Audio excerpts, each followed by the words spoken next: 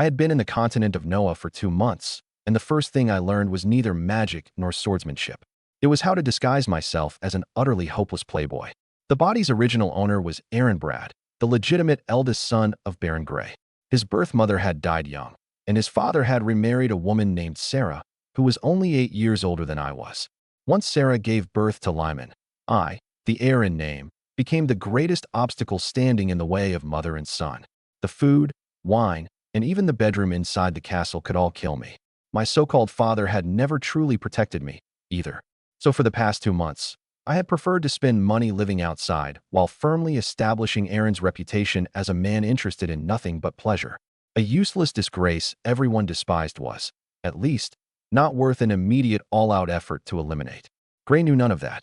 All he knew was that I had spent more than 300 gold dragons in a single month. Inside the slave auction house, he lowered his voice and cursed. Aaron, haven't you humiliated House Brad enough? People in the city are already calling you a friend of the pleasure district. I spread my hands. It isn't illegal for a nobleman to spend money on pleasure. Do you really want me to tell everyone what you've done yourself? Gray's expression changed. He hurriedly covered my mouth, but Sarah, seated in the row behind us, had heard. She stared at me without bothering to conceal the disgust in her eyes. Lyman sat beside her, watching me as if I were someone who would soon disappear. I deliberately raised my voice. I am the legitimate eldest son. When father dies, the title and the domain should pass to me under the law. If someone wants to change that, they have to make sure I die first, right? The hall fell silent for a moment. Sarah immediately seized the opportunity and demanded that Gray exile me to Snowwood Village in the north. It lay near Elven territory, a cold and impoverished place threatened by magical beasts. She claimed it would give me time to reflect, but her real intention was to drive me out of Gray Fortress and find another chance to get rid of me. Gray finally lost patience with me and agreed on the spot. Just then, a black-haired young woman was escorted onto the auction platform. The slave trader said her name was Amy, that she had just turned 18, and that she was the princess of a small southern kingdom defeated in war. The opening bid was 50 gold dragons. The nobles below immediately began bidding. One look at their eyes told me that if she fell into their hands, she would have little chance of continuing to live as a human being. Gray raised his paddle as well, while Lyman could not take his eyes off her. I stood up at once. Didn't father want me to go to Snowwood Village? Buy her for me, and I'll leave today. Gray hesitated. He wanted Amy, but he also wanted me gone as far away as possible. Sarah was more decisive. In her eyes, trading a female slave in a barren village for the removal of an obstacle to her son's inheritance was an excellent bargain. She raised the paddle straight to her limit. 100 gold dragons. Her cold gaze swept across the hall. Will anyone bid higher? No one spoke again. The moment the hammer fell, I knew I had truly been driven from my home. I also caught the smile Sarah failed to hide in time. She thought I would die in the north. Dozens of whale oil lamps burned inside the auction hall, yet the air remained cold. The nobles treated the bidding like a parlor game, laughing as they raised their paddles whenever the copper bell rang, as though the people on the stage were nothing more than breathing jewels. I did not have the power to destroy the entire system on the spot. I could only do what was within my reach. Keep Amy out of the most dangerous hands and convince Sarah that she had driven me away at the lowest possible price. The inheritance rules of Gray Fortress appeared simple, but evidence and supporters were the real complications. My status as the legitimate eldest son gave me a nominal advantage, yet it could not protect me from poisoned wine, a fall from a horse, or an accidental beast attack. Sarah had controlled the castle for years. She had people in the kitchens, stables, servants' quarters, and counting room. Lyman was still young, but he was already accustomed to treating everything of mine as his. If I remained in the fortress, I would spend every day wondering where the next knife was coming from. However poor the north might be, at least I could choose my own locks and arrange my own night watch. Nor did I romanticize exile. A monthly tribute of 300 large, high-quality hides meant the village would have to enter the mountains constantly. Any failed harvest, blizzard, or migration of magical beasts could ruin the books. Gray was giving me no starting funds while retaining the right to collect tribute, clearly forcing me to choose between debt and disobedience. If I failed to deliver, he could legally reclaim the fief. If I died in the mountains, he would not even need to bother with the legal procedure. After the hammer fell, Amy was taken to a side door to complete the transfer. Across the crowd, I saw her forcing her back straight. In that instant, I suddenly understood that the same people had put a price on both of us. She was worth 100 gold dragons. I was worth 1 barren village and a letter of appointment. The only difference was that I still possessed the Brad family name, which gave me a chance to turn this transaction into an escape. I ordered Lance to inspect all our luggage again. We sealed our own food and water and hired a replacement carriage outside the auction house. Gray mocked me for being a coward, and I played along, putting on the fury of a son enraged by exile before slamming the door on my way out. The more people believed I was merely storming away from home, the less likely Sarah was to realize that I had already begun treating Snowwood Village as a genuine domain. Before boarding, I divided my remaining coins between an official account and a hidden reserve. The official money would cover travel expenses and the transfer of the fief. The hidden reserve was sewn into the saddle, known only to Lance and me. If Sarah had already bribed the inns along our route, at least they would not be able to seize all my starting capital at once. I also asked the auction house to issue written proof of Amy's age and the sale. In this world, a person's identity was often decided by a sheet of parchment. The document could not restore the country she had lost, but it could stop someone at a checkpoint, or when her bond was dissolved in the future, from casually rewriting her age or ownership. As the auction house's side door closed, the bells of Grey Fortress began to ring. I did not look back at the castle where I had lived for 2 months without enjoying a single peaceful night's sleep. I only pressed the northern appointment letter against my knee. I had crumpled its edge in my fist until it looked like an escape route that had yet to be redeemed. When the carriage wheels began rolling north, I wrote, "Survive," on the back of that letter. It was the first order I gave Snowwood Village, and the first one I gave myself. Yet I had a feeling that leaving Grey Fortress might be my first real chance to stay alive. After the auction, Amy and I were placed in a carriage bound for Snowwood Village. Our only escort was Lance, a blue-haired knight. Apart from him, we had a few crates of basic supplies and Sarah's fervent wish that I never return. Amy sat across from me, clutching the hem of her dress with both hands.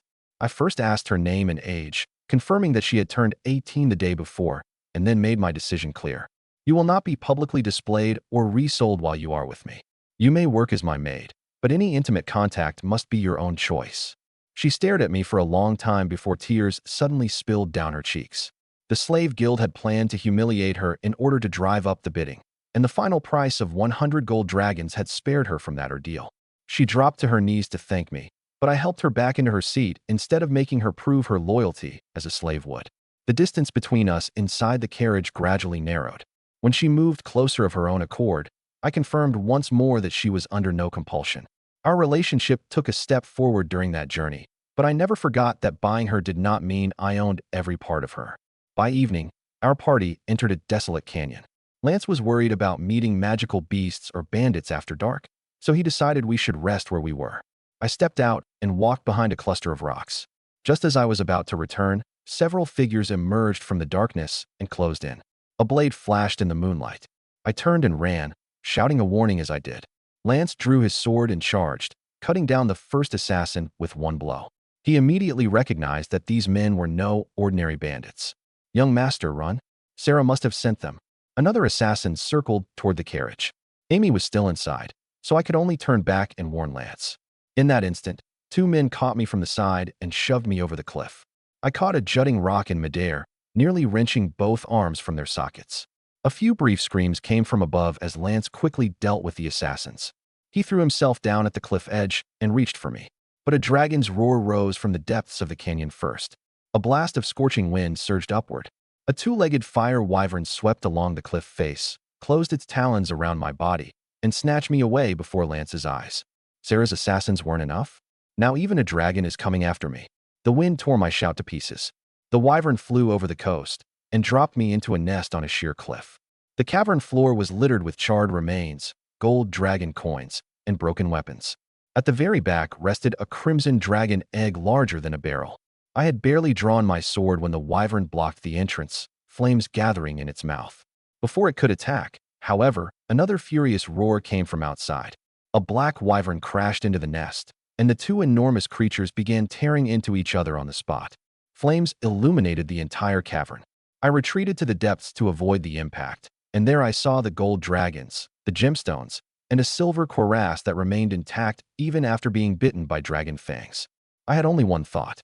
After leaving the city gates, I put Amy's deed of bondage in my own trunk instead of letting Lance keep it.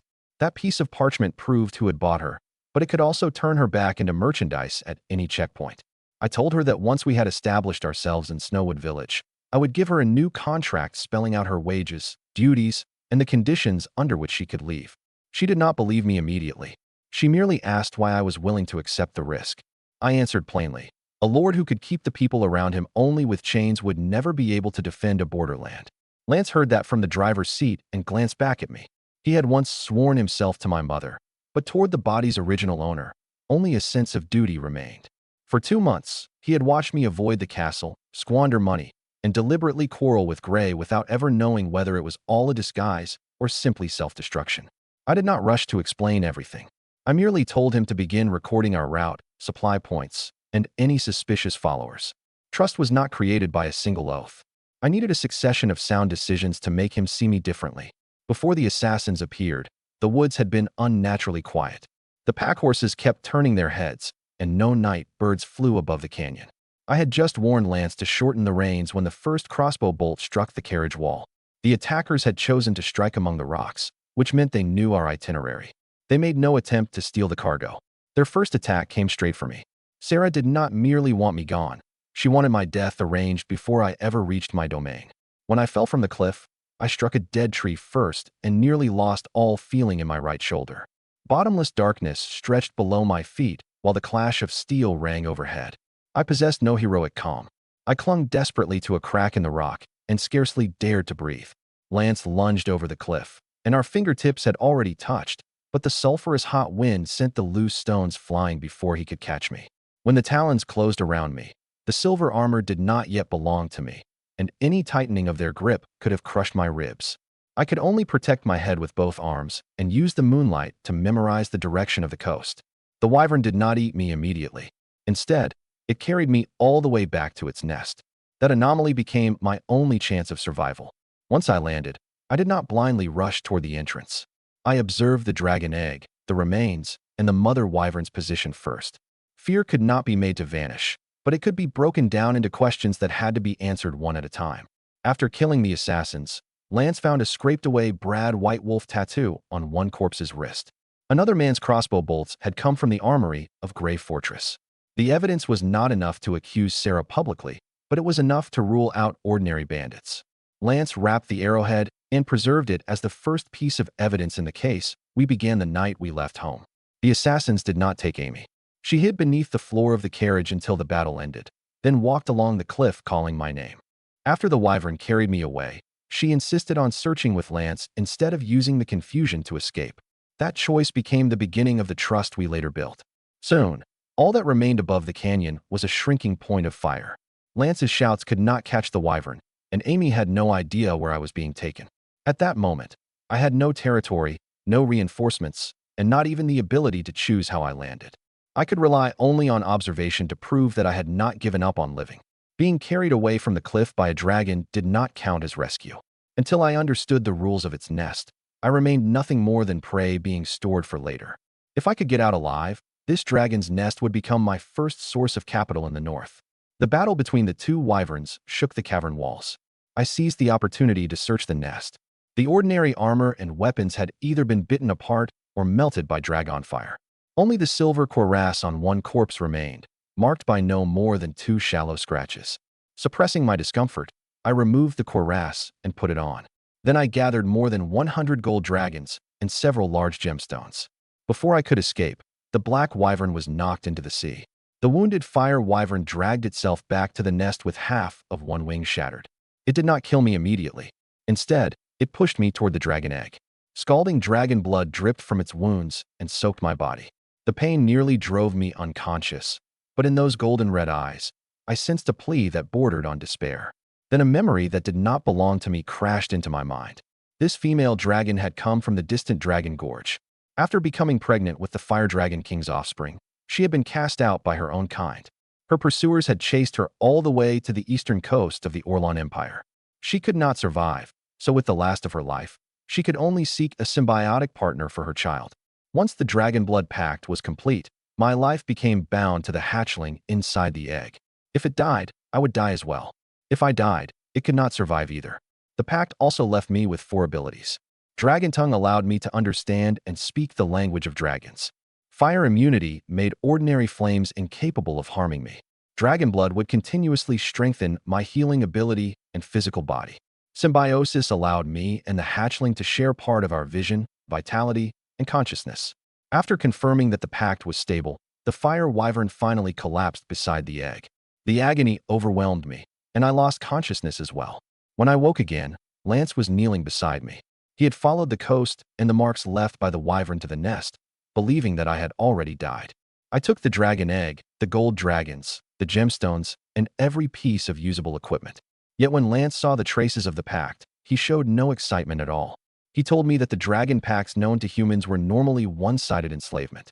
If the wyvern died, its contractor died with it. If the contractor died, the wyvern regained its freedom. The human received none of the dragon's abilities. My pact was completely different. I did not reveal the 4 abilities immediately. I only asked how many resources it would take to raise a wyvern. Lance's answer was more troubling than the assassin's.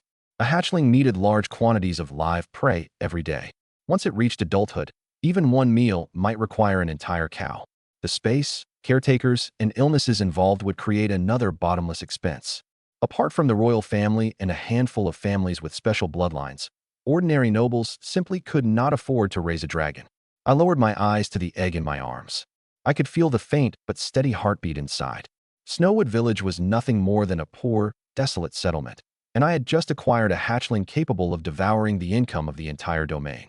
But viewed from another angle, if I could raise it to adulthood, I would possess enough power to change the struggle for the inheritance. Sarah wanted to throw me into the north and let me die. The wealth inside the dragon's nest was far less orderly than the legends claimed. Coins lay mixed among charred bones and gravel. Soot covered the gemstones, and several wooden coin chests had already burned to charcoal. I did not have time to count everything one coin at a time. I gathered only the most valuable and portable objects. The mithril cuirass was much lighter than ordinary chainmail, but its straps had turned brittle in the heat. I refastened it with leather cords found beside the corpse so it could at least protect my chest and abdomen while we escaped. When the mother dragon pushed me toward the egg, I initially thought it meant to use my blood to hatch its young. Only when the memories carried by dragon tongue flooded into me did I understand that it could not explain. It could only force its intention upon me through the pact. This was no gentle invitation.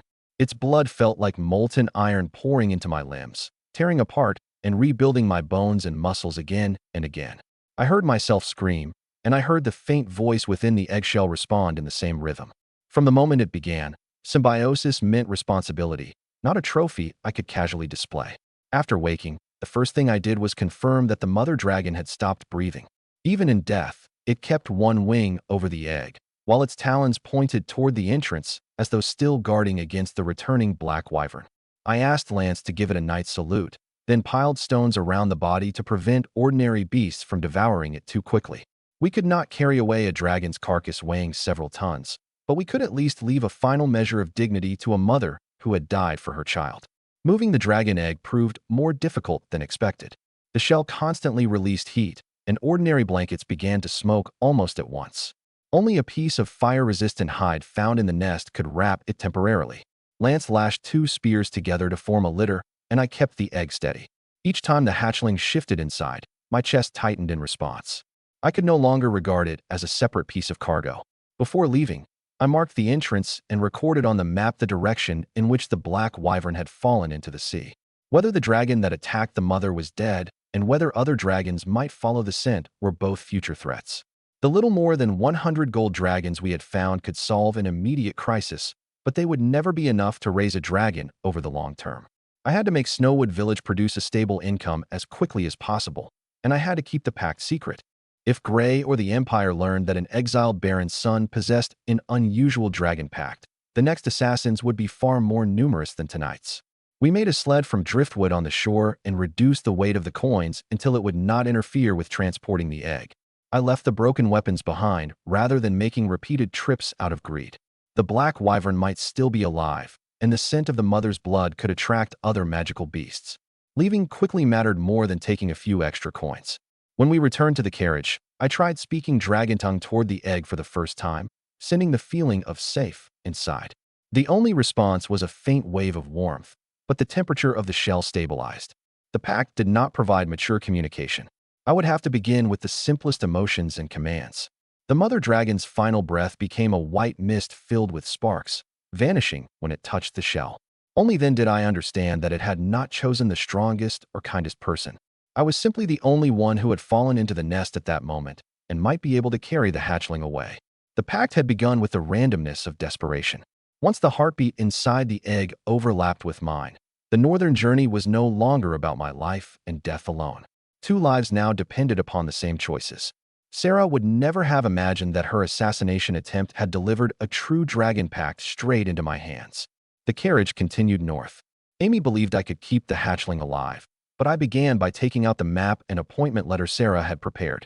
Snowwood Village lay on the border between the Orlon Empire and the Elven Emerald Court. To the south were the Frostpine Mountains and Grey Fortress.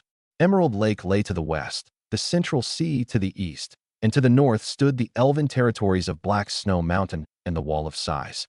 Although the two nations had signed an alliance, the borderland remained cold and remote, and neither magical beasts nor bandits cared about treaties. Lance had once served as a knight to my mother, Exiled. She had saved his life, and he had vowed to protect me in return. Since arriving on the continent of Noah, this was the first time I had confirmed that someone stood beside me for reasons other than my title or money. The appointment letter was far less comforting. Count Field had granted me the entire Frostpine Woods, nominally making me Lord of Snowwood Village, but Gray had given me no money, grain, equipment, or guards. Even more absurdly, I was still expected to send Grey Fortress a monthly tribute of 300 large, high-quality hides. This was not a fief. It was a bill designed to make me kill myself trying to pay it. We reached Snowwood Village early the next morning. The so-called village consisted of little more than 100 wooden cottages and thatched huts, surrounded by fields frozen gray. The castle on the hill was merely a two-story stone house with cracked walls and half-collapsed outbuildings. Village Chief Morris brought people out to welcome us. According to the register, the village had 469 free residents, 30 hereditary serfs, 20 hunters, 1 blacksmith, 1 physician, and 5 slaves. When I compared the names, however, 18 people were missing. Morris explained that a man named John had taken them to Grey Fortress to sell goods, and that their exact whereabouts were unknown. His gaze plainly kept avoiding mine. I did not question him immediately, because the villagers looked at me with nothing but fear and suspicion. The body's original owner's terrible reputation had reached the village ahead of me. The only people in the castle directly subject to my orders were 5 slaves and 30 serfs. Lance knew how to fight, but nothing about administration. When I asked what I should do first, Amy gave me the answer instead. A new lord had to survey his borders and establish the condition of his land, roads, minerals, timber, and water. Without that, any plan for development was just empty talk. She had once been a princess and had received a complete noble education. I had bought her only to save her from the auction platform, but it now seemed I had also gained an assistant who might know how to govern a domain. Before we could even set out, a villager came running from the north, gasping for breath. "My lord, goblins are in the wheat fields. The hunters are all in the south, and we can't stop them." I looked at the 35 underfed people directly under my command, then gripped the longsword that had only recently begun to feel light in my hand. After we entered the northern region, the road changed from paving stones to ruts of frozen mud. The carriage became stuck 2 or 3 times a day, forcing Lance and me to climb down and push. There were no way stations along the route, and every empty window of the abandoned farmhouses was packed with snow. The map showed a line called the Frostpine Highway. In reality, it was nothing more than a narrow track trampled out by woodcutters. The contrast reminded me that an imperial document could grant a lord authority, but it could not conjure bridges and granaries into existence. I had Amy read the appointment letter to me clause by clause. In addition to collecting tribute, Count Field had authorized me to levy local taxes, organize a defensive force, develop unregistered mineral deposits, and establish village rules so long as they did not violate imperial law. Gray saw only Snowwood Village's poverty. I noticed that the boundaries of the entire Frostpine Woods had been written extremely broadly. If I could find mines, a harbor, or a trade route, that sheet of parchment might be worth more than a fully developed estate. When we finally reached the village entrance, reality poured cold water over that optimism. Many roofs needed stones to keep the thatch in place, while the smoke rising from the chimneys was black and choking. Children with bare, reddened feet stood at the edge of the snow, hiding behind the adults at the sight of our carriage. The villagers bowed with practiced movements, but there was no welcome in their eyes. They had seen many men come to collect hides, and never one who came to repair their roads or treat their sick. The register Morris handed me was badly worn at the edges, and several population figures had been revised repeatedly in different inks. I did not accuse him in public. I merely ordered him to bring the tax books, inventory records, and the list of deaths from the previous year to the stone house that evening. If the 18 people had truly left to sell goods, there should be a record of what they carried, the date they departed, and witnesses who had traveled with them. If he was lying, I still needed to determine whether he was concealing theft or merely afraid of being blamed for their disappearance. Arresting the village chief the moment I reached my domain would only teach everyone else to hide their ledgers more carefully. I had not even sat in the cracked lord's chair when the warning came from the wheat fields. Lance instinctively told me to remain behind, since nobles did not normally risk their lives over a few sacks of grain. But I knew this was a public test I could not avoid. The villagers might not care who possessed the legal right of inheritance. They would remember whether the new lord barred the doors of his stone house when goblins arrived, or whether he stood on the field ridge with a sword in his hand. The examination of the ledgers that evening proved that Morris had not embezzled anything. The missing 18 people's hunting goods were still in the warehouse. John had been meant to lead the group south to sell them, but none of them had returned. The village chief had concealed the matter because he feared the new lord would blame him. He was also afraid that the families of the missing would rush into the woods without bodies to bury. I ordered him to fill in the departure date and list of travelers, and I promised not to punish the late report until after the rescue attempt. Fear made people lie. Only by making honesty less costly than concealment could future warnings reach me sooner. The stone house leaked cold air from every direction at night. I wedged a chair against the bedroom door. Lance slept in the corridor, and Amy guarded the iron chest containing the dragon egg. In name, I already possessed the entire Frostpine Woods. In reality, the only area whose safety I could guarantee amounted to the few paces inside that door.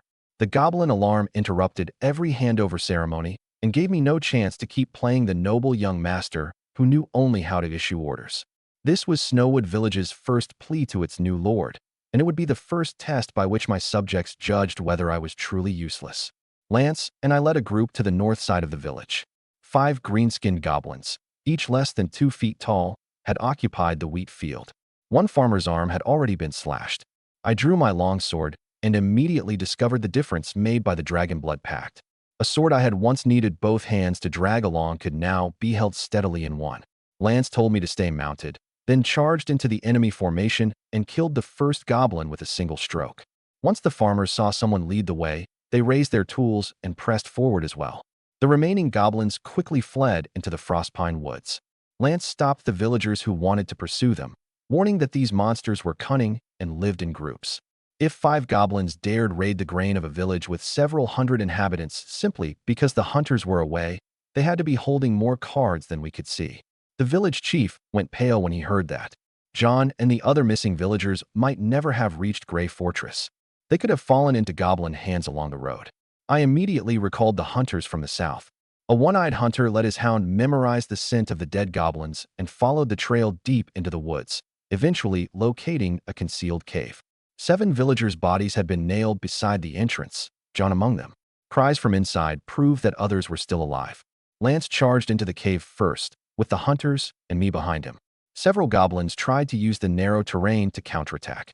My first thrust failed to pierce one of them, so I immediately pulled the sword back and slashed sideways instead, cutting off its head with my dragon blood-enhanced strength.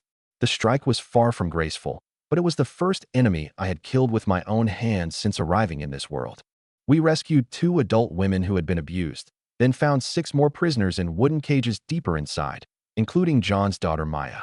The villagers removed their coats to cover them and quickly carried the wounded toward the entrance. While everyone was clearing the nest, I heard a different sound behind one of the stone walls. At its base was a narrow opening that forced me to bend over. I crawled through and discovered a much larger cavern beyond it. Dozens of goblins surrounded a female elf. Black mineral shackles bound her wrists and ankles, preventing her from using magic, but she still held a dagger and fought back. The goblin leader could speak the human language and was directing the tribe to wear down her strength. The elf seized an opening and crushed the skull of a goblin in front of her with one kick. At that same moment, the leader noticed me. A human has broken in. Kill him first. Every green-skinned monster in the chamber turned at once. It was too late to retreat through the narrow opening, so I could only draw my sword and fight. On the way to the wheat field, I divided our limited people into 3 groups. Lance and the hunters would take the front. I would hold the village entrance with the serfs, while Morris organized the women and children inside the stone houses. It was hardly a brilliant arrangement, but it kept everyone from surging into the field at once. Goblins were experts at pretending to flee and luring pursuers into ambushes. Lance repeated the warning until every person holding a pitchfork understood. The first time I truly swung a sword, I learned that greater strength did not equal combat skill. The blade glanced off a goblin's wooden shield, and the impact numbed the web of my hand. Its wrinkled green face came within a single step of mine, and the stench nearly made me vomit. I let the mithril cuirass stop its stone knife, then drove it back with my shoulder to regain distance. My second horizontal cut was not elegant, but it followed the simplest rule Lance had taught me. Do not stare at the weapon. Watch your enemy's chest and center of gravity. After the battle, I did not let anyone remove the bodies immediately. The hunters examined the mud on their feet and the wear on their weapons. Every goblin had crossed wetlands, and black cave moss clung to their blades. They were not temporary wanderers from the southern mountains. They possessed a cavern in the northern woods where they had lived for some time. The date John's party disappeared, the goblin's arrival, and the gap left by the hunter's absence all fit together. The monsters had been watching Snowwood Village. Before entering the nest, I ordered every group of 3 to remain connected by rope and to scatter white ash at each fork as a marker. The cavern walls were damp, the torches flickered, and the ground was littered with bones and torn cloth. The 7 bodies at the entrance nearly caused the group to lose control. Someone recognized a relative and tried to rush deeper with an axe. Lance pinned him down. Only after I promised to bring back everyone still alive and give the dead a proper burial did the party regain its discipline. The rescued captives did not trust us merely because the cave door had opened. Maya remained huddled in the corner of her cage until Morris called her father's name. I gave her my cloak, instructed the physician to treat dehydration and frostbite first, and forbade anyone from surrounding them with questions about what they had endured. A rescue should not become another public trial. Then a burst of Elvish came from behind the wall, short and sharp like repeated knocks against stone. It pulled me out of my grief and returned my attention to the danger. This nest was far larger than the traces at its entrance suggested. The wounded rescued from the entrance were divided into those who could walk, those who required stretchers, and the critically injured. The hunters left 2 people to guard the way out so our entire fighting force would not be drawn into the deeper cavern. We also used goblin weapons to make false noises at one passage and draw away a small guard patrol, avoiding a head-on crush inside the narrow tunnel. Maya said the Elvish behind the wall had sounded repeatedly during the night. Each time the goblins heard it, they carried over more black stones to suppress the sound. Her testimony told me that the prisoner possessed magic and that the black stone platform was no ordinary altar. By the time we left the cave, darkness had nearly fallen. Torchlight stretched the rescued villagers' shadows across the ground. The villagers carried the dead at the front, kept the wounded in the middle, and placed the hunters at the rear. We played no victory music. At the edge of the woods, we counted everyone again to make certain that this time, no living person had been left in the darkness. I sent the last wounded captive out of the cave before turning back to face its depths. The order of a rescue also silently revealed whom a lord placed first. I had entered only to save the missing villagers. Instead, in the deepest part of the goblin nest, I found an elf imprisoned by magic-suppressing stone and an entire force of monsters. The first goblin charged at me with its blade raised. I brought my sword down with all my strength, but it twisted aside. Several archers behind it released their arrows at the same time. I copied Lance's movements and tried to deflect them with my sword, only to block none of them. For arrows struck my chest.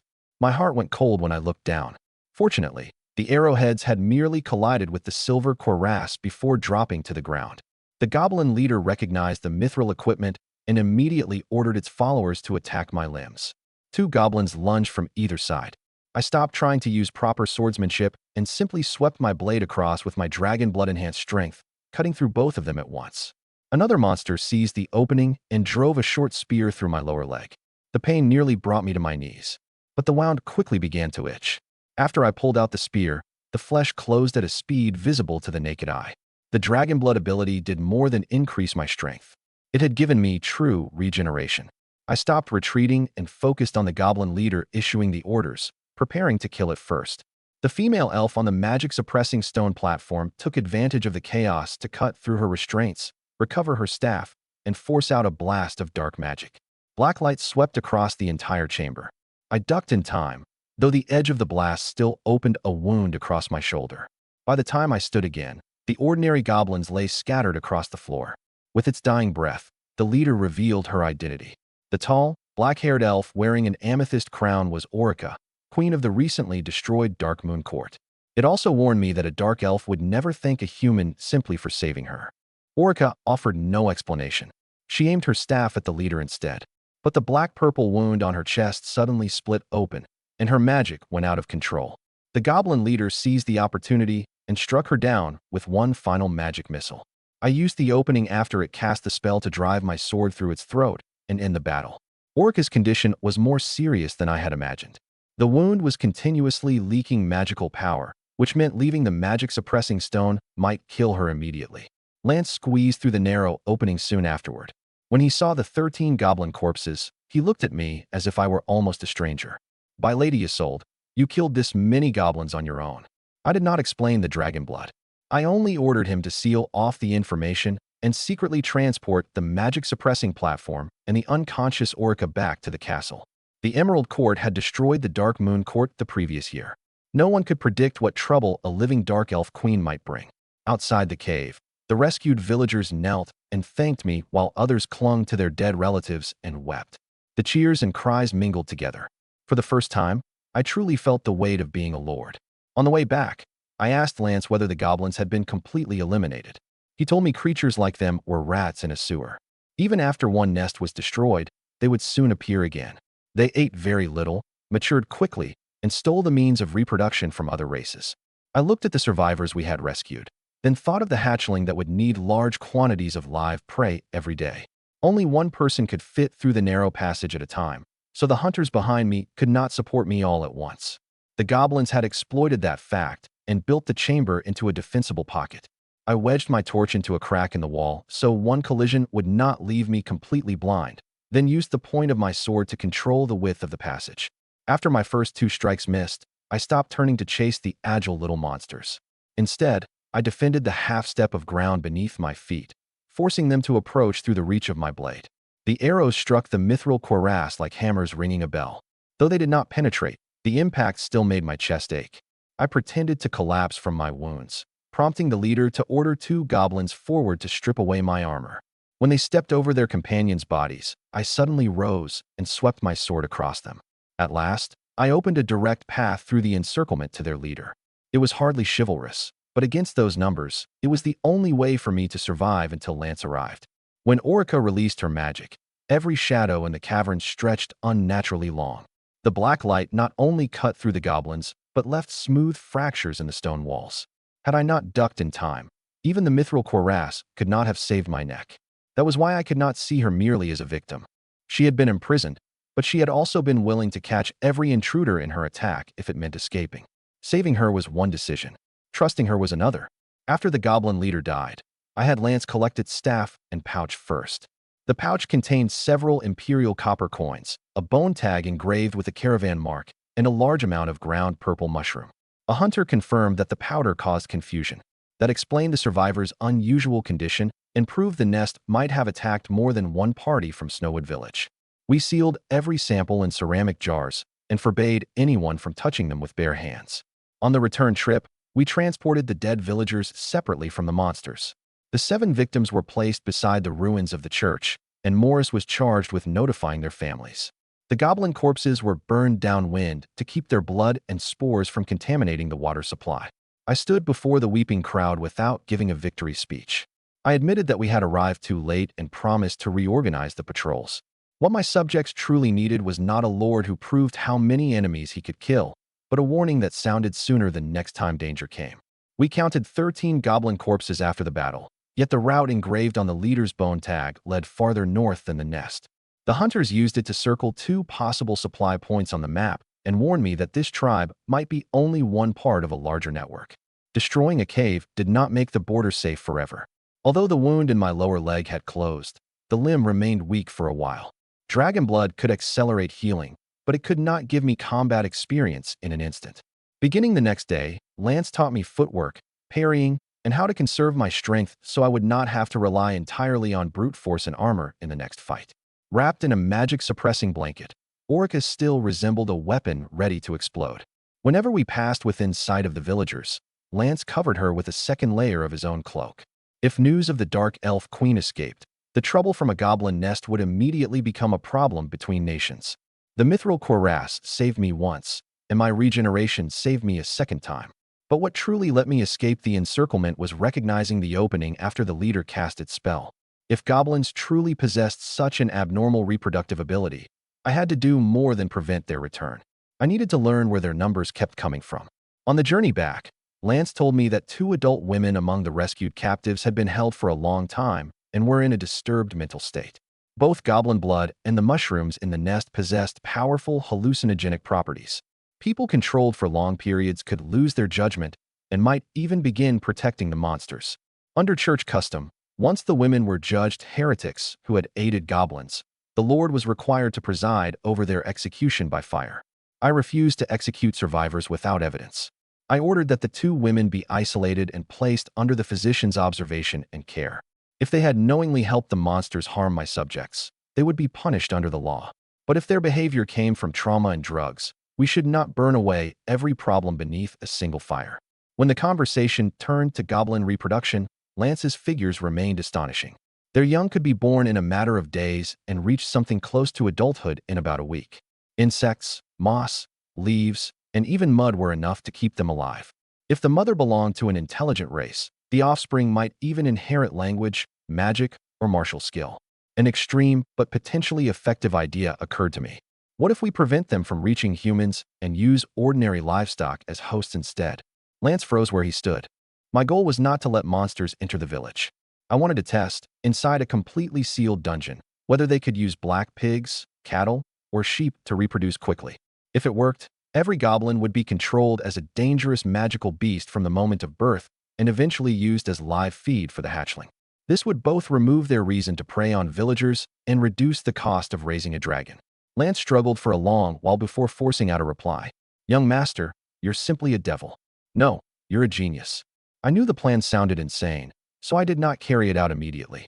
I merely told him to preserve the information from the nest, keep the survivors under close guard, and forbid anyone from making unauthorized contact with goblin blood or mushrooms.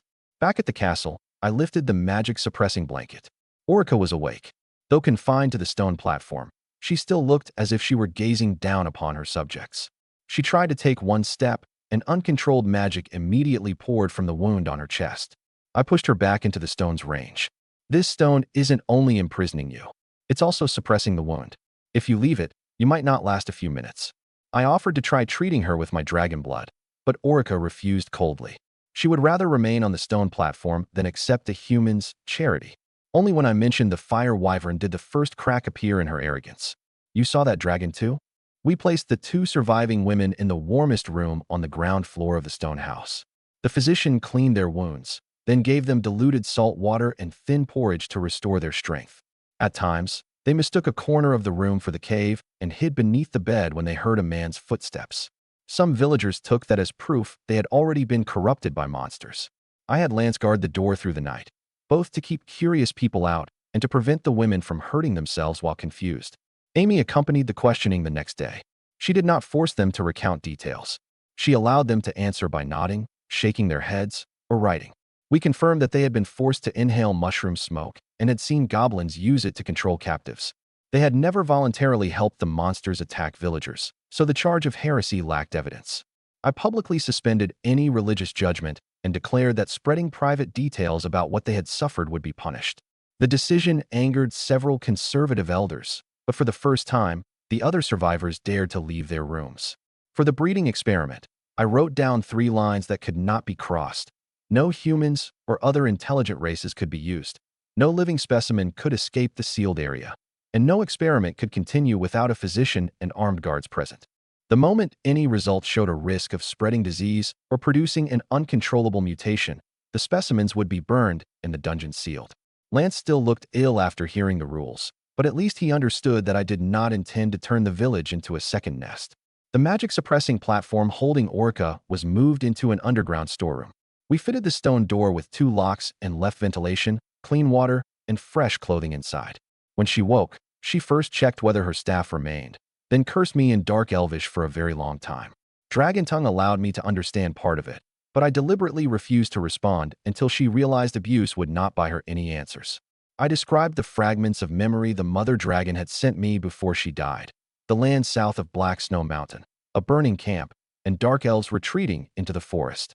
Orca's fingers visibly tightened, proving that the figures in those images truly were her people. She still refused treatment, but demanded to see the dragon egg. I did not agree. I told her we could discuss it once she was willing to trade reliable information. Saving someone's life could not become a tool of extortion, but in a situation where neither side trusted the other, information had to be verified one piece at a time. The dispute over execution by fire was eventually submitted to a temporary hearing. The physician, the two rescued women, and the hunters who had entered the nest testified separately that the hallucinogenic mushrooms were sufficient to alter behavior. The elderly caretaker of the church ruins remained dissatisfied, but admitted that without evidence of voluntary violence, imperial law allowed the Lord to postpone judgment. That postponement became a precedent for the judicial code we drafted later. Conduct influenced by drugs, coercion, or trauma had to be examined by separating a person's intent from the actual consequences. Crimes would still be punished on the border, but the word heretic could not be used to skip an investigation. I ordered the old wooden stake used for burnings to be dismantled for firewood and sent to the physician's room. That did not erase the villagers' fear of heresy, but it made one thing clear. Until new evidence appeared, the two survivors would not wake one morning to find themselves being dragged to a pyre. Orica refused charity, but she had begun answering questions. For two armed people who still distrusted each other, that was the earliest form of cooperation. Orica tightened her grip on her staff. For the first time, her contempt gave way to genuine hatred. Both her grave wound and the whereabouts of the Dark Moon Court's remnants were clearly connected to the female dragon that had died in the nest. Orica refused to volunteer an explanation, so I gradually reconstructed what had happened from the wound and the fragments of her answers. After the Dark Moon Court fell, she fled toward the border of the Emerald Court with a small number of her personal guards. There they were attacked by the fire wyvern hunted by the dragon clans. Orica faced its dragon fire alone to cover her people's retreat. Her source of magic was torn apart, and when she woke, she was already inside the goblin nest. Her cries for help in Elvish had drawn me into the cave. Whether the spell that nearly struck me had gone out of control or was a deliberate attempt to silence a witness, she never admitted. I could not trust her yet, so I had no choice but to keep her on the magic-suppressing platform while she recovered. The next day, Amy came to see me carrying a neatly organized set of accounts. In a single night, she had rearranged the bedroom, inventoried the warehouse, and divided Snowwood Village's income for the previous month into 5 categories: grain, timber, stone, livestock, and miscellaneous revenue. The figures were ugly. Grain taxes brought in about 20 gold dragons, timber 10, stone 6, meat 12, hides 20, and other income 7, for a total of 75 gold dragons. After deducting the 300 large hides owed to Grey Fortress each month, the domain retained less than 40 gold dragons in real value. 1 gold dragon equaled 100 silver wolves, and 1 silver wolf equaled 100 copper shields. An ordinary free laborer earned only 2 copper shields for a day's work, while a skilled craftsman earned no more than 3 to 5. Snowwood Village could not find more than a handful of craftsmen worth even those extra copper shields. Worse, the deep winter would begin in 2 months. Timber, grain, and livestock production would all decline. In previous years, people had even frozen to death. Amy proposed leasing part of the land cultivated by the serfs to free farmers and transferring the 30 serfs under my direct control to logging. At the same time, we could increase the number of cold-resistant sheep and yaks and develop a fishing industry on Emerald Lake to the west. Every plan required us to remove wild beasts and build roads first, but each offered more value than expanding the fields across frozen soil. Her analysis was clearer than anything the villagers could offer.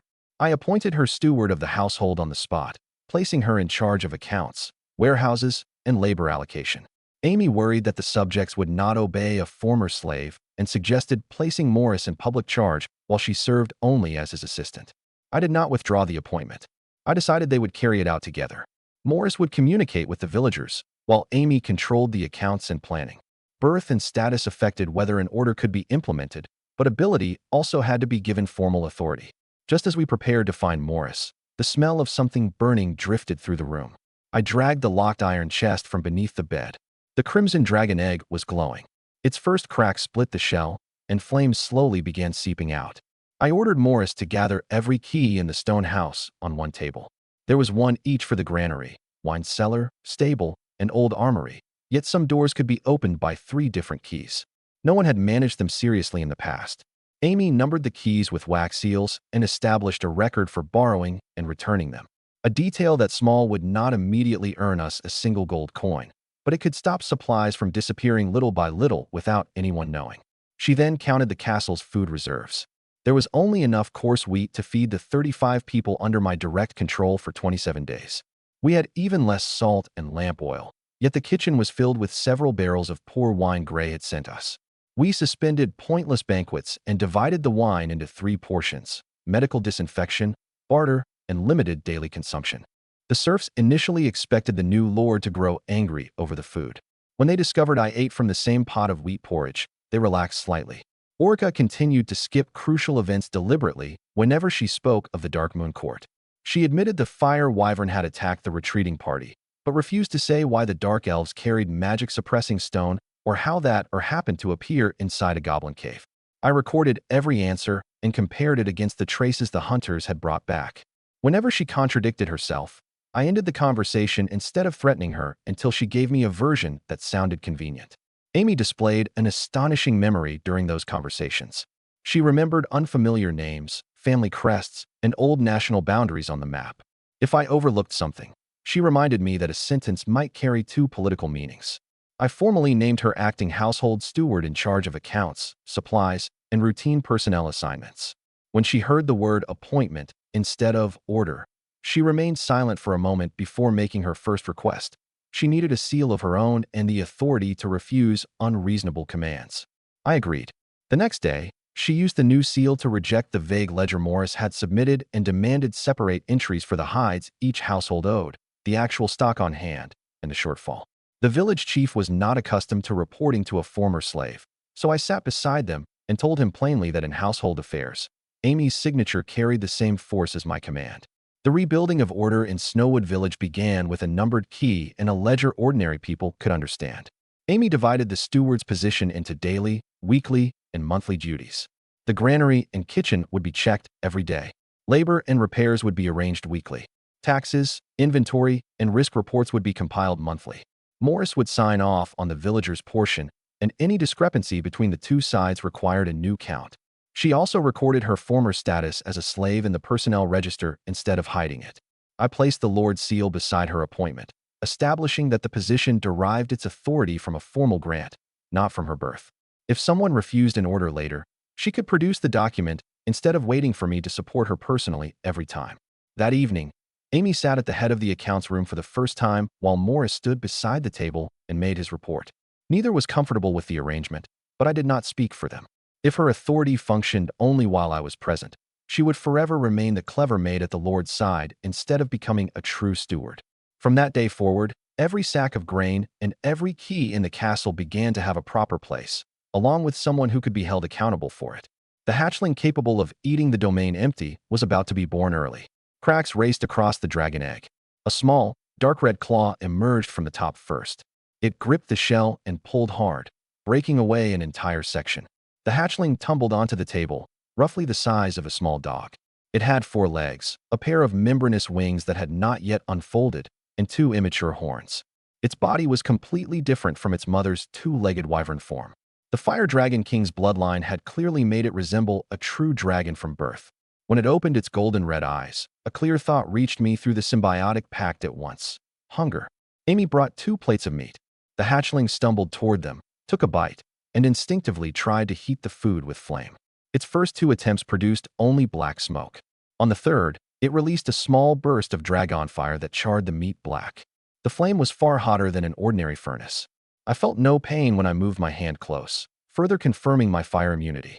Amy named her Ignia, meaning born from flame. The little creature would not let Amy touch her, but accepted my hand on top of her head. She could also understand simple instructions such as, do not run away, do not let anyone find you, and you get meat only if you behave. The symbiotic pact shared more than emotions. It seemed we could already exchange the simplest meanings. I settled the full hatchling in my bedroom and went to the Great Hall to see Morris. The village chief had brought 6 women who had lost husbands or sons, hoping the castle could give them work. Among them, Helena was a clothier, and her daughter Jenny was skilled in leatherwork. Jenny had even stayed up through the night to make a pair of gloves bearing the white wolf crest, thanking me for rescuing her from the goblin nest. I put on the gloves and inspected the workmanship. After confirming their quality, I hired mother and daughter at a wage of 1 silver wolf each per month. The other 4 women had no specialized skills. I did not use pity to promise positions I could not sustain. I gave them 3 days of food and promised that once we expanded the pasture, they would receive priority for work as shepherdesses. For the first time, the villagers saw a lord pay wages according to ability. They also heard for the first time that the castle would reserve formal work for landless women. We placed the dragon egg in the room closest to the fireplace on the 2nd floor of the stone house. Ordinary firewood could not maintain a stable temperature, so I had the blacksmith make an iron cover with ventilation holes and line the bottom with the fire-resistant hide brought from the nest. Amy recorded the shell's temperature and vibrations every hour, while Lance stood guard outside. We knew nothing about incubation, so every small change had to be treated as a clue. The pact warned me of the anomaly before the records did. That night, a rapid burning pain came through my chest, and the first crack appeared on the dragon egg.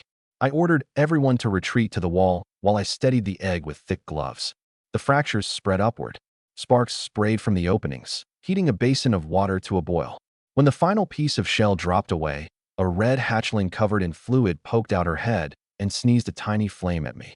She possessed none of the majesty described in legends. When she tried to stand, she tripped over her own wings. The first set of thoughts I sensed through dragon tongue was equally simple: hot, hungry, and searching for the person connected to her heartbeat. I offered her the prepared strips of meat. She swallowed them without chewing and continued butting my wrist. Within half an hour, she had eaten more than an adult's entire dinner. I named her Ignia, a word close in meaning to burning fire. When the name passed through the pact, she tilted her head and repeated its sounds several times before resting her forehead against my palm. Having seen that two-way response himself, Lance finally accepted that this pact was not the enslaving arrangement humans normally used. He advised me to claim publicly that I had found only an ordinary magical beast egg until we had enough power to withstand questions from the imperial family or the dragons. The hatchling's birth immediately made the accounts more urgent. She ate 6 chickens on her first day and began staring at the sheep pen on the second. I did not allow her to hunt at will. I fixed her feeding times and taught her to obey the 2 dragon tongue commands: stop and return. Symbiosis did not mean indulgence. However powerful she became, a wyvern unable to control its instincts would only bring disaster to the domain. Ignia finally settled after eating the shell. Orica explained that dragon hatchlings absorb the final minerals and magical energy from their eggshells. Discarding it carelessly could impair their growth.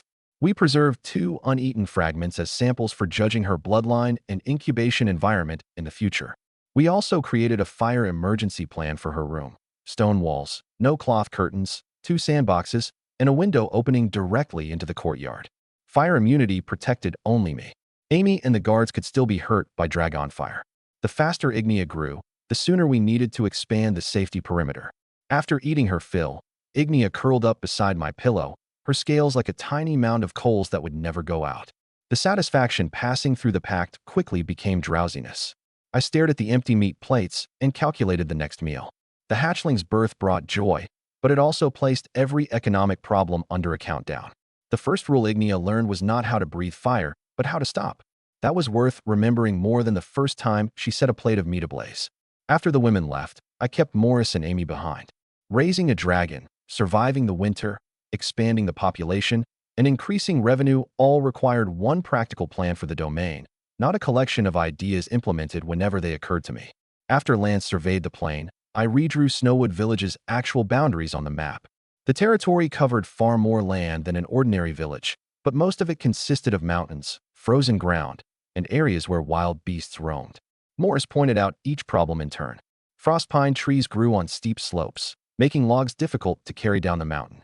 The permanently frozen western plain could not be farmed and was home to wolf packs. The road to the south was rugged and difficult for carriages.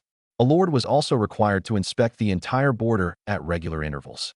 If another race or a heretic slipped inside, Count Field could charge me with dereliction of duty. Instead of giving up in the face of those difficulties, I noticed that the north side of Snowwood Village faced the Black Snow Mountain avalanche zone. A massive avalanche had nearly reached the village 30 years earlier. The next one might not stop at the same place. Continuing to repair the old settlement would be nothing more than adding property beneath a wall that could collapse at any moment. I marked a new site on the north shore of Emerald Lake. When spring comes next year, we'll begin moving the main settlement here in stages. The lakeshore was more open. We could build a road beside the water leading into the Imperial Heartland, bypassing the southern mountain route controlled by Grey Fortress. We could develop fishing on the lake and construct a dock on the eastern coast. Even if the frozen earth was hard, igneous dragon fire might someday soften the foundations. Amy agreed with the direction, but reminded me that moving a village, building a road, and constructing a dock would require immense amounts of money, craftsmen, and labor. Morris was blunter. There was indeed ore in Black Snow Mountain, but ordinary people could not endure the winds at its summit. The Ike brothers, who had gone prospecting the previous year, had frozen to death. My dragon blood kept me from fearing the cold. Once Ignea could fly, she might carry out border inspections, collect mountaintop samples, and transport part of the cargo. Resources in supposedly unusable mountain terrain might simply have lacked the right tools in the past. But winter remained the most urgent problem before us. I decided to increase our cold-resistant yaks, sheep, draft horses, and black pigs, and to accept displaced people and refugees. Settlers would pay no harvest tax in their first year and would be charged the normal share afterward. If we wanted to increase reliable labor in the short term, we could also purchase adult slaves or skilled craftsmen from Grey Fortress. An ordinary adult male slave cost about 2 gold dragons, while a skilled worker might cost as many as 10. The purchase price was only the first expense. The domain would still have to provide food, housing, and tools. I looked at the accounts showing total revenue of only 75 gold dragons, then thought of the coins and gemstones brought from the dragon's nest. The first domain council met in the drafty Great Hall. On the table lay Amy's redrawn map, with the village, Frostpine Woods, Emerald Lake, coastline, old mining roads, and hunters' trails marked in different colors. Morris reported on population and taxes. Luke the blacksmith described the state of our tools. The one-eyed hunter reported on the migration of wild animals, and Lance calculated the number of people capable of bearing arms. I refused to let anyone say only that something was difficult. Every problem had to be followed by the lowest cost possible solution. Security came first. The hunters were divided into rotating patrols. 3 wooden watchposts capable of lighting signal fires would be built north of the village, and everyone entering the woods had to register an expected return time. Food came second. We could not feed more than 500 people on game for long, nor could we allow Ignea to eat our plow cattle. I ordered that the seed grain be protected, the mill repaired, and cold-resistant beans purchased without reducing our winter reserves. Earning money came third, because without cash, the first 2 priorities would eventually become impossible to sustain. The hide tribute consumed almost all Snowwood Village's existing tax revenue. 300 large, high-quality hides was an astonishing quantity and forced the hunters constantly into dangerous territory. I decided to distinguish strictly between the large hides, gray required, and ordinary pelts. The latter would be tanned together and sold to southern caravans. We would also record the labor, salt, and arrows used on every hunt, so apparent revenue would not conceal the loss of our most valuable hunters. Amy proposed a public storehouse. Previously, every household hid its surplus grain at home, where a single fire or robbery could leave an entire family without food. The new warehouse would allow villagers to deposit grain voluntarily and withdraw it according to a seal and recorded weight. The Lord would charge only a tiny allowance for storage loss. Morris worried that no one would trust us. I began by placing the stone house's own wheat inside and nailing the ledger to the door so anyone who could read was free to inspect it. Before the meeting ended, I wrote our objectives in 4 lines: survive the winter, fulfill the tribute, find a stable source of income, and establish a force capable of defending itself. There was no grand slogan and no miracle appearing from nowhere. If Snowwood Village was to become a true domain, it had to begin with a road that did not collapse, a granary that did not leak, and an account whose figures could be reconciled. We broke the 4 objectives down into a 30-day list. Patrols and storage would be completed in the first week. Water sources, timberlands, and mineral sites would be surveyed in the second. The winter grain shortfall would be established in the third. The first defensive squad would be formed in the fourth. Each task named the person responsible and a review date. If it could not be completed, the obstacle had to be stated.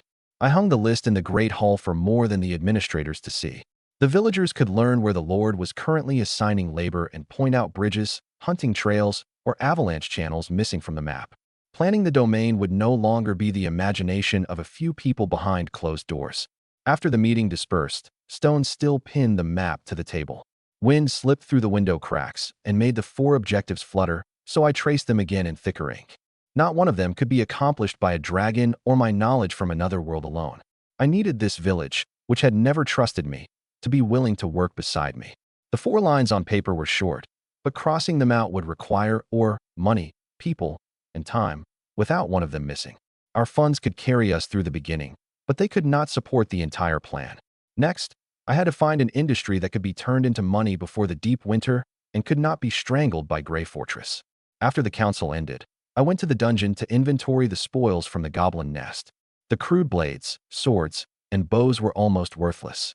The only respectable item was the leader's staff, which held a magic stone and was valued at roughly 50 gold dragons. Including the more than 100 gold dragons and several gemstones from the dragon's nest, I possessed about 500 gold dragons in assets I was free to use. Orca's Dark Moon staff might be worth tens of thousands, but it did not belong to me and could not be sold casually. If I tried, the entire northern region would know that Dark Elf royalty had passed through Snowwood Village. I returned to the goblin nest in search of exploitable resources. The temperature inside was noticeably higher than outside. Red, umbrella-shaped mushrooms grew in clusters across the most heavily contaminated soil. They were the hallucinogenic mushrooms Lance had mentioned, capable of disrupting the nerves and judgment, and the tool the goblins used to control their captives. I did not touch them directly. I put on leather gloves and collected a sample. Deeper inside, a young goblin that had escaped our purge sprang from a crack in the stone. I subdued it and brought it back to the dungeon, determined to test what properties the monster's blood and mushrooms actually possessed. The body's original owner had left behind a book titled An Introduction to Alchemy. Its first half dealt mostly with weighing, grinding, extraction, and heating, which strongly resembled the basic chemistry experiments I knew. Only the latter half required magic circles and mental power. According to the book, goblin blood and particular herbs could be combined into mind-affecting potions. Adding dragon blood multiplied the effect. The standard ratio of dragon blood to ordinary blood was 1:2. And the mixture relied upon its own heat to fuse. I used a small amount of my own blood for a test. Golden red vapor rose when the 2 types of blood touched. Their volume steadily decreased until only one small vial of highly concentrated liquid remained. I also refined a separate mushroom sample into an ointment. Either substance might sell for 10 gold dragons on the black market, but I had no intention of selling them immediately. A mind-altering potion of unknown origin would attract attention from the church and law enforcement, and a buyer might use it to commit a crime.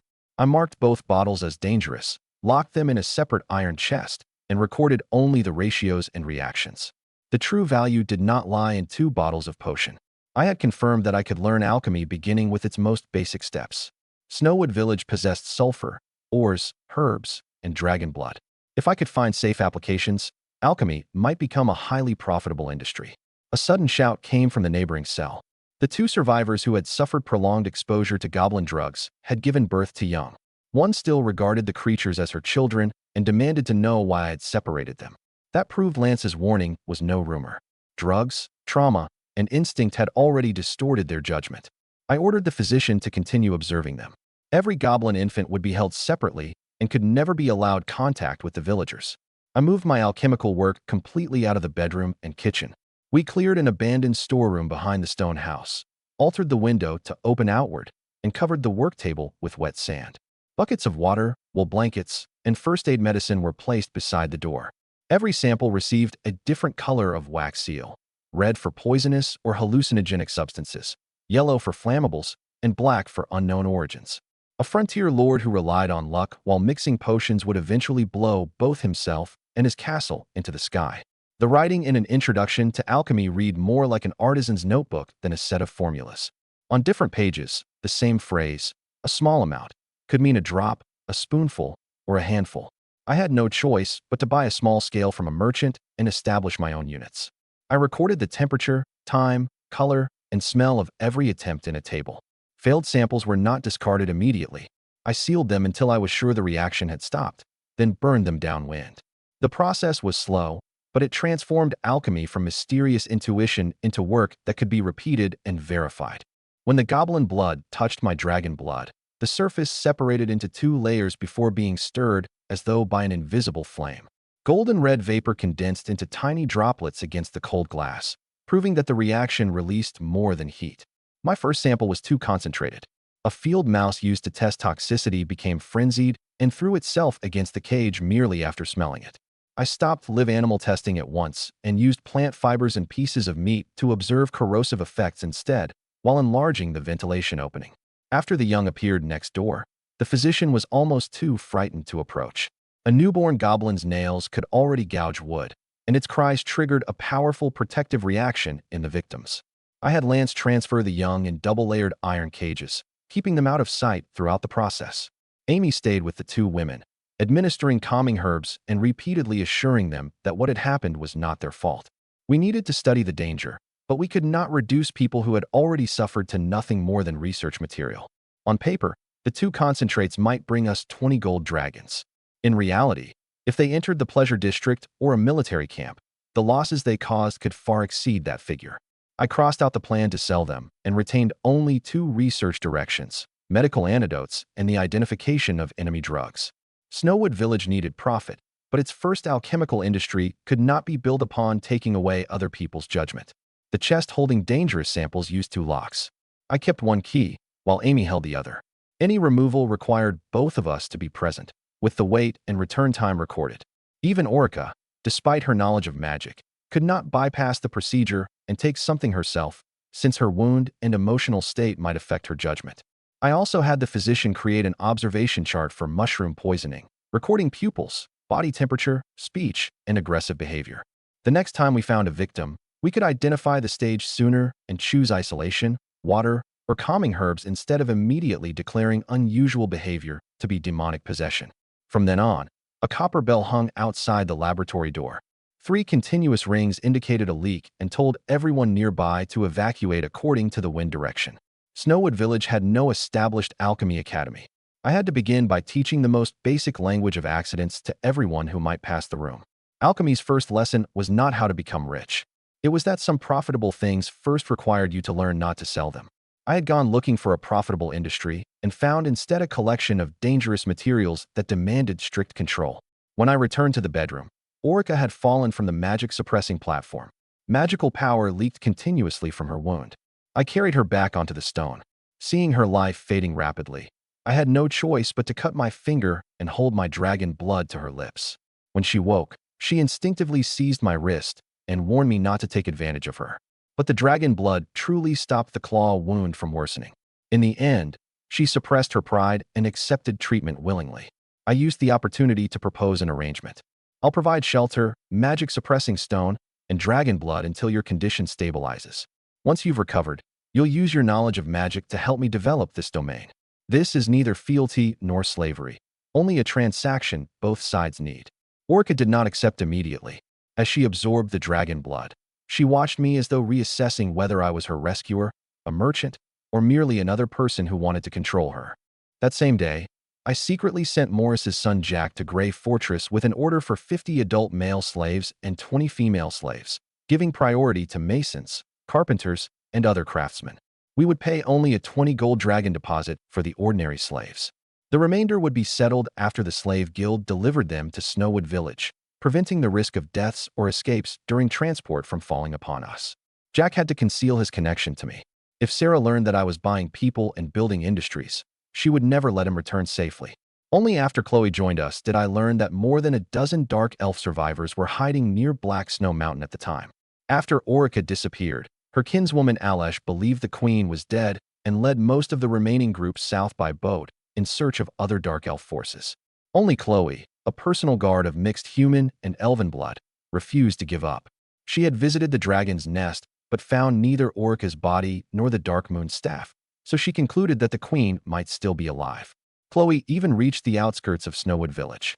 From a distance, she observed Lance and my castle.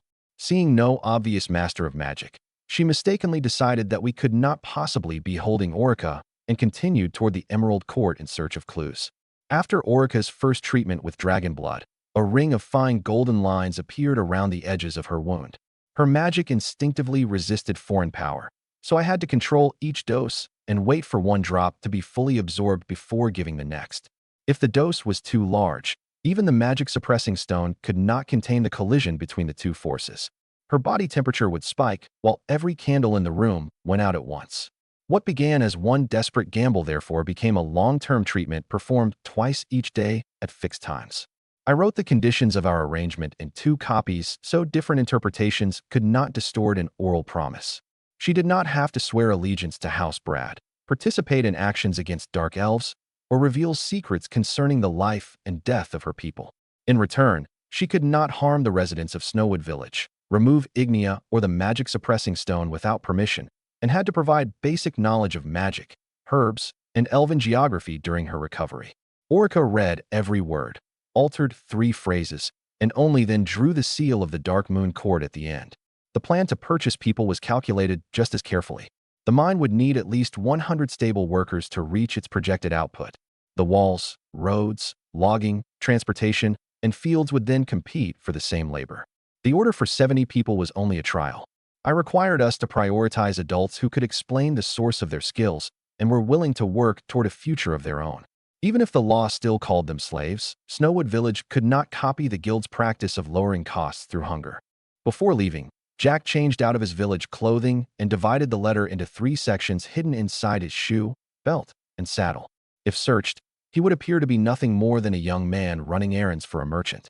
If he discovered Sarah's people following him, he had to detour through Beeld Fortress and could never lead the pursuers back to the mining area. His assignment was not merely to place an order, but also to observe grain prices, stone inventories, and the southern roads.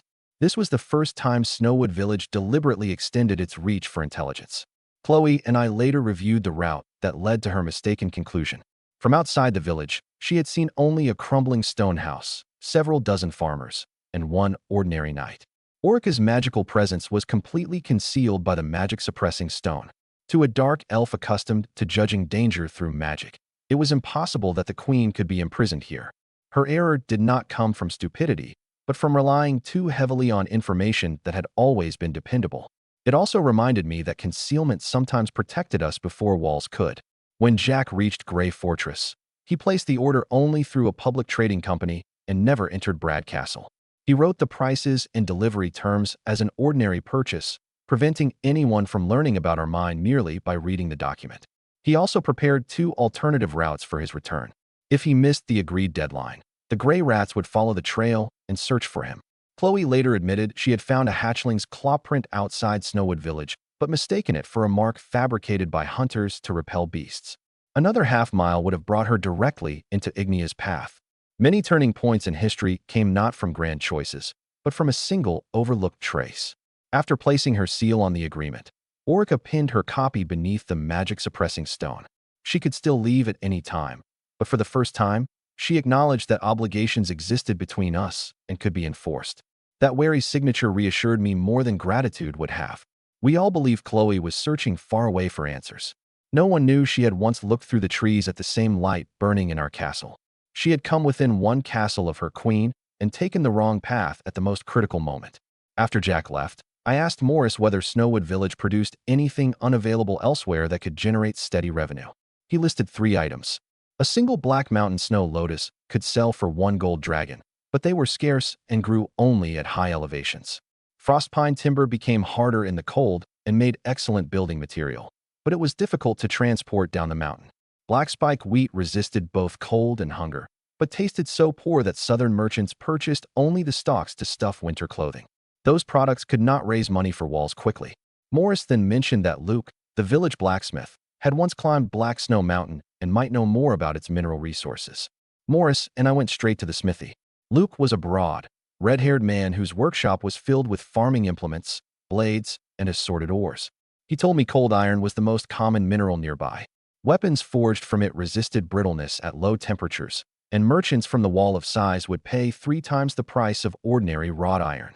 More importantly, his father had discovered a cold iron mine at the foot of Black Snow Mountain 30 years earlier. An enormous rock carried down by a later avalanche had sealed the entrance. We went to the site. The limestone blocking the entrance measured roughly 2 meters or 6.5 feet, along each side and weighed no more than 21 metric tons, about 23 US tons. Morris said 20 people had once tried to pry it loose with timber, but the rock had not moved at all. The problem was not a shortage of people. It was the length of the lever and the position of the fulcrum. I used a branch to make the calculation on the ground. 20 adults could exert about 10,000 newtons together. The boulder weighed roughly 200,000 newtons. With a resistance arm of half a meter, or about 1.6 feet, we needed an effort arm close to 10.3 meters, nearly 34 feet. Allowing for the fulcrum's position, a frost pine log 11 meters, or roughly 36 feet, long might succeed. After the villagers carried over the long log, I reset the fulcrum and ordered everyone to push down at once.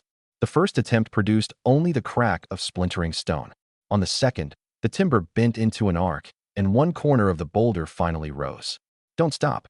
Keep pushing. Everyone put their strength into it. The 21-ton boulder slowly shifted beyond its center of gravity, then rolled down the slope with a thunderous crash, revealing an entrance sealed for 30 years.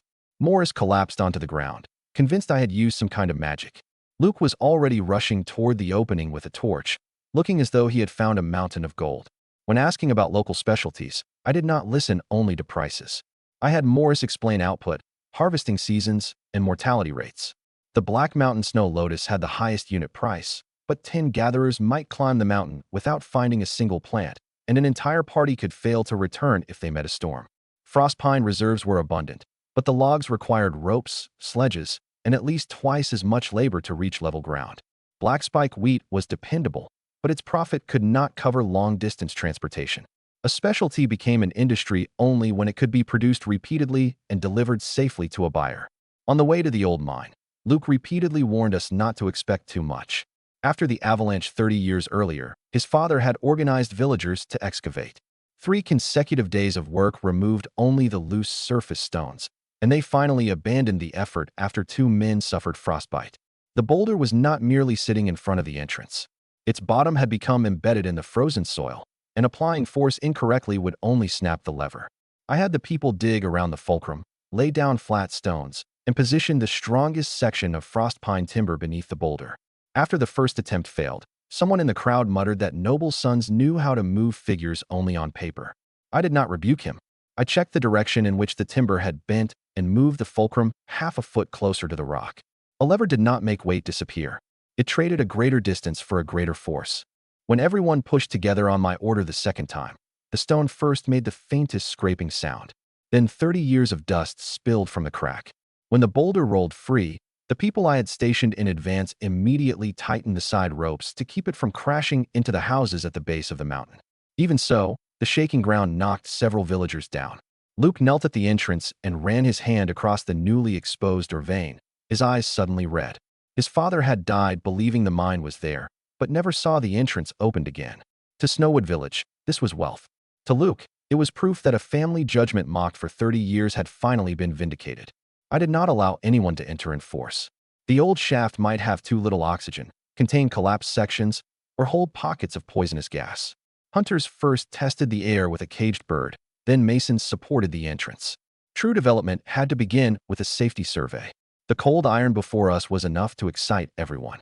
A lord's duty was precisely to remember, in the middle of that excitement, that a stone could still fall from overhead. After opening the mine, I paid extra copper shields to everyone who had participated and ordered them to refer to it only as the old iron pit for the time being. Secrecy could not rely upon threats alone. If the villagers saw no benefit they could share, any passing merchant might buy the information for a few silver wolves. That night, Luke smelted the first ore sample in his small furnace. The sparks and slag differed from ordinary iron, but we held no celebration before receiving a formal valuation. Discovering ore was only a beginning. Only continuous extraction, smelting, and sales would turn it into real income. The cold air flowing from the open shaft carried the smells of metal and ancient earth. Luke's torch illuminated a dark blue vein. The villagers no longer called the lever magic. They touched it again and again, discussing how to make a more stable fulcrum. A successful method became repeatable only when people understood it. After the boulder moved, the villagers' eyes held less fear of nobility and more interest in the method itself. When the first cold iron ore emerged from the darkness, Snowwood Village finally possessed a resource capable of supporting the domain's development. The wind outside the mine was bone-chilling, but the deeper we walked, the warmer the tunnels became. Cold iron, ordinary iron ore, and pyrite appeared near the entrance. Farther inside, the smell of sulfur grew increasingly strong. Luke considered pyrite of little value because smelting it left behind large amounts of sulfur. I immediately thought of black powder. If the mine contained both saltpeter and charcoal, we might acquire explosive power that ordinary people could use without the help of a mage. After we rounded a bend, my guess was confirmed. Sheets of sulfur and saltpeter appeared across the cavern wall. At the deepest point, they were mixed with obsidian and a small quantity of gemstones. This place was probably a branch of an ancient volcano. Geothermal heat explained the temperature in the mine, along with the frequent landslides and avalanches on Black Snow Mountain. Morris immediately ordered everyone who entered to keep silent. If Gray or Count Field learned of the cold iron mine, they could seize it at any time under the pretext of suzerain rights, taxation, tribute, or military protection. After Amy arrived, she prepared an initial estimate based on the vein and our available labor. With an initial workforce of 100, the combined monthly revenue from cold iron and ordinary iron or might reach 2,400 gold dragons. After deducting 300 for charcoal, approximately 150 for tool maintenance, and other expenses, net profit could amount to roughly 1,900 gold dragons. She excluded the sulfur, saltpeter, and gemstones from public revenue. The first two had to remain secret for later alchemical and weapons research. The gemstone deposit required confirmation of its reserves before we could treat one discovery as stable profit. The budget included no wages for slaves. When I asked whether they should receive compensation, both Amy and Morris reminded me that the laws of the Orlon Empire treated slaves as property. Giving them a fixed wage close to that of free workers would not only anger existing laborers, but could be interpreted by other nobles as a challenge to the social order. I refused to treat people as consumable goods, but I could not overturn the entire system at once when my domain had barely taken root. In the end, I adopted an incentive system. We would guarantee basic food and housing, with at least one egg each week. The 10 workers who exceeded their daily targets by the largest margin would receive 1 copper shield. The top 3 producers each month would receive another 10. Injuries and illness had to be treated, and no one could be forced into the mine during dangerous conditions. It was not freedom, but at least it created a clear connection between labor, food, and the chance to survive. Morris immediately departed after receiving orders to mobilize the villagers and stockpile materials. He had gone from distrusting the new lord to wishing construction of the new settlement could begin the very next day. The survey party painted numbers on the cavern wall every 20 paces and connected itself to the entrance with hemp rope. Luke struck the rock to detect hollow spaces. Morris inspected the old supports, and I recorded where the different minerals appeared. Rising temperatures were not entirely good news. The smell of sulfur became strong enough to cause headaches, indicating that harmful gases might have collected deeper inside. We extinguished one torch to observe the flow of smoke and continued only after confirming the existence of a natural fissure overhead. We divided the cold iron sample into 3 portions. Luke used one to test hardness, sent another to an old craftsman in Beeld for valuation, and sealed the last inside the castle as a reference sample. The first product from the small furnace had a dark color, but it did not crack like ordinary wrought iron when bent at low temperature. That quality mattered for northern tools, horseshoes, and weapons, giving a practical basis to the triple price instead of leaving it as a merchant's rumor. Amy did more than multiply the weight of the ore by its selling price. She included transportation losses, charcoal consumption, replacement supports, and depreciation of mine carts and ropes, then reserved inventory for roads closed by winter. A monthly revenue of 2,400 gold dragons represented ideal capacity. During the first 2 months, we might achieve only half of it. I ordered the accounts to present conservative, normal, and best-case scenarios. Expenditure on the walls had to follow the conservative revenue, so we would not spend or we had yet to extract. When the incentive system was announced, some free residents objected. They worried that allowing slaves to earn copper shields would reduce the value of their own work. I placed the 2 sets of rules side by side. Free people received ordinary wages and could choose their employer. A slave's reward compensated only exceptional labor and could never replace food, treatment, or future freedom. If a supervisor deliberately created dangerous conditions in pursuit of output, the deduction would come not from the worker's rewards, but from the supervisor's salary and position. A sign system soon appeared outside the mine. Green meant entry was permitted. Yellow meant only the support crew could work. Red signaled gas, collapse, or unknown magical danger, and required everyone to evacuate. Sulfur and saltpeter were registered as ordinary byproducts for the time being and excluded from the public sales ledger. Cold iron would give us money, while the hidden alchemical materials might give us the power to defend it. Both required a balance between secrecy and scale. Before entering, every miner received a numbered wooden token and had to return it after emerging. If even one token was missing at shift change, the support crew would search the last work area immediately rather than waiting for a family to discover that someone had failed to return. Every team carried one spare lamp and a hauling rope. Rising our prices would also increase the risk of illegal mining. Land station plainclothes patrols outside the entrance. Transport carts used seals, while the mine and warehouse recorded weights separately. The cold iron had not yet been sold, but the system protecting its output was already in place. After the survey, we sealed the mine with a wooden door opening inward and left only an ordinary quarry mark outside. The first cart of ore was transported at night with cloth wrapped around its wheels to reduce noise.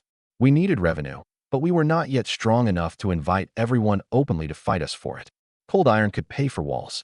Saltpeter and sulfur might determine how long those walls could withstand an army. As I stared at the sulfur and saltpeter deep in the cavern wall, I realized cold iron might be merely the easiest part of the mine's value to understand. Amy stopped Morris just as he prepared to mobilize the entire village and handed me a more complete construction estimate.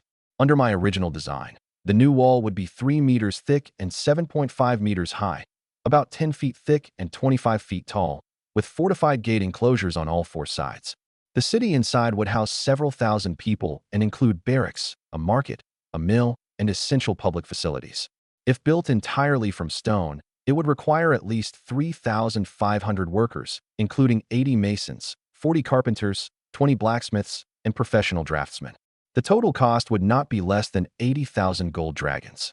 With Snowwood Village's current labor force, even if we assigned 200 able-bodied workers, construction might take 4 years. For the first time, I directly confronted how brutally the difference in productive capacity could shatter a modern plan when applied to a frontier village of 500 people.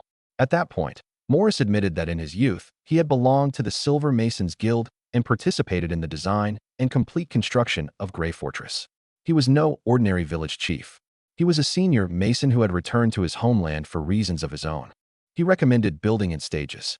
The first phase would include only 4 stone perimeter walls and the necessary defensive works. Scattered wooden houses could shelter the residents inside until the population and revenue grew enough for gradual replacement. If we secured 1,000 workers and prepared stone, he was confident he could complete the outer wall in 3 months and reduce the cost to 40,000 gold dragons. 40,000 was still an astronomical sum. All my saleable private property amounted to only 630 gold dragons. Snowwood Village retained 138 gold dragons in public funds, the minimum reserve the entire village needed for winter and emergencies. That money could never be touched. But we could not abandon the wall. Sarah had already sent assassins. If news of the cold iron mine leaked, Grey Fortress might even dispatch troops directly. Without defenses, the mine, villagers, and Orica would all become someone else's property. I returned to the castle, looked at Ignia eating meat and Orica on the magic-suppressing platform, and stated the situation plainly. I need 40,000 gold dragons to build a fortress. If Snowwood Village falls, I'll die, and you'll become a prisoner again. We truly are in the same boat now. Orica told me coldly that magic could not create gold from nothing. After a long silence, however, her gaze dropped to the black platform beneath her. This magic-suppressing stone can sell for a great deal of money. When Morris broke down the 80,000 gold dragon estimate, stone was not the greatest expense. Transportation and skilled labor were. Rough stone quarried at the foot of the mountain had to be cut to standard sizes and hauled to the worksite in carts. Each cart could make only a limited number of trips per day, and the animals still needed feed. 80 masons would handle the critical sections, while ordinary laborers could do no more than carry material, mix mortar, and clear the site. If any one stage stopped, several thousand people at the others would be left waiting. I asked him to draw the smallest defensible plan.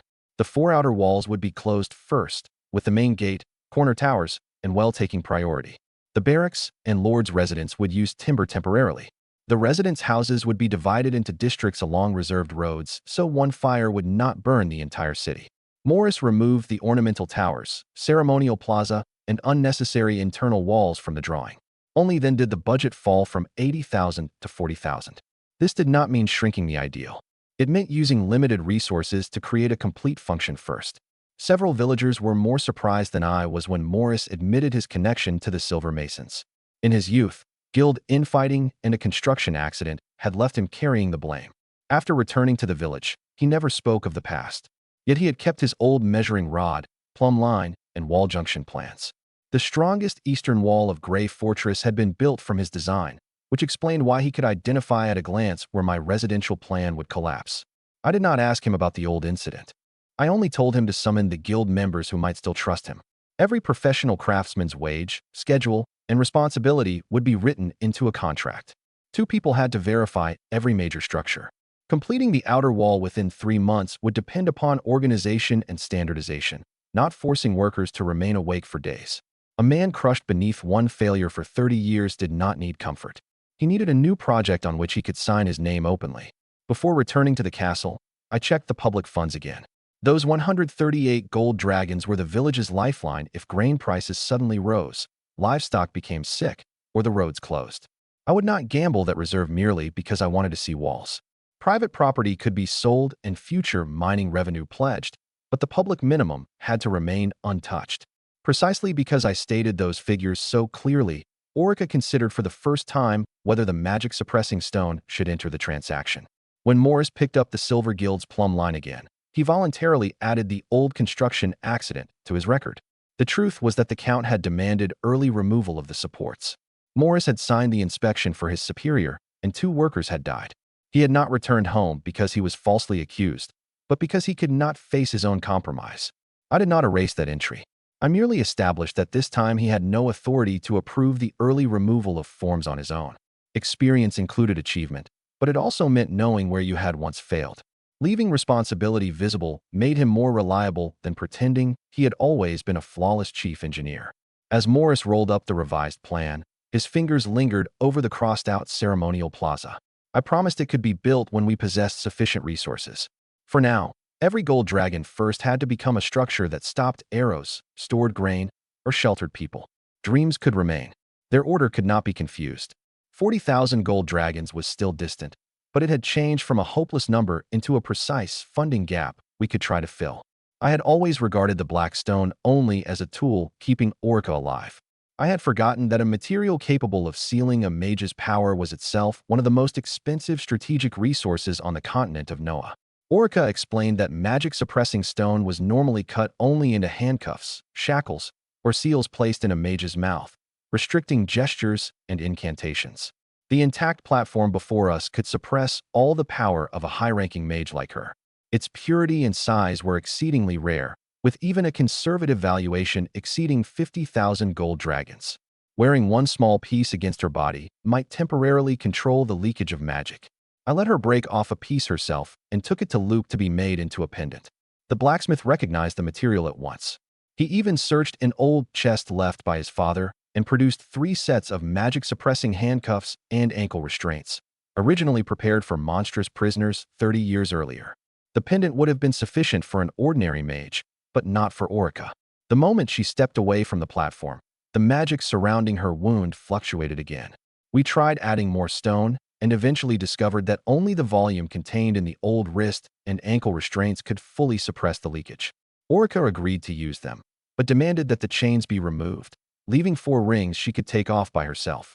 Ignia disliked the noise of the hammering and casually breathed dragon fire over the chains until they glowed red. I struck once while the metal was soft and broke them apart, seeing for the first time the practical value of dragon fire in metalworking. With the magic-suppressing rings in place, Orica could finally step down from the platform. She still needed to absorb a small amount of dragon blood every day, and her wound had not truly healed, but at least she was no longer fixed in the middle of the bedroom. I did not ask whether she intended to stay. I merely made clear that until the sale of the magic-suppressing stone was complete, she was welcome to remain safely in the castle. She did not thank me, but for the first time, she refrained from calling me a lowly human. By the next morning, Ignia could already fly short distances across the room. She had grown noticeably larger overnight and learned to cook meat with her flame. The true dragon bloodline allowed her to grow far faster than the ordinary wyvern's lance had described, which meant the pressure on our food supply would arrive sooner as well. Morris suddenly shouted outside the castle. Jack had returned from Grey Fortress. He had brought not only Maros, president of the Slave Guild, but an apparently endless line of prison wagons that now filled the village entrance. I had ordered only 70 people. The magic-suppressing stone did not make the brittle crack of ordinary rock when Orica struck away the first piece. A dark line that seemed to absorb light appeared across its surface. She struck the same point with the end of her staff more than a dozen times before separating a piece the size of a fist. Even the fragments weakened the fire magic in the room as soon as they struck the floor, proving that the powder retained its suppressive power. I had every speck bottled and sealed so no one would sweep it away as common black stone. Luke did not dare strike the fragment directly with an iron hammer while making the pendant. He edged it with silver wire and leather instead. Wearing it, Orica could take 7 steps outside the platform's range. On the 8th, magic began leaking from her chest. We used that distance to estimate the volume she needed rather than forcing her to endure each test until she fainted. The old cuffs contained more stone. Once their chains were removed, she could keep them against her body without being placed in a state where anyone might lock her down at will. Before Ignia heated the chains with dragon fire, I had Luke remove every flammable object in the area. The fire concentrated on a section 1 finger joint wide, turning ordinary iron bright orange in moments, while leaving the magic-suppressing stone unchanged. The difference proved dragon fire could do more than fight. It might replace a high-temperature furnace for smelting, calcining, and testing materials. Luke's eyes changed from fear to fanatic excitement as he watched the hatchling. I immediately warned him that no tool was to approach her without my permission. Orica removed 1 stone ring by herself for the first time, then put it back on. That act mattered to her. From the goblin cave onward, magic-suppressing stone had represented captivity. Now, the same material had become a treatment under her own control. We had not changed the nature of the stone, only who possessed the right to decide. That was why she agreed to let me sell the platform, though she demanded that every leftover piece remain with her and that the buyer's identity be disclosed. When the prison wagons appeared at the village entrance, Ignia sent a flood of chaotic smells through the pact: sweat, blood, disease, and hunger. From above, the caravan looked like a black line without an end. An order for 70 people had turned into the arrival of 3,500. This was plainly not a merchant making a casual stop. I ordered Lance to close the mine entrance, Amy to lock away the ledgers, and Morris to gather everyone capable of maintaining order. Before any transaction in wealth could begin, we faced a humanitarian crisis capable of destroying the village. Before the sale, we took a small sample from the edge of the platform. Maros's mage, Luke, and Orica tested it separately, and all 3 records were sealed behind the same contract. If the buyer later claimed the material was inferior, he would have to explain why his own mage had signed the verification at the scene. We registered the fragments Orica retained as her personal property, with the castle responsible only for secure storage. She could use them for treatment or defense. Any future sale or weapon manufacture would require a separate agreement. Cooperation began with clear ownership, reducing the chance that a future dispute would arise from the words, "We assumed it at the time." When Orica stepped into the courtyard for the first time, the light on the snow made her narrow her eyes. She had been trapped on the platform too long and remained unsteady, but she refused anyone's support. I only ordered the guards to withdraw and left her a route she could complete on her own, with a safe way back at any time. Magic-suppressing stone had changed from an instrument of punishment into a treatment, and from a treatment into funding for a city wall. Its value always depended on the choices of the person who controlled it. But the crowd before me numbered roughly 3,500. Maros wore a dark red tailcoat and smiled as if everything had proceeded according to plan. He claimed more than 1,000 people were bound for the 4-race allied army at the Wall of Sighs, and that the others had merely stopped along the way for me to choose among them. I did not believe in coincidence. Several thousand starving, sick, and chronically abused slaves had suddenly stopped outside a small village without an army. If the guild's guards withdrew, any conflict could destroy Snowwood Village. Even if Sarah had not arranged it directly, she certainly knew this caravan would cross my domain. Maros divided the slaves into several groups. Southern prisoners of war cost 3 gold dragons each, although many were merely civilians forced into service. Debt slaves had once been free and might retain artisanal skills. They cost 2 each. Convict slaves cost only 1, but were the hardest to manage. Prices for the child slaves raised by the guild varied, revealing the filthiest purpose behind their trade. I refused to purchase convicts or individually priced children and first inspected 100 craftsmen. There were carpenters, masons, blacksmiths, bricklayers, and tailors, but nearly half were only apprentices. Maros demanded 10 gold dragons for each one. I agreed to pay 10 for mature craftsmen and 5 for young apprentices. I then had Morris select 600 adult men and 400 adult women from among the debt slaves, along with prisoners of war capable of working and their families. When Morrow saw that I was willing to take so many at once, he immediately began adding large numbers of sick people to the list. The final count approached 2,000, with an asking price of 6,000 gold dragons. I drove it down to 4,000. He accepted far too easily, proving that these people had already become a burden the guild was desperate to unload. I did not have enough cash, so I had Lance bring out the intact magic-suppressing platform. For the first time, Maros's smile vanished. He examined the purity with a magnifying lens and confirmed that the stone could become strategic equipment for the four-race allied army against frost trolls and enemy mages. Then he offered only 50,000 gold dragons. Orica's valuation had already given me a floor. I reminded Maros that once the stone reached the hard-pressed northern front, all four races would compete to bid for it. If he insisted on taking advantage of me on both the slaves and the stone, I would find another buyer. Maros was silent for a moment, then raised his offer to 60,000 gold dragons and agreed to transfer all 2,000 slaves to me as an additional condition. I also required him to keep the source secret, particularly from Gray and Sarah. Maros agreed quickly, but the promise of a merchant like him lasted only as long as the profit did. I showed no urgency in front of Maros. Amy first led the physicians along the caravan, marking each section with red, yellow, or green cloth according to the severity of illness.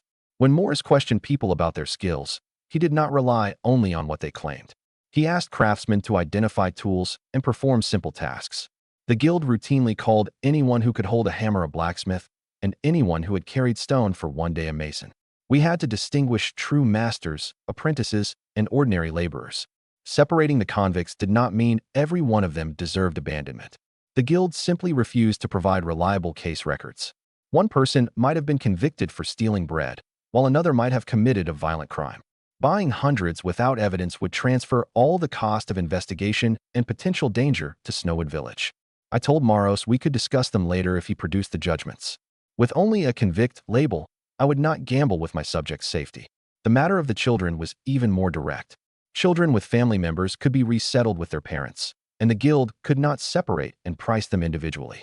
Orphans would be registered by name, age, and condition and supported publicly by Snowwood Village, not counted in the labor purchase price. Maros mocked my inability to conduct business. I asked why.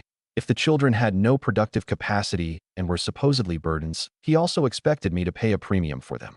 He finally conceded because carrying them farther north would consume still more food. When the platform was brought out, the mage traveling with the guild retreated immediately. He tried to form a ball of light, but at 10 paces from the stone, he could no longer maintain it. That demonstration was worth more than any certificate and gave me control of the negotiation. The 60,000 gold dragon price had not come from nowhere.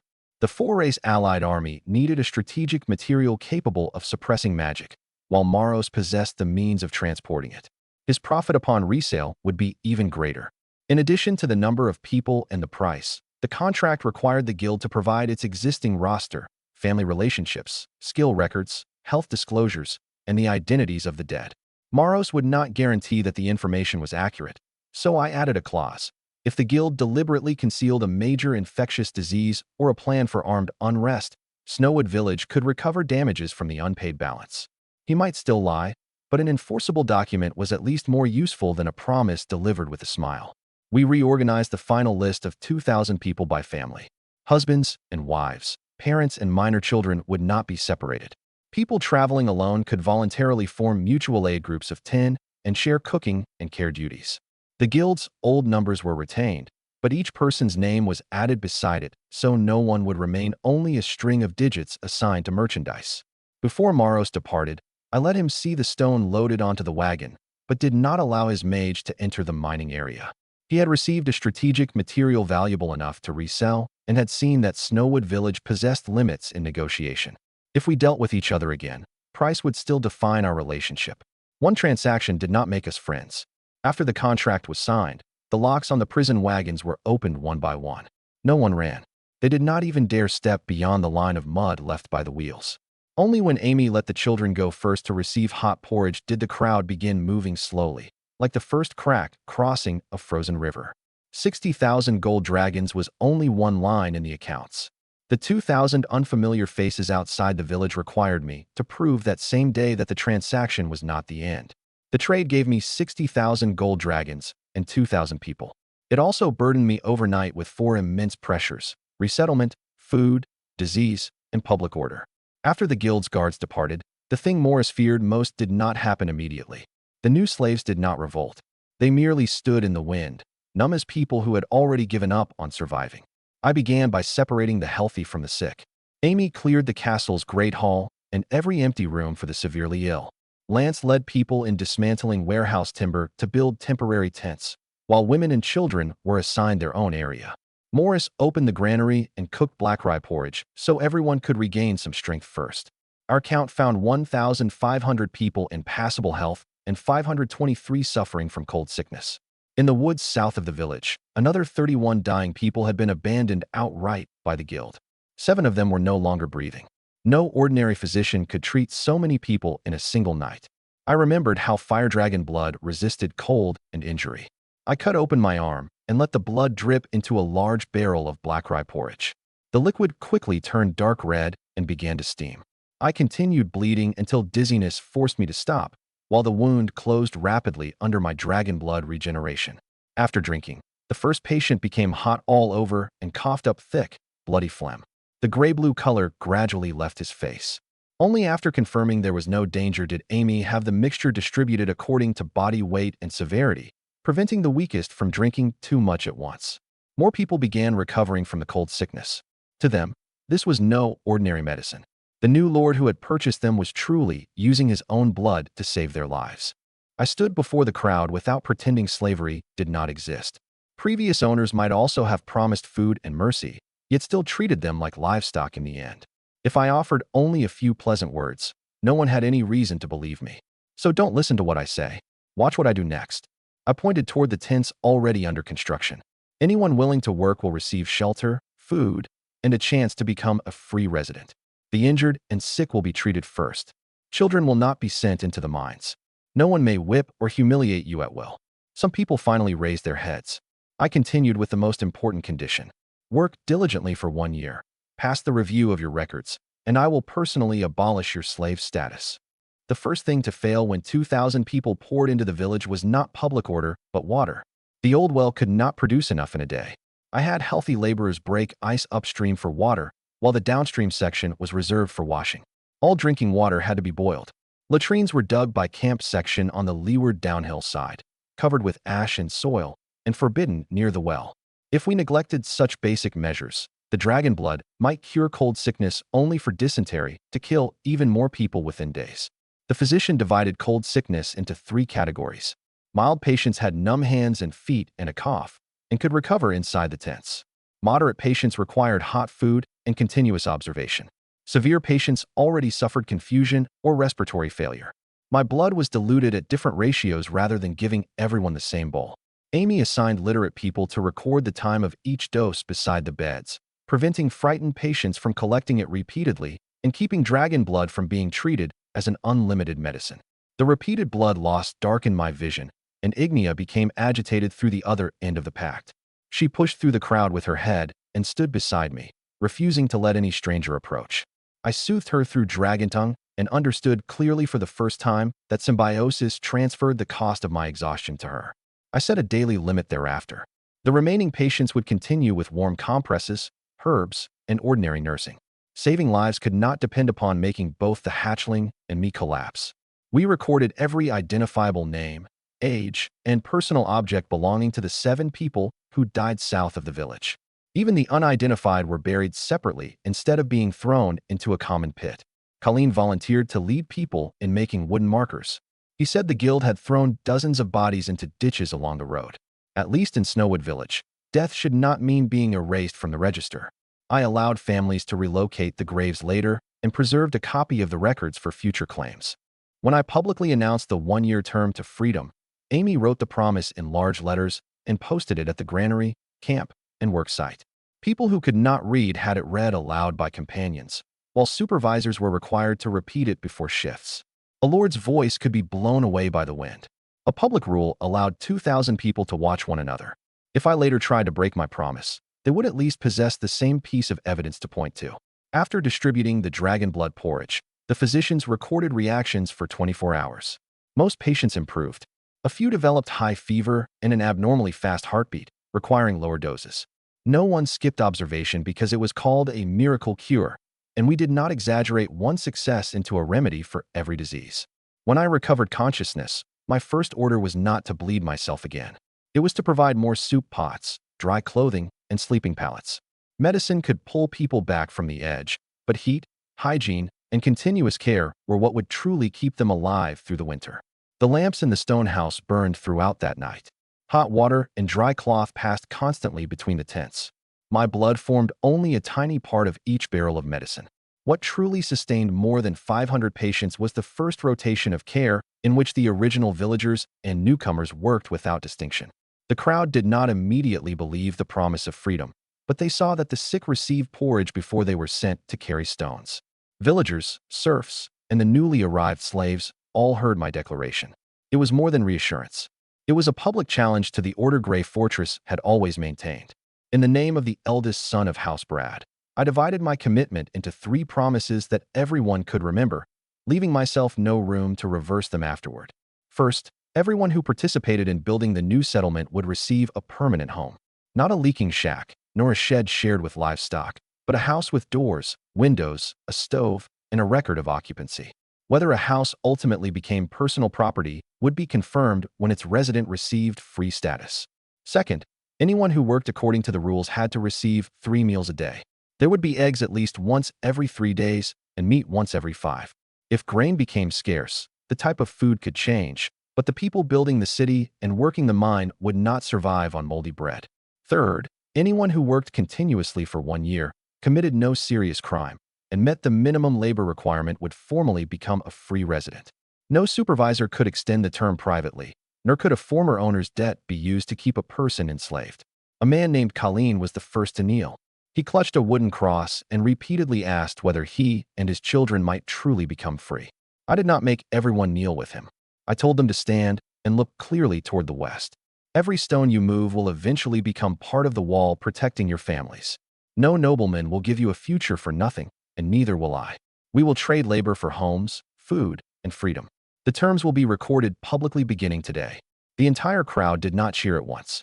People numbed by years of suffering still kept their heads down, and some prisoners of war plainly distrusted me. That was normal. True loyalty could not be won with one speech. I ordered Morris to hold a welcoming feast once the tents were complete, with at least 1 serving of meat for every person. Morris reminded me that the granary had enough food for only half a month to begin with. After the feast, we might have only 7 days left. I had already sent people southwest around Grey Fortress to Beeld Fortress to purchase grain, quilts, and winter clothing. The caravan would arrive in 3 days.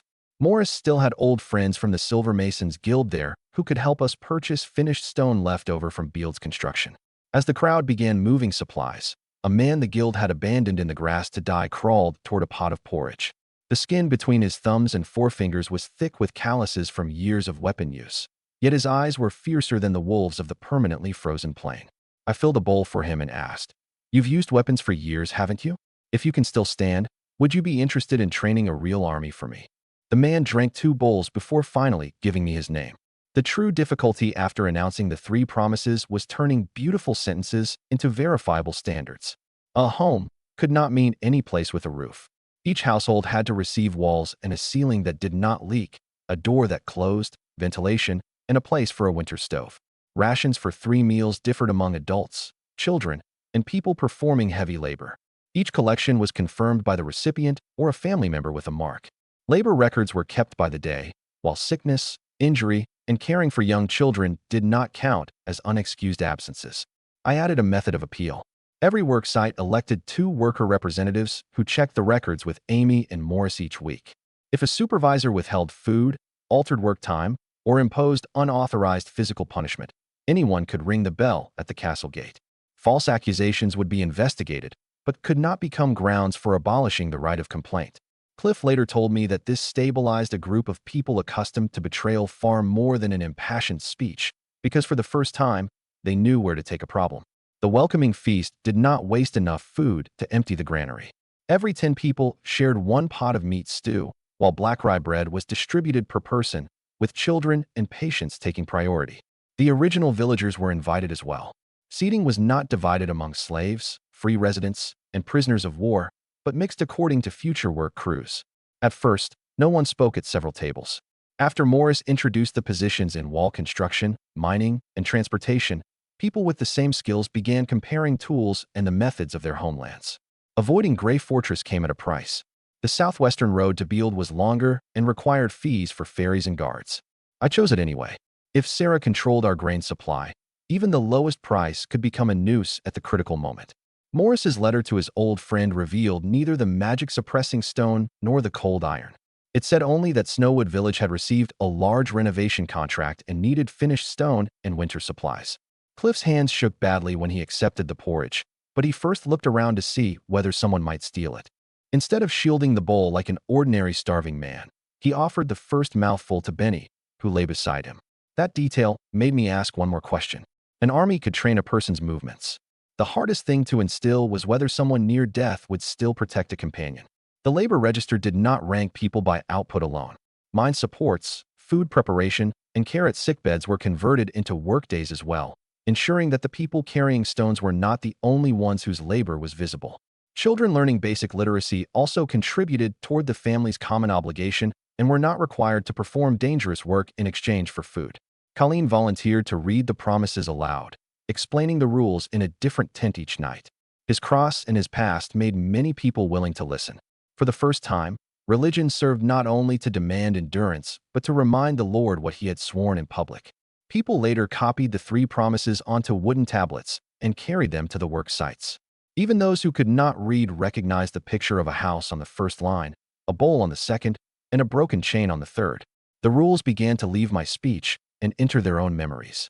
When Cliff gave me his name, Benny was still unconscious. Whether Cliff would swear loyalty depended first upon whether I could bring his companion back from the edge of death. Cliff the Creanies. Cliff did not immediately accept my offer. He carried the porridge to another dying man first, calling him Benny and identifying him as his vice captain. Benny was so starved that his features had changed. He was hallucinating, convinced that he could see comrades who had been hanged. I placed several drops of dragon blood directly into his mouth and had him carried into the castle away from the cold. Of the 31 people found south of the village, 7 still could not be saved.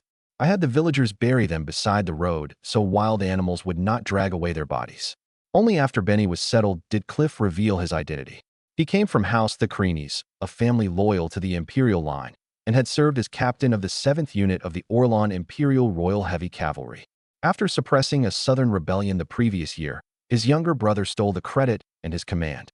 Some of his former troops surrendered. Those who refused were executed, while Cliff and Benny became slaves. I asked him to evaluate the newly arrived prisoners of war.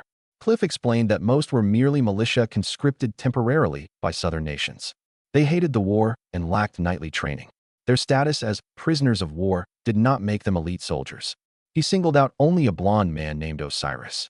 The man had served as a Ba longbowman for 30 years and once helped 100 archers stop an attack by 2,000 men. He was well suited to train a ranged unit. Cliff then knelt on one knee and formally swore himself to me. His conduct while saving Benny and his judgment of the people carried more weight than any oath. I accepted his allegiance, but did not immediately award him a military position. First, I handed him the map of the new settlement and asked him to inspect it. After one look, he said that the proposed site in the middle of the frozen plain was a death trap. I took Cliff, Osiris, Lance, and Morris to the site. Cliff explained that flat terrain favored cavalry and siege engines. I had no organized army. Even with a completed wall, 100 elite cavalrymen might surround and destroy us. Once militia began taking casualties, their morale would collapse faster than the walls. Osiris agreed and pointed toward a hill on the western side of the plain, roughly 100 feet, or 30 meters, high. Its summit had enough area for 4,000 or 5,000 people. Cavalry and heavy siege engines would struggle to climb it directly, while archers would gain natural lines of fire. Cliff stood beneath the hill and gave me a revised recommendation. Build the fortress on top and train 100 archers. This will become more than a village. It will become the Orlon Empire's new frontier bulwark. After Benny was carried into the stone house, Cliff stood outside the door and refused to rest. I made him sit and recount how the 7th Royal Heavy Cavalry Unit had fallen. He did not place all the blame on his brother. After suppressing the rebellion, Cliff underestimated changes among the court factions and refused to sign his name to an exaggerated battle report. His brother used the opportunity to join with nobles and transfer away the officers loyal to him one group at a time. By the time Cliff realized his command had been hollowed out, open resistance would only have led to the deaths of more former subordinates. I asked whether he remained loyal to the imperial family. He replied that loyalty to the empire did not mean loyalty to every person sitting in a high position. A knight's oath first required him to protect those unable to defend themselves, and only then to obey lawful orders. That answer might bring me trouble, which was precisely why it was more credible. If he wanted only a bowl of porridge, he could easily have said what I most wanted to hear.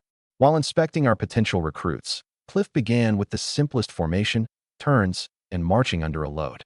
Many people calling themselves soldiers could not even move left and right together under command, proving they were merely temporary militia. Osiris, however, could tell from the way a person held a bow whether the shoulder had been injured or the archer was accustomed to shooting in mountains. He did not boast of his achievements. He asked first that we repair the 40 usable bows before discussing the number of trainees. The survey of the hill continued until evening. We measured the width of its 2 approaches, the distance from the lake to the summit, and the depth of its soil. We dug shallow pits at different points to determine whether they could support foundations. Cliff used pebbles to simulate cavalry routes. A wall on the plain allowed an enemy to choose any face for its attack. The high ground compressed an army into 2 entrances, allowing defenders to concentrate arrows and rolling stones. Choosing the high ground also carried costs. Every stone, sack of grain, and barrel of water would have to be moved uphill, while the slope would become extremely dangerous under winter ice. I required the design to include a switchback cart road, drainage ditches, and at least 1 deep well at the summit. Natural terrain did not turn itself into a fortress. Only after calculating both its strengths and weaknesses did it become a defense. Cliff finally accepted the assignment to organize our military. He did not swear himself for a bowl of porridge. He did so after confirming that I would listen to bad news before making a decision. 2 independent masons resurveyed the hill and confirmed stable bedrock beneath the soil. A test shaft for the well reached damp ground at 22 meters, or roughly 72 feet. The flow was limited, but combined with stored lake water, it would be enough for an emergency. Without water, even the finest high ground would become a trap during a siege. Cliff divided defensive training into blocking the approaches, falling back behind the gate, and assembling at night. The recruits did not need to charge like royal cavalry immediately. They first had to understand signals, hold an assigned position, and retreat without trampling one another. As the sun sank behind the hill, the lake, mining road, and old village all came into view. Cliff drove his sword into the center of the proposed site, while Osiris used an arrow to mark the position of the first tower. For the first time, the defensive plan changed from an oral judgment into coordinates on the ground. The hill would make transportation difficult, but it would also make an enemy pay for every step upward. We had chosen the difficulty we could afford. The site still lay between Emerald Lake and the inland road, but it now possessed a natural defense that even the most expensive wall could not buy. The western and southern faces of the high ground overlooked Emerald Lake, while the northern and eastern sides dropped nearly 30 meters, about 100 feet. Only 2 narrow slopes were suitable for roads. A well could provide everyday water, and the lakeside soil was suitable for cultivation. The greatest problem was the limited area on the summit. Morris estimated that if we continued building scattered 2-story houses, the site could hold no more than 2,000 or 3,000 people. During a siege, the lack of farmland would also create a supply crisis. On the ground, I drew the structure of a 6-story masonry residence and marked the locations of the stairs, load-bearing walls, and drainage. Morris initially thought I wanted every free resident to live in a castle. After calculating the footprint, however, he discovered that concentrated housing could allow the summit to hold nearly 20,000 people. Even if we settled only 10,000, half the land would remain available for granaries, livestock, and emergency crops. From a defensive perspective, Osiris added that with 1,000 archers and enough arrows on the summit, even tens of thousands of ordinary soldiers would struggle to take it in a frontal attack. I finalized the new location on the high ground and stopped spending money on the plan for the plain. 3 days later, Jack returned with building materials purchased from Beeld Fortress and rumors from Grey Fortress. People in the taverns were betting on whether I would survive 1 month or two, and Maros had publicly announced that Snowwood Village had taken in a large number of sick slaves. Jack drew more information from the guild's hired workers. The sick had been deliberately packed into the caravan, and someone acting under Sarah's orders truly wanted disease, starvation, and revolt to destroy me together. Grey Fortress saw only that I had purchased 2,000 mouths to feed. It did not know the dragon blood had cured the cold sickness, nor that the magic-suppressing stone had become 60,000 gold dragons. I did not rush to strike back. I first turned that advantage into walls. Limestone, clay, and sand were ground and mixed in proper proportions, then calcined at a temperature above 1,000 degrees Celsius, or roughly 1,830 degrees Fahrenheit. Ordinary kills struggled to maintain that heat, but Ignea's dragon fire was perfectly suited to the task. When we added water to the first batch of gray powder, it bonded two stones firmly together. Morris struck the joint repeatedly with a hammer, but it did not crumble like traditional mortar. I named it cement and explained the formula as a product of alchemy. I alone controlled the crucial proportions and firing temperature, preventing the process from leaking before the fortress was complete.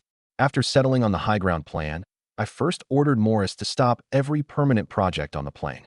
The ditches already dug would not be wasted. They could become pasture drainage and temporary camps. Stone delivered to the site would be moved uphill in batches.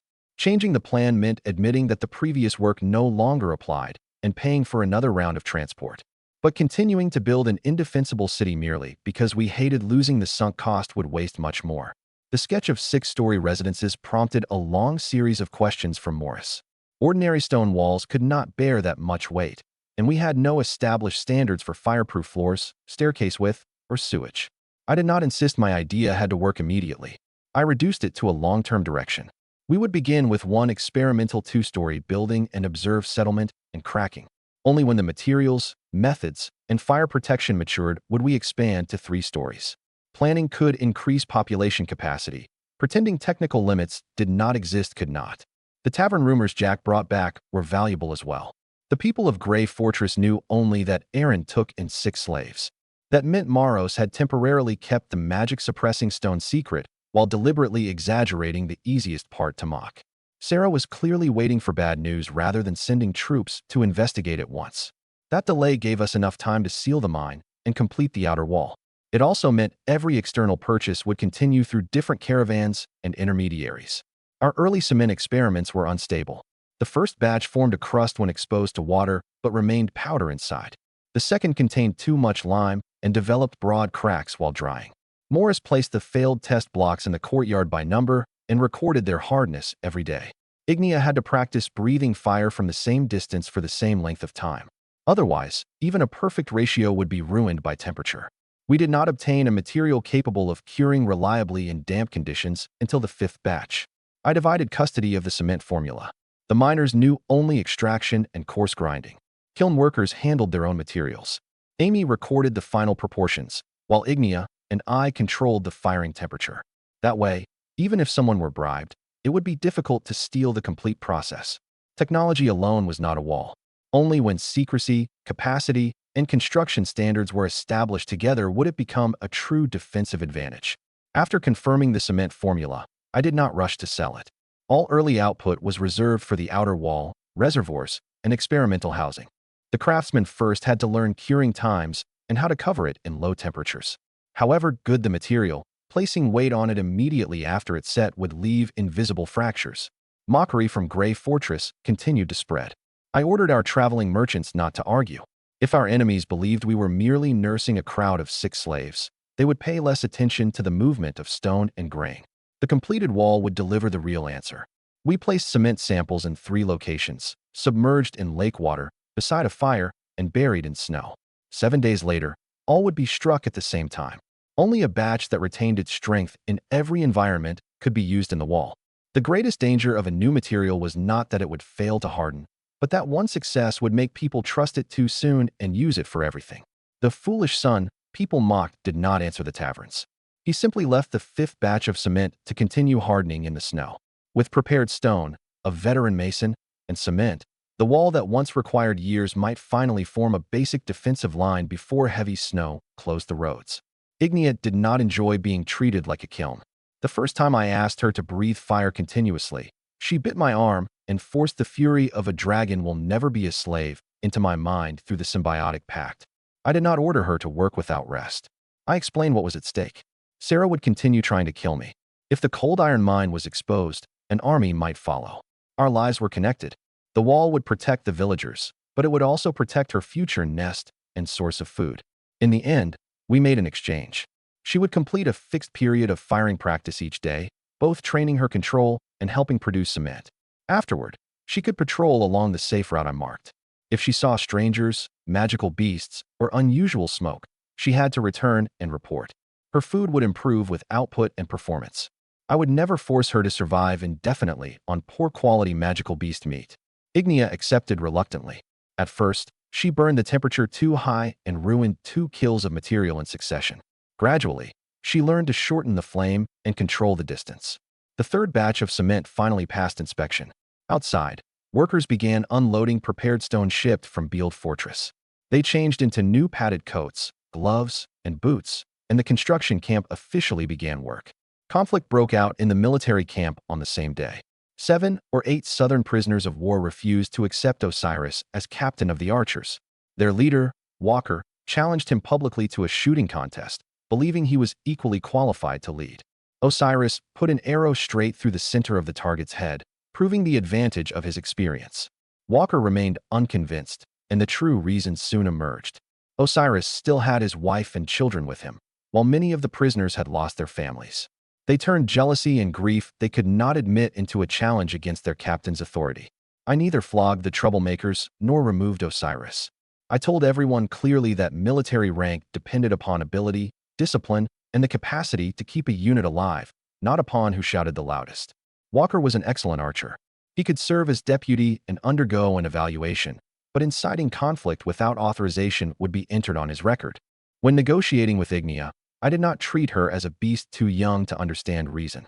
Symbiosis could carry images, so I sent her my memories of Sarah's assassins, the mother dragon's death, and the arrival of the prison wagons. Then I showed her a future image of walls on the hill and a secure nest. She still hated fixed work, but understood the relationship between fire training and her own survival. In the end, she scratched 3 lines into the ground, meaning she would accept only 3 rounds each day. I agreed to begin with that limit. The firing area was established downwind beside the lake, with a fire break cleared around it. While Ignia breathed flame, workers could observe its color only from behind a stone wall and were forbidden to approach the furnace. Each batch cooled before masked workers collected samples. She went from melting an entire kiln in one attempt to maintaining an even flame. Patrol flights after training were no lawless reward. The route, return time, and areas where she was allowed to hunt were all clearly defined. The military camp was harder to control than the kiln. Walker's arrow struck near the center and drew cheers from his countrymen. Osiris's next arrow split the previous shaft, turning the demonstration into something close to humiliation. I made them exchange roles. Walker taught the recruits to knock and draw quickly, while Osiris demonstrated wind judgment and formation volleys. Only when they had to complete the lesson together did the personal contest begin turning into a unit's ability. I also asked Walker privately why he had caused the confrontation. His wife died during the retreat from the south, and he did not know what had become of his child. Seeing Osiris reunited with his family, then watching him receive the captain's position, had become unbearable. That pain explained his conduct, but did not excuse it. I gave him a chance to qualify as deputy, while requiring him to admit publicly to the recruits he had incited that a military post could not be won through resentment. The rules of the work site and the military camp ultimately pointed to the same thing. Old status no longer determined automatically where a person could stand in Snowwood Village. People whose techniques met the standard became foremen. People capable of protecting a unit became officers. Those who made mistakes could bear the consequences and still earn another chance to prove themselves. For 2,000 people assembled from different places, this built a common order sooner than putting them in one uniform. After every firing session, Ignia scratched a line into the wall. It served as a count she understood and a boundary the workers could not exceed. Once 3 marks appeared that day, the furnace had to stop no matter how tight the schedule became. After Walker apologized, Osiris did not demand that he bow and swear allegiance. He simply handed him the deputy commander's evaluation sheet. Their relationship changed from proving which man was stronger to proving whether 100 recruits could shoot under the same command. When the construction horn sounded, the stone ramp, firing zone, and military camp all began operating together. Noise continued from dawn until evening. Freedom City did not yet possess an outline, but it had already acquired the interdependent rhythm of a city. A delay in one place immediately affected the other two. Once work began, every promise took on physical weight. Stone on shoulders, food written into rations, and freedom written beside a date 1 year away. To overcome the divisions among local hunters, prisoners of war, and debt slaves, I decided to participate personally in the next round of team training. Only when they shared consequences in one task could this temporary collection of people begin to form a true whole. The training assignment required the entire unit to run 20 laps around Snowwood Village. The rules did not reward the first person to finish. They measured whether all 100 people completed the distance within the time limit. They could pull, support, or carry anyone falling behind. As long as one person had not crossed the line, the entire team failed. The reward was a voluntary social banquet arranged by the castle. Amy would invite unmarried adults from the village. The soldiers could meet new people, but anyone who harassed, coerced, or abused military rank for advantage would be expelled from the camp immediately. That reward worked better than a slogan. Under Osiris's direction, the chaotic formation gradually stabilized, while Walker began voluntarily helping the slowest recruits. But I was the first person to fall behind. I had bled myself for more than 500 patients and continued treating Orca with dragon blood every day. My regeneration worked quickly, but my stamina had not fully recovered. By the 7th lap, I was vomiting. On the 13th, I collapsed beside the road. Osiris and Walker could easily have finished, but both turned back. They supported me on either side and kept moving. By the 15th lap, I could no longer stand. The others made a litter on the spot and took turns carrying me through the final 5. It was not a dignified sight. The villagers watched from the roadside, while Amy and the invited women waited at the finish. But when the final person crossed the line, no one mocked me. The entire unit shouted, "No one left behind." I had intended to teach them team discipline through the exercise. Instead, they proved to me first that the Lord also existed within the rules of the team. The banquet took place that afternoon as promised. 100 archers spoke in groups with the villagers who chose to attend, while married soldiers were free to go home to their families. Jenny brought me a new pair of leather boots and spoke frankly of her admiration. I accepted the gift, but made no inappropriate promise in front of the crowd. The 20 laps tested more than endurance. Osiris divided the unit into groups of 10 with one experienced member in each. No one could sprint during the first half. In the second, the speed would be adjusted to the slowest member. Walker initially complained that this method was sluggish, but by the 5th lap, he saw that the people normally abandoned behind could still breathe steadily and that the formation had not stretched into a line too long to command. I insisted on participating because I could not demand that slaves and prisoners endure training while placing myself outside its rules. But I also made an error in judgment. The speed with which dragon blood healed my flesh led me to believe my body had fully recovered. In fact, the exhaustion from repeated blood loss remained. After the 7th lap, the shouts around me began to fade into the distance, and my vision narrowed to a thin slit. I did not order the exercise stopped. I seized the shoulder of the person beside me and continued walking. It was determination, but it was recklessness as well. When the unit turned back, I thought the exercise had failed because of me.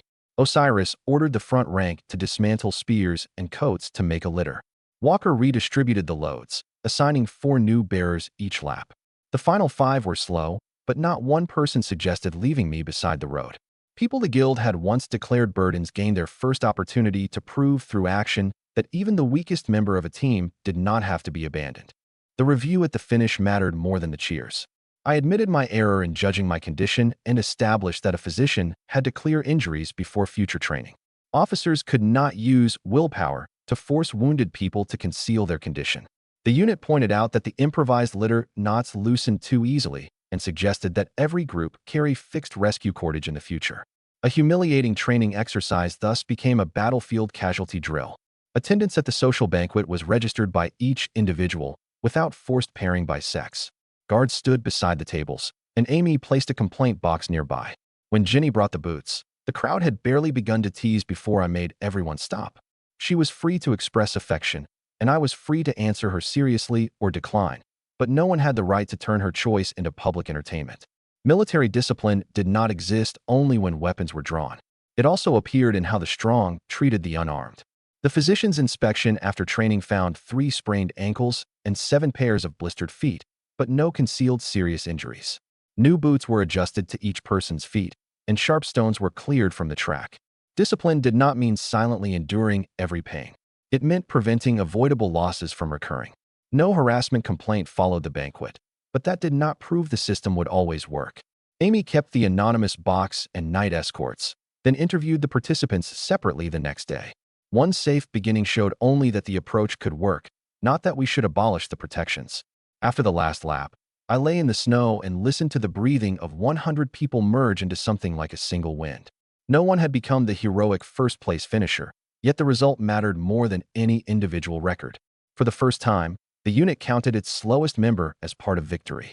From that day onward, the camp adopted "No One Left Behind" as its motto and added rescue knots to the official training program. The argument over who deserved to lead had finally been silenced by 20 laps completed together. Halfway through the banquet, Cliff arrived with the new infantry and the recently recovered Benny. Benny gave me a knight's salute in public, thanked me for using dragon blood to save him despite my own severe blood loss, and swore allegiance. I had heard his story from Cliff. Benny was known as the Spear of God.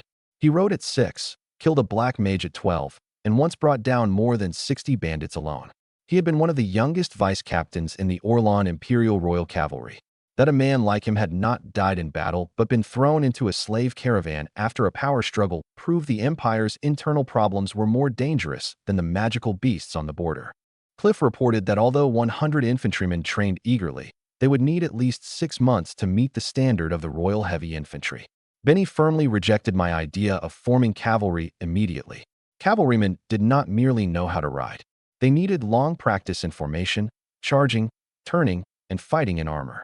Warhorses also required breeding stock, breeders, trainers, farriers, and veterinarians. Snowwood Village's few draft horses could pull carts, but could not simply be sent into battle. The archers had a serious weakness as well.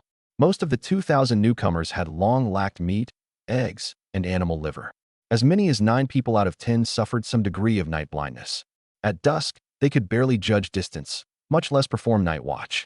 I told Amy to adjust the military menu, giving priority to eggs, fish, animal liver, and dark green vegetables while establishing follow-up tests of night vision.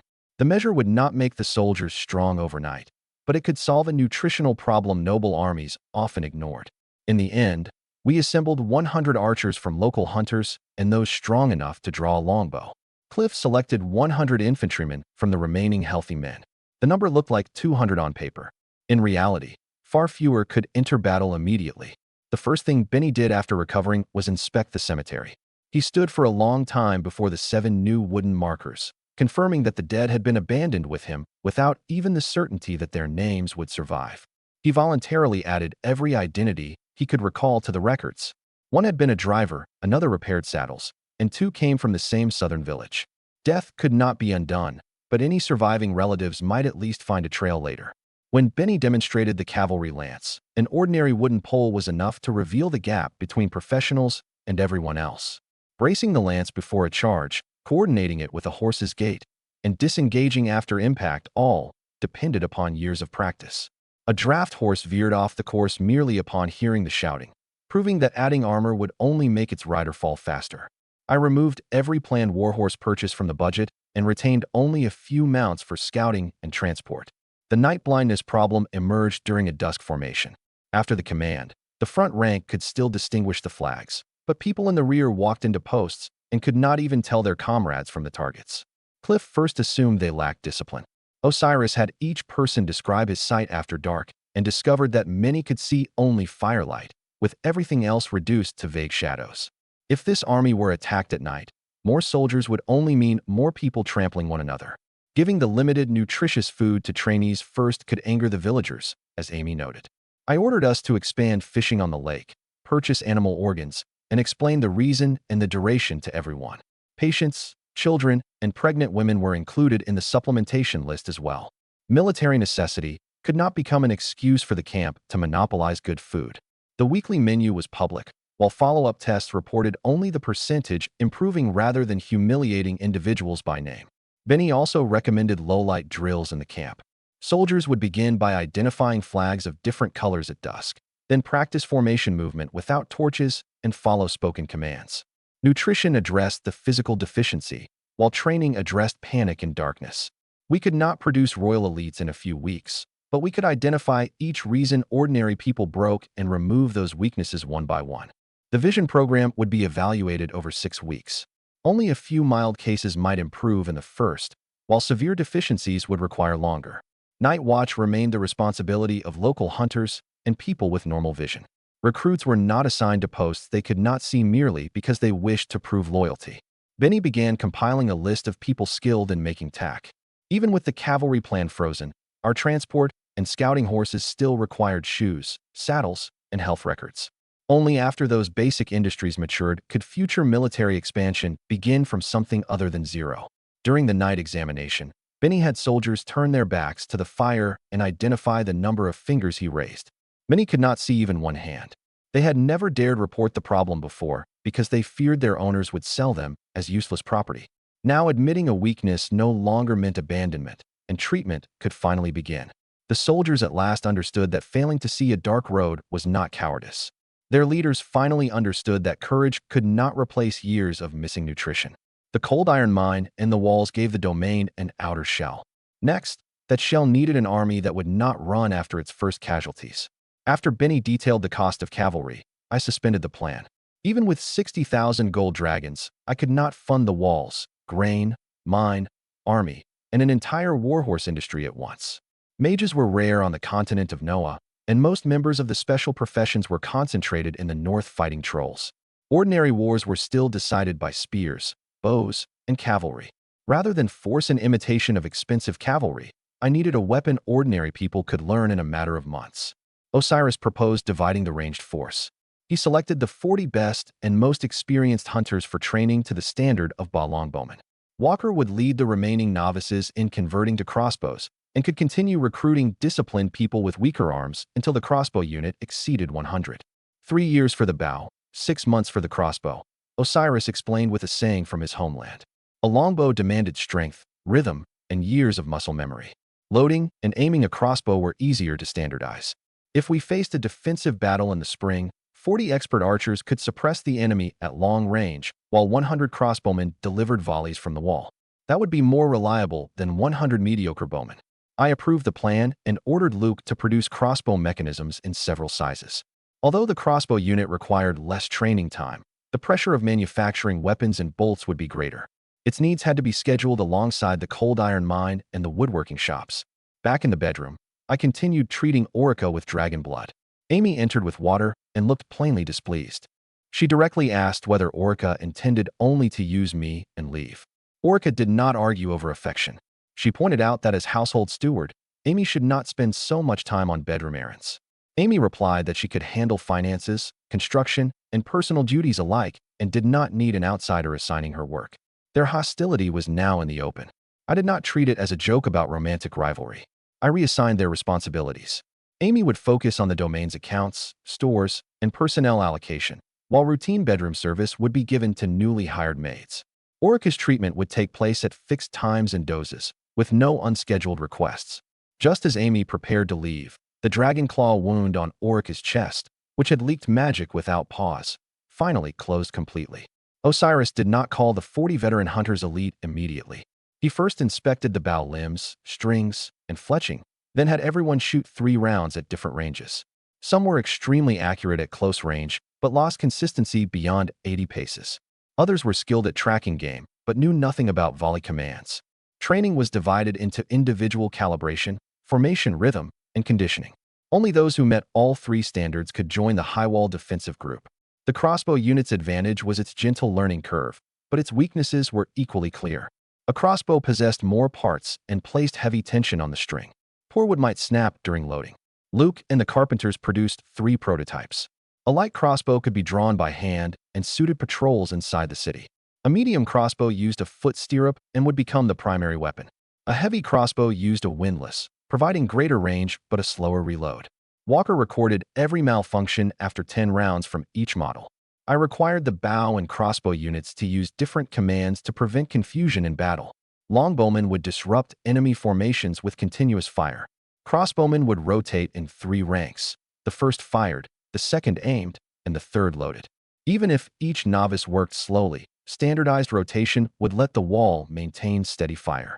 The arrangement also created military positions for people with less physical strength instead of excluding them automatically. The conflict between Amy and Orica appeared in the bedroom, but its true cause was unclear authority. Amy feared being replaced by a powerful newcomer, while Orica resented seeing a household steward consumed by trivial work. I spoke with each separately, then placed the treatment time, dose, and people present on a written schedule. A fixed procedure reduced unscheduled contact and turned dragon blood use into part of a medical record rather than a privilege anyone could demand through personal relations. On the day the wound closed, Orica removed one magic-suppressing ring by herself. Magic gathered at her fingertips into a perfect dark crescent. She neither left at once nor used her recovered strength to seize the castle. She simply extinguished the spell and waited for me to finish the treatment. That choice mattered more than spoken thanks. Only after regaining the power to leave and still choosing to honor the agreement was our cooperation truly based upon free choice. After Orica's wound closed, I reduced the daily dragon blood dose by half in stages and stopped only after 3 days without recurrence. She continued wearing rings she could remove herself to stabilize the remaining fluctuations, not because she still depended upon my treatment. The crossbow unit's first volley was not particularly accurate, but the coverage of 100 bolts falling together was already clear. Walker did not compare it with Osiris's individual marksmanship. He recorded the reload interval and failures and began thinking like a true deputy commander. When Orica left the room, Amy did not yield the passage to her, but neither did they argue. Each carried her own documents to a different meeting. They had not suddenly become friends. Clear responsibilities simply meant their hostility no longer needed to prove itself through every small matter. After dividing the 100 ranged weapons between bows and crossbows, Freedom City possessed its first defensive plan suited to its own timetable. The wound's recovery meant Orica no longer had to rely on me. It also meant the cooperation we had agreed upon would now face its true test. Following the measurements I provided, Jenny made Orica a set of cold-resistant leather clothing, a cloak, gloves, and tall boots. Although Amy remained wary of her, she delivered the clothes without letting personal feelings affect the arrangement. Once dressed, Orica could finally leave the magic-suppressing platform and move like a normal person. She asked whether I had another condition. In response, I told her what Ignia had discovered during patrol. Traces of dark elves living and casting spells remained inside an old cave on Black Snow Mountain, while timber left from shipbuilding lay near the coast. A large ship carrying dark elves had sailed south along the Central Sea and left the shore of Snowwood Village. At first, Orica accused me of lying and trying to force her cooperation with news that her people had abandoned her. I did not argue. I offered to take her to the old camp and let her verify it in person. She had lived there with the remnants of her court. Ignia could not possibly have invented its location. In the end, she did not demand that we depart. Her silence alone said she believed most of what I had told her. Orica had been gravely wounded by the fire wyvern while protecting her people. Now, they had sailed south without confirming her death. Her rage mingled with disbelief, and her first reaction was that her kinswoman might have seized the chance to take command of the surviving Dark Moon Court. Amy did not mock her. As another princess who had lost her country, she said only, "At least Master saved us and is willing to give us the chance to stand again. You can remain here for a time without giving up your people." I left the choice to Orica. She could continue searching for the remnants or depart after completing our agreement. If she stayed, I would give her an independent identity and a defined scope of work rather than turn a queen into someone else's slave. I then went to the dungeon to inspect the goblin control experiment. Our idea of using animal hosts had failed. Goblins unaffected by drugs regarded the black pigs only as food, demonstrating a special preference for intelligent races. Forcing a change with mind-affecting drugs carried extreme risks and might create a still more dangerous mutation. I terminated further expansion of the experiment on the spot. The existing young would remain isolated while the physician documented their rate of growth. The 2 survivors affected by hallucinogens would receive treatment and could not be used again as breeding tools. Ignia's food had to come from livestock, fishing, and ordinary magical beasts, not an uncontrollable production line of goblins. Ignia surveyed the Dark Elves' former camp and sent the images through our symbiosis. Extinguished fires, a cavern wall carved with the Dark Moon symbol, a ship frame half dismantled, and drag marks extending southward across the beach. I sent hunters to verify the site afterward, confirming the age of the wood chips, number of footprints, and timing of the tide. That way, even if Orica distrusted my word, she would have independent evidence instead of an unverifiable dragon memory. When she heard that Alesh might proclaim herself queen, the room's temperature visibly fell. Beneath the rage lay another fear. If the remnants had already accepted a new queen, her return might begin a civil war. If her people had merely sailed south to survive, she could not deny their choice simply because they had left her behind. I did not press for an answer. I promised to notify her immediately if a dark elf ship appeared on the coast. Whether to restore her kingdom or remain should not be decided on her angriest day. After Amy spoke to her, Orica asked seriously for the first time about her experience after the fall of her kingdom. The two princesses who had watched each other with suspicion did not become friends, but they found common language. After a country fell, one's identity became both protection and a reason for others to exploit her.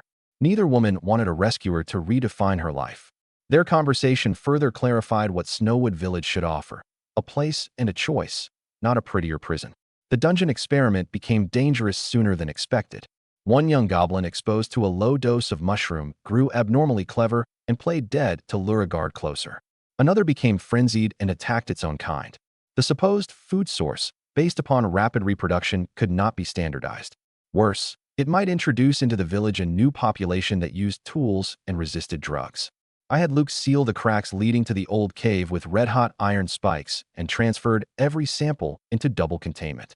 Ending the experiment meant abandoning the resources already invested in an apparently cheap way to feed a dragon. I wrote the reasons at the end of the record rather than hiding the failure. Anyone proposing the plan again would first have to address 4 risks: harm to intelligent races, loss of control over the drugs, spread of disease, and escape. Developing a domain required bold experiments, but genuine progress also meant admitting when a path should not continue. Orica ultimately decided to stay at least until spring, then choose after receiving news about the Dark Elves in the south.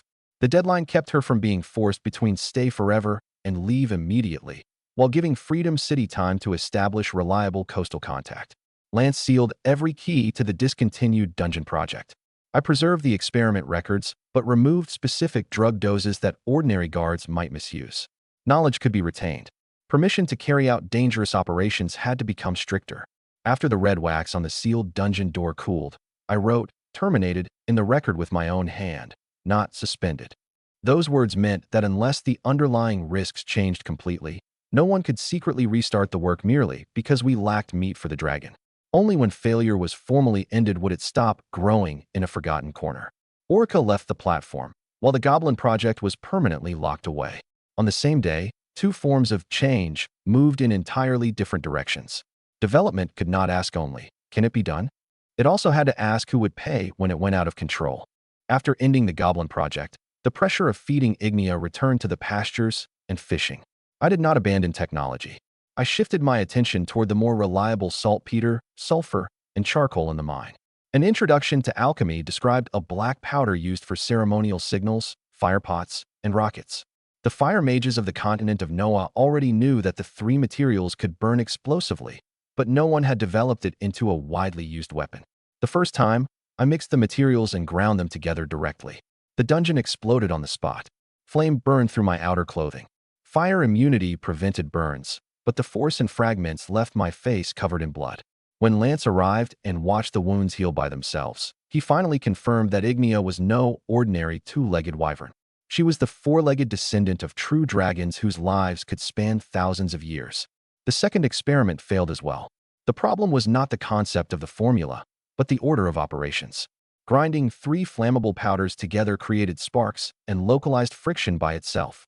I purified and ground them separately, then gently combined them according to the book's ratio of 15 parts saltpeter, 3 parts charcoal, and 2 parts sulfur.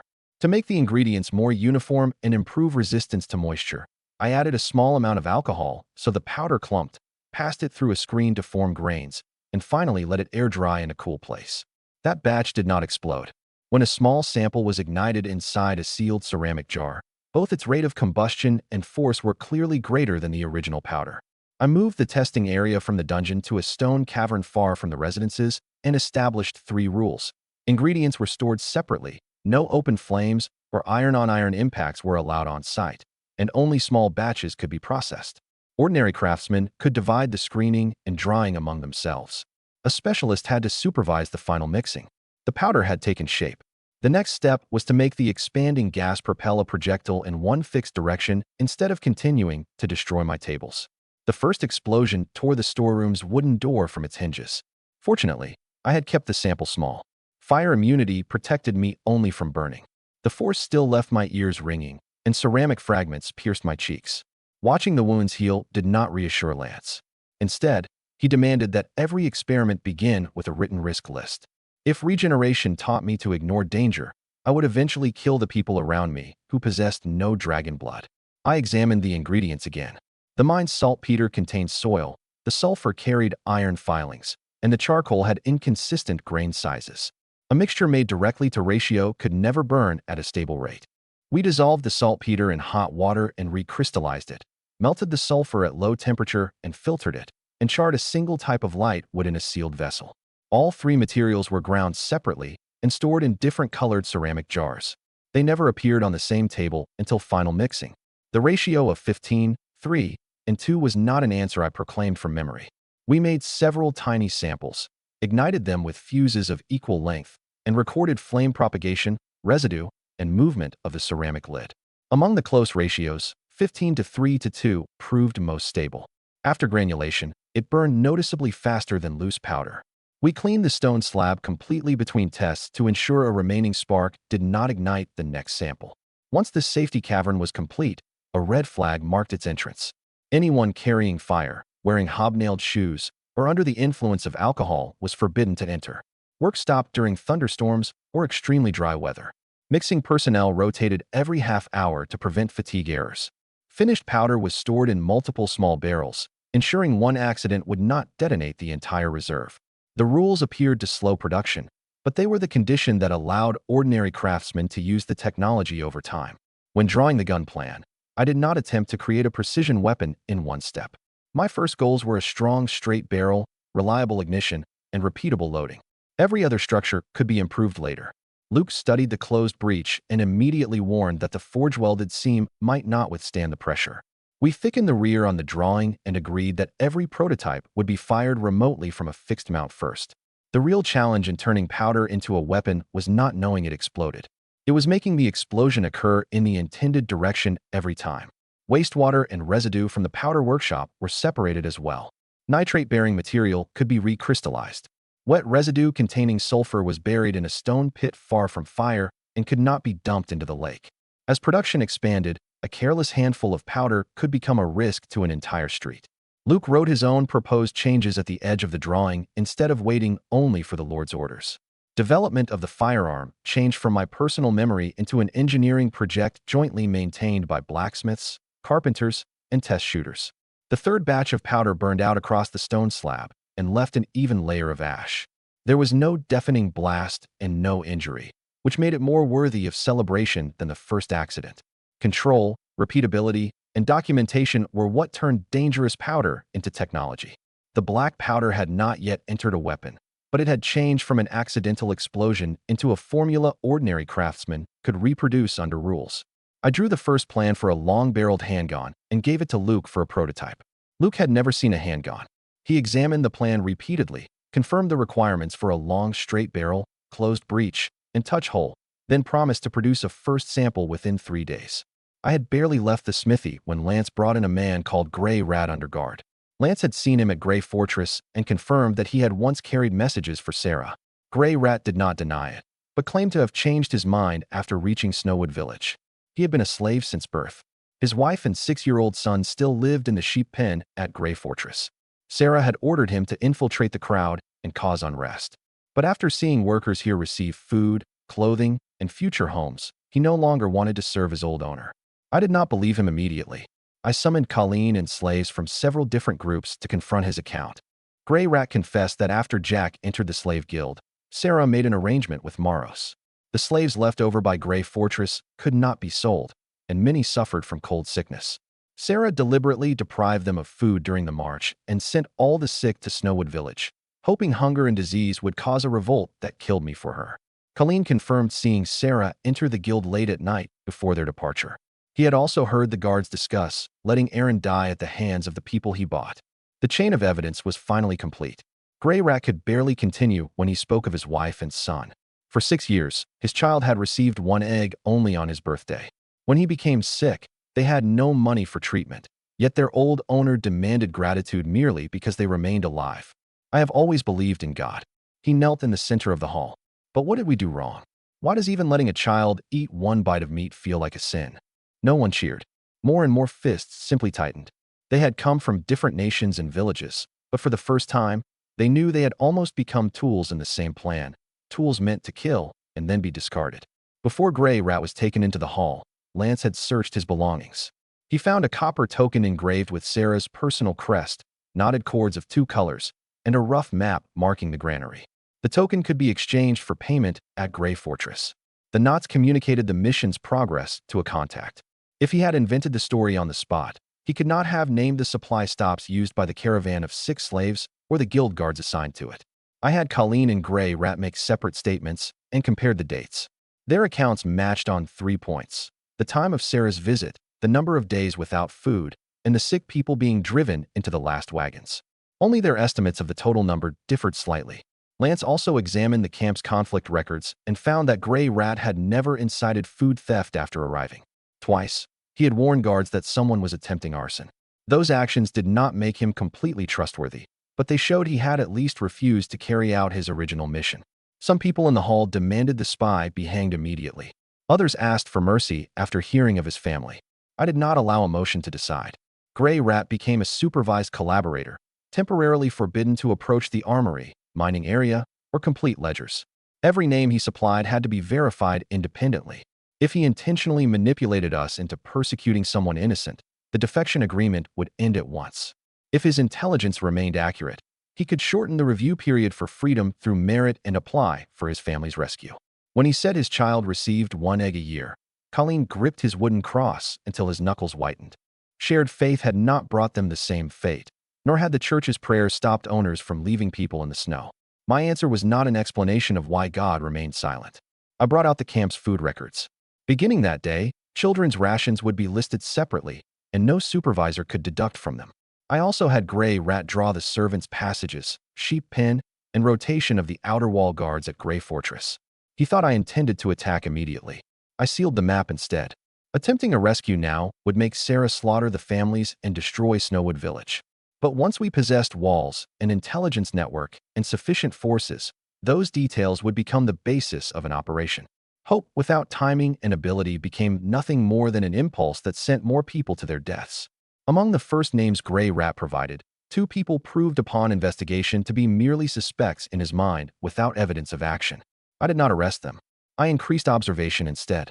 The incident taught him that an intelligence officer's value did not come from producing the longest list. False accusations destroyed trust as surely as enemy agents did.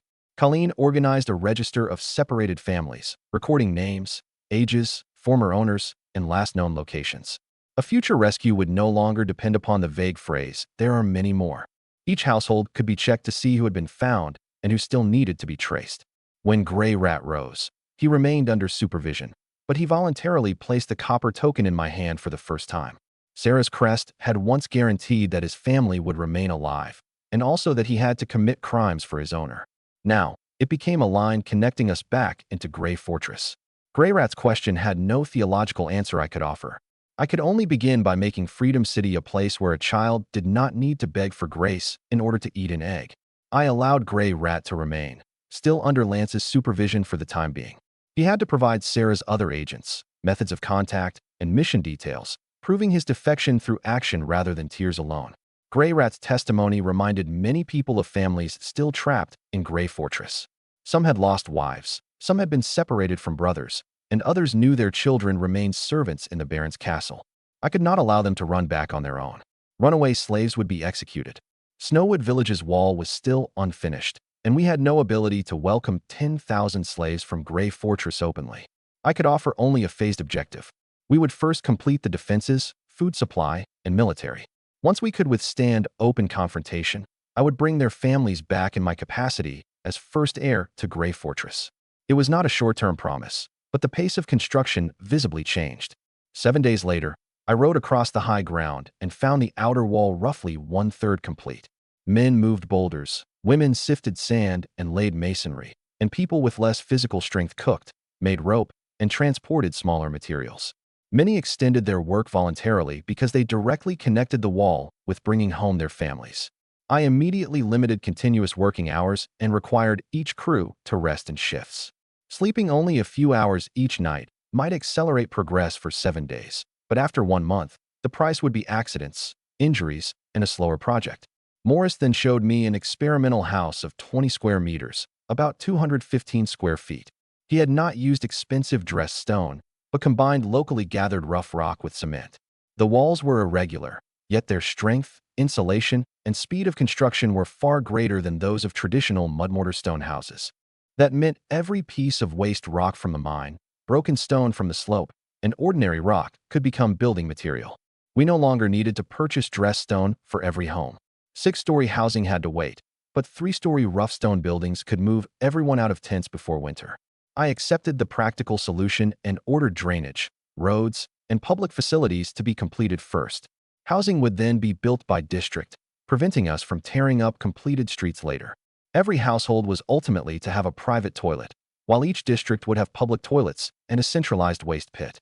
Bamboo tubes, dried and sealed with cement slurry, would serve as temporary drainage pipes. Bathing and laundry areas also needed planned water sources. Household wastewater could not flow directly into Emerald Lake. The high-ground work site adopted 4 rotating shifts. Heavy hauling shifts could not exceed 6 hours. Masons and carpenters could extend their time according to the process, but had to receive enough rest the next day.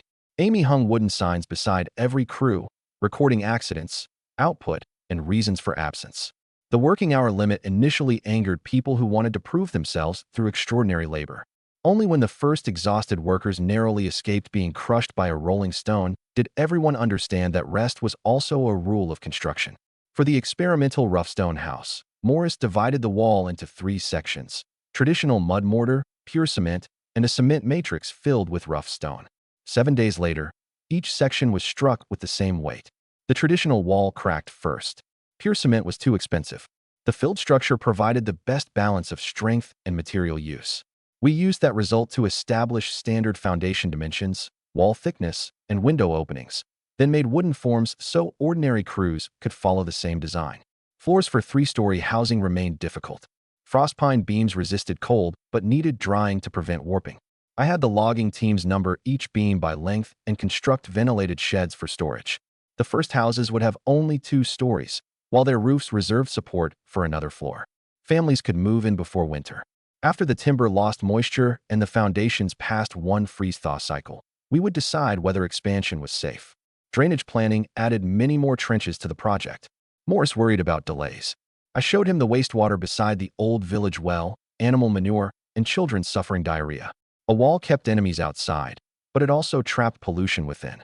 Once more than 2,000 people lived together, a contaminated water source would kill faster than goblins. Hemp fiber and cement slurry sealed the bamboo joints. The main ditch required inspection openings and could not be buried under the assumption that it would never clog. We could not provide a private toilet to every household immediately, so we began with district toilets and waste pits, assigning cleanup according to population. Some fermented waste could eventually fertilize land far from the water supply. Untreated material was forbidden on fields. A new city was not the old village moved uphill. It reorganized the distance among water, fire, refuse, and people. Only when those invisible systems worked would a rough stone house become a home instead of another crowded camp. The first housing went to patients, children, and families without stable tents, not to the friends of foremen. Keys were issued together with the residence register. A supervisor could not withdraw occupancy merely by speaking. Freedom City's streets were left wide enough for fire carts, grain wagons, and troops. Morris once proposed squeezing in 2 more rows of housing, but I refused. Building a few fewer homes now was worth avoiding the future demolition of an entire district. At night, looking down from the hill, I saw small lamps burning beside the public toilets and drains. Residents had already begun following new routes to collect water, dispose of waste, and return home. The city's first outline existed not only in the wall, but in the daily paths thousands of people were gradually changing. The rough stone houses lacked the grandeur of six-story buildings, but for the first time, moving everyone out of tents before winter became an achievable goal. Morris plainly did not understand why ordinary people needed toilets. I pointed to the waste covering the old village streets and told him the new fortress had to stop plague as well as enemy armies. Construction of the first public toilet in the work camp began that same day. Many people initially regarded it as an inconvenience and continued relieving themselves behind piles of stone. I made every crew define its own area of responsibility. If waste or contaminated water appeared, the entire group cleaned it. After several repetitions, the rule worked far better than scolding. Morris then closed the experimental house's door and handed me a list of public order incidents from the past 7 days. Among the 2,000 newcomers, some stole eggs, extorted the weak, or harassed women. Others used their old gang connections to force people to surrender food. Humane policies made people who desired stable lives willing to cooperate. They did not automatically make habitual offenders stop committing crimes. The patrol record Lance prepared independently closely matched the list, and 7 suspects were already in custody. Amy had also concealed one incident of harassment. A former subject of the Kingdom of Baya recognized her as the second princess of the fallen country, publicly humiliated her for becoming a slave, and even tried to attack her. If Amy's identity spread, it would attract slave traders and predatory nobles, while the former people of Baya would divide into different factions. I required everyone who knew to sign a confidentiality record and forbade castle staff from discussing it privately. For criminal cases, I rejected the simple solution of hang them all. Theft of food, a first fight, and verbal harassment would be handled through restitution, labor, and confinement. Organized extortion, armed robbery, coercion, or repeated offenses would receive public trials and, according to the harm caused, long-term penal labor, exile, or death. Every case required witnesses and physical evidence. No one could be convicted by the word of a village chief or knight alone. Half the conflicts on the list involved an imbalanced population, broken families, and prolonged repression, but none of those excused violence against women. I decided that adult volunteers could operate tavern companionship businesses under registration, health, and public order rules, while the city would also organize open social and courtship activities. Whether money was involved or not, coercion remained a crime. Morris used Benny's experience to remind me that capable people could still be suppressed for embarrassing the old nobility. Benny had not lost on the battlefield.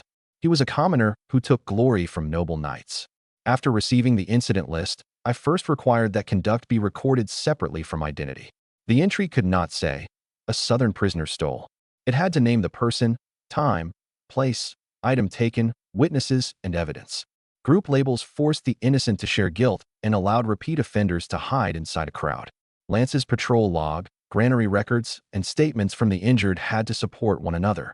None was enough by itself for a serious conviction. Amy had hidden the attack because she feared her old identity would destroy the authority she was building. She was not an ordinary refugee from a lost state. Once news spread that she was the second princess of Baya, some people would attempt to swear allegiance, some demand compensation, and others try to return her south for a reward. I did not blame her for protecting herself, but I told her any incident threatening personal safety had to enter the confidential record. Otherwise, the same person might continue hurting others. Confidentiality did not mean preserving no evidence. Regarding the imbalance in the population, I refused to treat women as resources for pacifying men. Social activities had to be voluntary, and marriage registration required separate confirmation from both parties. If tavern companionship or adult sex work existed, the workers had to choose it for themselves and control their income. Soldiers, supervisors, or nobles who used their position to coerce someone would receive a heavier penalty than in an ordinary conflict because they possessed more power. Morris proposed executing everyone on the list because the border lacked food for prisoners. I made him distinguish the cases. Stealing one egg might come from hunger. Organized extortion deliberately created a new form of slavery. A verbal dispute and an armed assault could not receive the same punishment. Limited resources affected the form of a sentence, but could not abolish the examination of facts. If penal labor was used, its duration, intensity, and conditions of release also had to be defined. Finally, I required the army to publish promotion standards as well. Marksmanship, discipline, leadership, and rescue work would all be recorded. Noble birth did not grant command automatically. Benny's past proved that a system allowing only particular surnames to win would ultimately drive away its most capable fighters. Reducing crime in Snowwood Village required more than gallows. People had to believe that following the rules truly could bring work, dignity, and a chance to advance. Amy's confidential file went into a cabinet secured by 2 locks, which only she and I could open. Public crime statistics listed only case types and outcomes, never victims' names. Transparency should restrain power, not expose victims to another crowd. The military camp also added conflict mediation. Squad leaders handled verbal disputes first. Any violence went to Lance. Officers could not settle private grievances through unauthorized duels. Competition in ability could be public. Personal revenge could not borrow legitimacy from military discipline. After the review, I crossed out every group label on the list and retained only names, conduct, and evidence numbers. The old labels remained faintly visible beneath the ink, reminding me that the easiest shortcut for any system was explaining a person entirely through the group to which he belonged. If ordinary people were to trust the justice system, it had to demand evidence even when the Lord was angriest and most tempted to take the easy way. My military and justice system had to avoid the same trap. Merit, rank, and punishment all required public records. Mercy could not become a shield for evil, and ability could not be denied because an outsider was not allowed to win. Amy's investigation confirmed that many of the newly arrived adult women had supported their families through companionship or sex work during the Southern War. About 30 were still willing to do such work.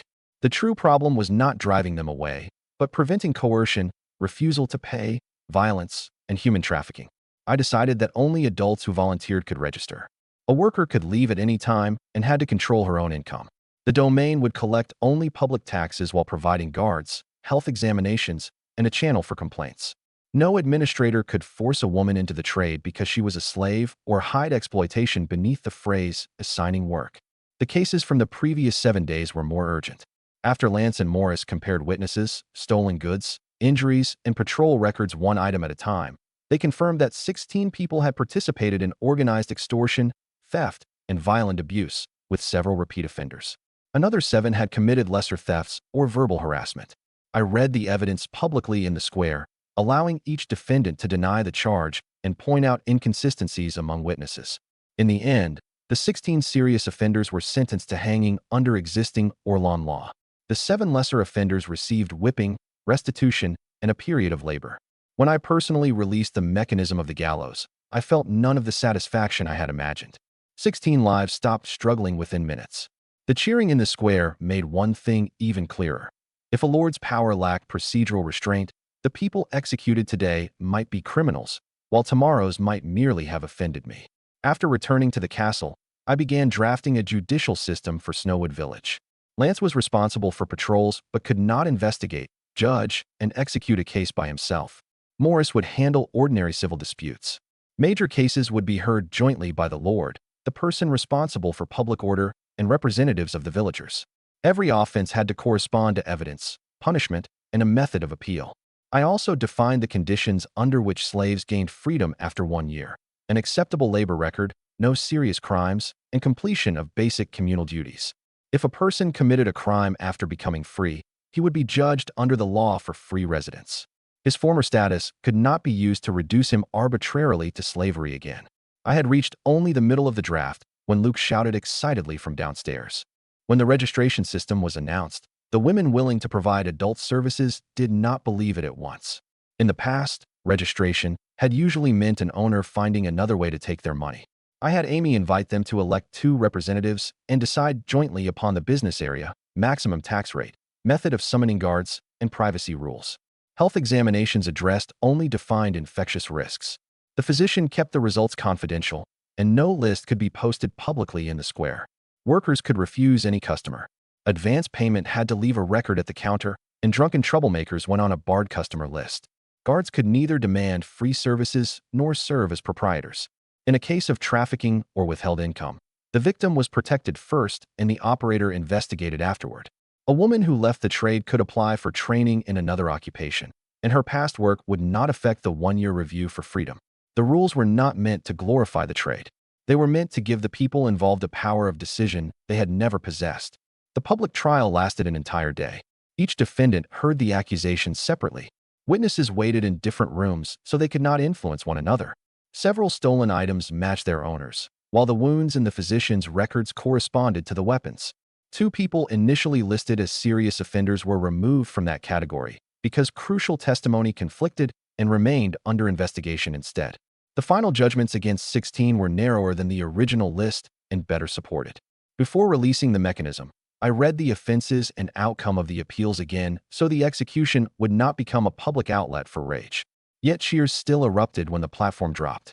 Those voices taught me that people who had been oppressed for years might also desire revenge without restraint. Justice could not prove itself correct because everyone was happy.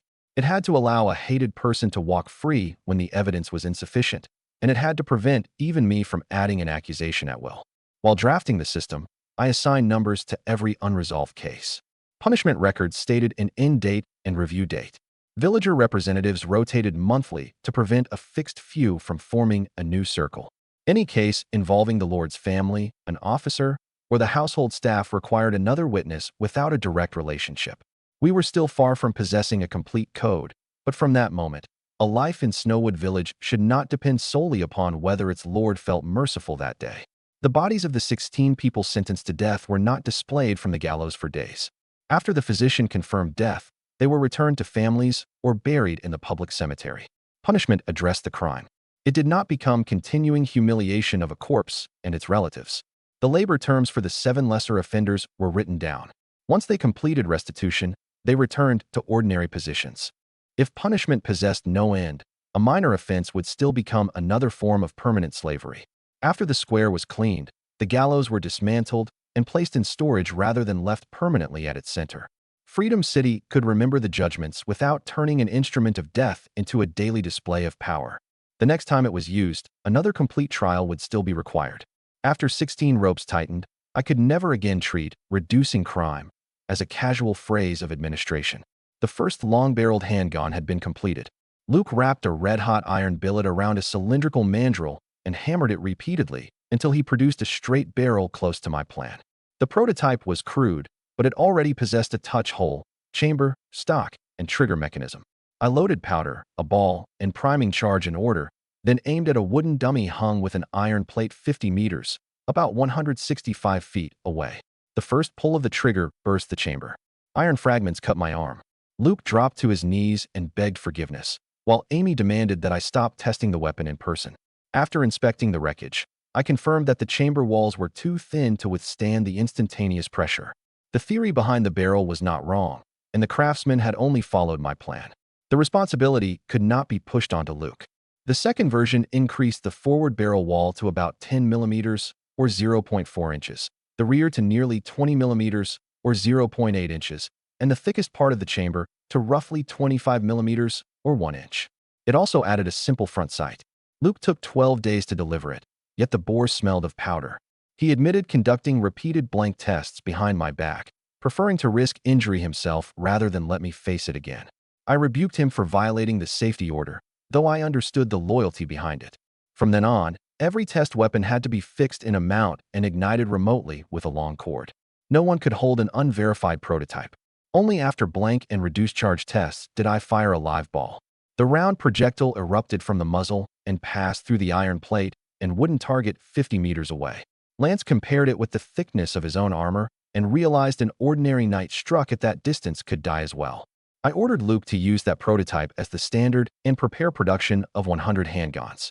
We had few blacksmiths, and each chamber and barrel needed repeated forging. He estimated completion no sooner than the following spring. As we inspected the barrel, Ignia returned from the north. She had already grown to a body length of roughly 3 meters or 10 feet, with a wingspan of 4 meters, about 13 feet. Through the symbiotic pact, she sent me an image of a dark elf covered in blood and being pursued by sun elves at the edge of the snowy mountain. I had her carry me there. The white-haired dark elf used shadow step to move among her enemies, wielding a sword even faster than Lance. 3 sun elves broke her concealment with light arrows and shot her down. When they approached, however, she suddenly counterattacked and killed all 3 in rapid succession. After the battle, she saw Ignia and me. She tried to raise her sword again, but collapsed from her injuries. Orica had once mentioned a name, Chloe, captain of the Dark Moon Court's Royal Guard. When the first handgun reached my hands, the forging seam remained visible along the barrel. Luke checked the interior with a straight wooden rod and found resistance at several points, showing that the caliber was uneven. I did not reject the prototype. I classified it as a proof-of-principle model and required the muzzle to face an unoccupied earthen slope. We weighed the powder on a small scale and measured each ball's diameter so a failure could be traced to the barrel or the charge. The burst chamber drove 3 iron fragments deeply into the wall. If I had lacked fire immunity and regeneration, the experiment would have ended there. If an ordinary craftsman had stood beside me, someone might have died. Beginning with the second version, every chamber was tested remotely with twice the standard powder charge. Only after surviving 3 shots without cracking could it return to a standard charge for live fire. We also submerged the barrels and watched for bubbles to find forge-welded gaps invisible to the eye. No one spoke immediately when the ball pierced the target. Traditional archery demanded years of training, while a knight's armor represented an expensive status. Yet this crude iron tube gave a person trained for only weeks a chance to penetrate it. Cliff saw the value, but also named the risks. The report was enormous. The smoke revealed the shooter's position, loading was slow, and rain might disable the weapon. It could not replace bows and crossbows, only provide a new layer of close and medium-range fire. The plan for 100 weapons was divided into component processes. Luke handled barrels and chambers. Carpenters produced standardized stocks. Another group made only ball molds and ramrods. Every weapon received a number linked to its test result in the craft batch. If a barrel burst, we could investigate the cause instead of blaming the user for everything. Standard paper charges also replaced soldiers grabbing powder by hand in battle. When Igneous sent the image of the pursuit, I first confirmed the location and distance. Each shadow step left a brief depression in the snow, while the sun elves maintained a fan-shaped encirclement. Had we arrived minutes later, the fight would have ended. I took no large force and had Ignea approach through the clouds so the pursuers would not detect us early. Before we could celebrate a successful weapon plan, the domain received someone who might change Orca's choice.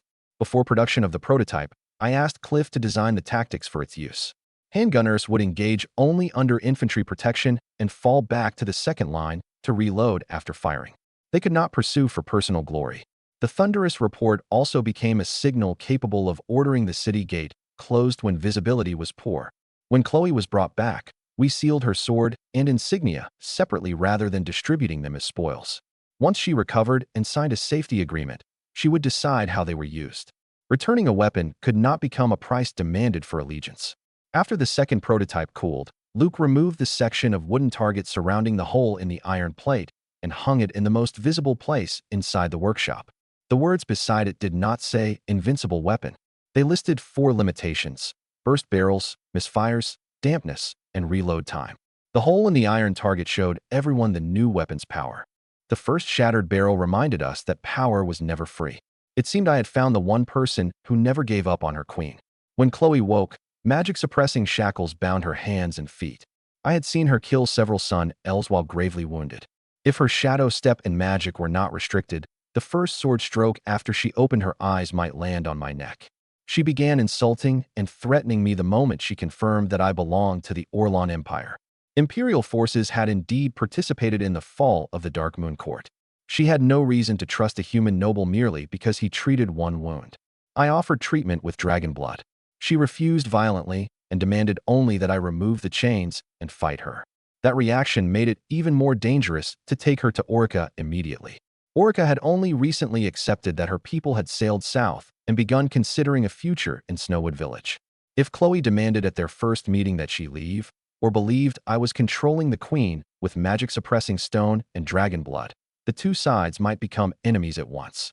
I had the physician treat the arrow wounds first. The magic-suppressing restraints remained, but she was not chained to a torture rack. Women provided her water, food, and guards so she could not interpret ordinary treatment as another form of humiliation. When I returned to the bedroom, Orca stood before a mirror. Her wound had healed, though she still wore the magic-suppressing rings to stabilize her power. Her people's departure and her sister's possible coronation had taken away any reason for her immediate return. I was preparing to tell her about Chloe when Orca turned first and said directly, "Brad, enter a dark pact with me and become my husband." I did not accept immediately.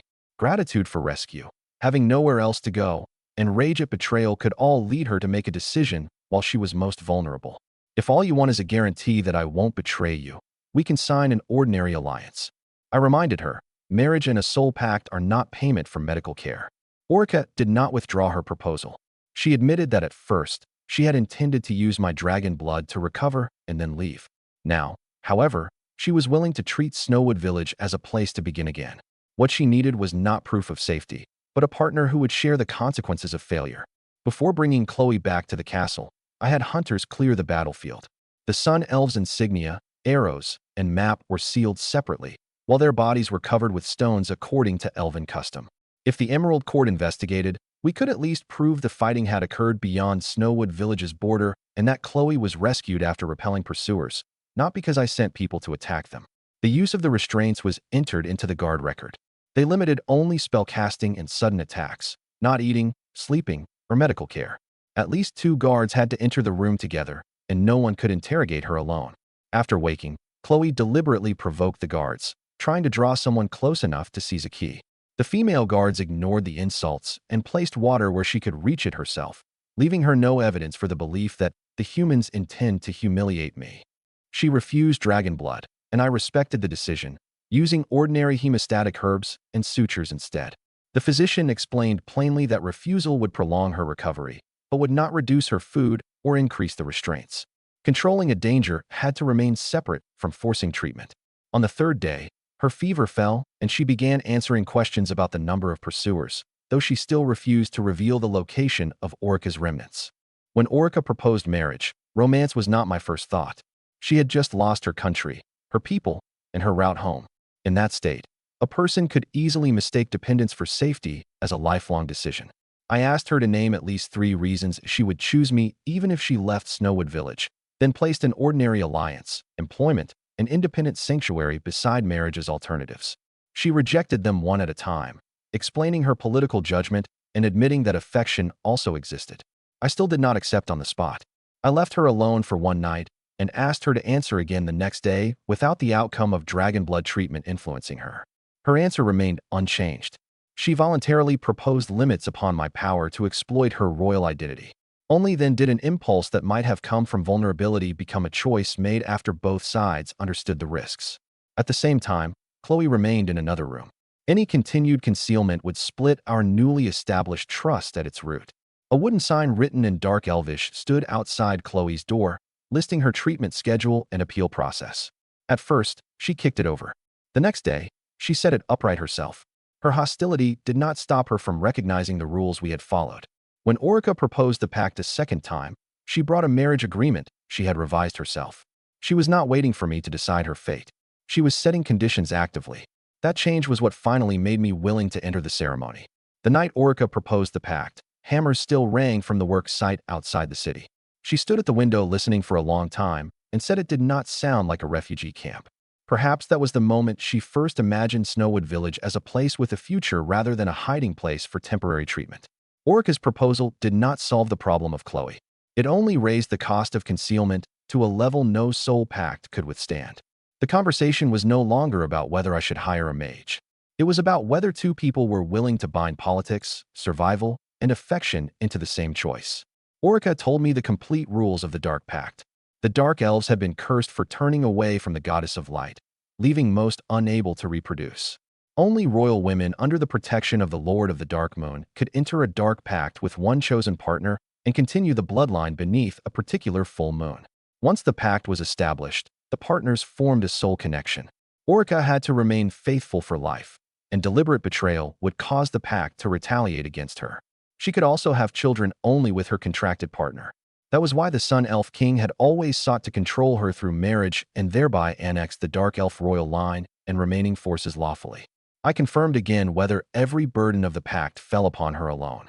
Orica admitted the ancient rules were not entirely equal. She therefore required me to swear by my faith and Housebrad that I would not betray her, abandon her when she lost her usefulness, or use the marriage as a tool to rule the Dark Elves. I accepted those conditions and added that she would continue participating in decisions for the domain and retain her title as Queen of the Darkmoon Court. Our personal relationship could not become grounds for forcing obedience to all my commands. We confirmed our choice while completely sober and only then established the relationship in a restrained and consensual way. Intimacy changed no numerical value in the domain, but it changed the story's most important relationship. Orica was no longer a wounded guest inside the castle. She was my wife and political ally. She promised that once her condition stabilized, she would help develop the domain through dark elf magic, intelligence, and royal knowledge. I swore before God that as long as she did not betray our alliance, I would neither abandon nor surrender her. As the moon rose to the window, Orica began preparing the ritual. She warned me that after the pact was completed, any concealment would directly damage our trust. Only then did I remember that Chloe remained confined in another room. I copied the ancient Dark Pact scroll one line at a time from Orica's recitation. The Dark Moon royal house had bound reproduction, rule, and faith into the same institution. Past kings often used it to protect the bloodline, but rarely discussed a partner's rights. I required a secular marriage contract in addition to the ritual. Property, political identities, conditions for departure, and the method of resolving conflict were all written down. Divine magic bound the soul. Text restrained everyday power. Neither could replace the other. Orica's promise of loyalty did not mean obedience to every decision I made. She could oppose a war, refuse to harm dark elves, and publicly reject a magical proposal in the Domain Council. My oath went beyond not surrendering her. I could not disclose information about the pact, permit anyone to examine her body or soul in the name of research, or use future children as evidence for annexing the Dark Moon Court. Separately, and without the other present, each of us confirmed to a female physician, other than Amy or Chloe, that we were conscious and had used no mushrooms, alcohol, or drugs affecting judgment. Orica considered the step excessively cautious. I insisted that if a lifelong pact did not even record whether the participants were lucid, every future dispute would be decided by whoever was stronger. In the end, she added that clause beside the Dark Moon emblem. After establishing our relationship, we did not immediately announce a royal marriage. Snowood Village still needed to conceal the Dark Elves' presence. Public disclosure would attract the Emerald Court and the church. Internally, only Amy, Lance, and a few core personnel knew Orica's new identity. Outside, she remained an advisor. The political consequences were delayed, not eliminated. Becoming my partner meant her enemies would sooner or later regard me as theirs. The full moon ritual required an uninterrupted period, but when checking the personnel one final time, I saw Chloe's guard record. Keeping the Queen's last loyal knight confined next door while signing a marriage pact would create a betrayal on the first day of our alliance unless I explained immediately. I told Orica and let her decide how the meeting would occur instead of waiting for Chloe to discover it herself. Copies of the marriage contract were kept separately by Amy, Lance, and Orica, preventing any one party from destroying them alone. Sections involving royal identity were written in code. The public version confirmed only a lawful partner and property rights. I also recorded in my journal the conflict of interest I might face. As her husband, I wanted to protect her. As a lord, I might still be forced to negotiate with the elves. Acknowledging the conflict in advance was more honest than pretending those two identities would always align. Before the ceremony, we each wrote our full name and title at the end of the marriage contract. She did not surrender the title of Dark Moon Queen, and I did not require her to take the Brad surname. Union did not mean erasing the identities that came before it. We placed that principle in the most prominent part of the agreement. The Dark Pact did not make either of us the other's master. It gave clear names, for the first time, to the betrayals we feared most. The moment the Soul Pact was complete, I had to tell her the secret capable of provoking immediate conflict. Chapter 35, Chivalry. Orica drew a dark magic circle across the floor and recited her oath to the Lord of the Dark Moon. Purple-red contract markings appeared between her brows. A thread of soul power entered my consciousness and stabilized beside my dragon blood pact. I did not gain access to all her thoughts, but I could sense her strongest emotions and physical condition.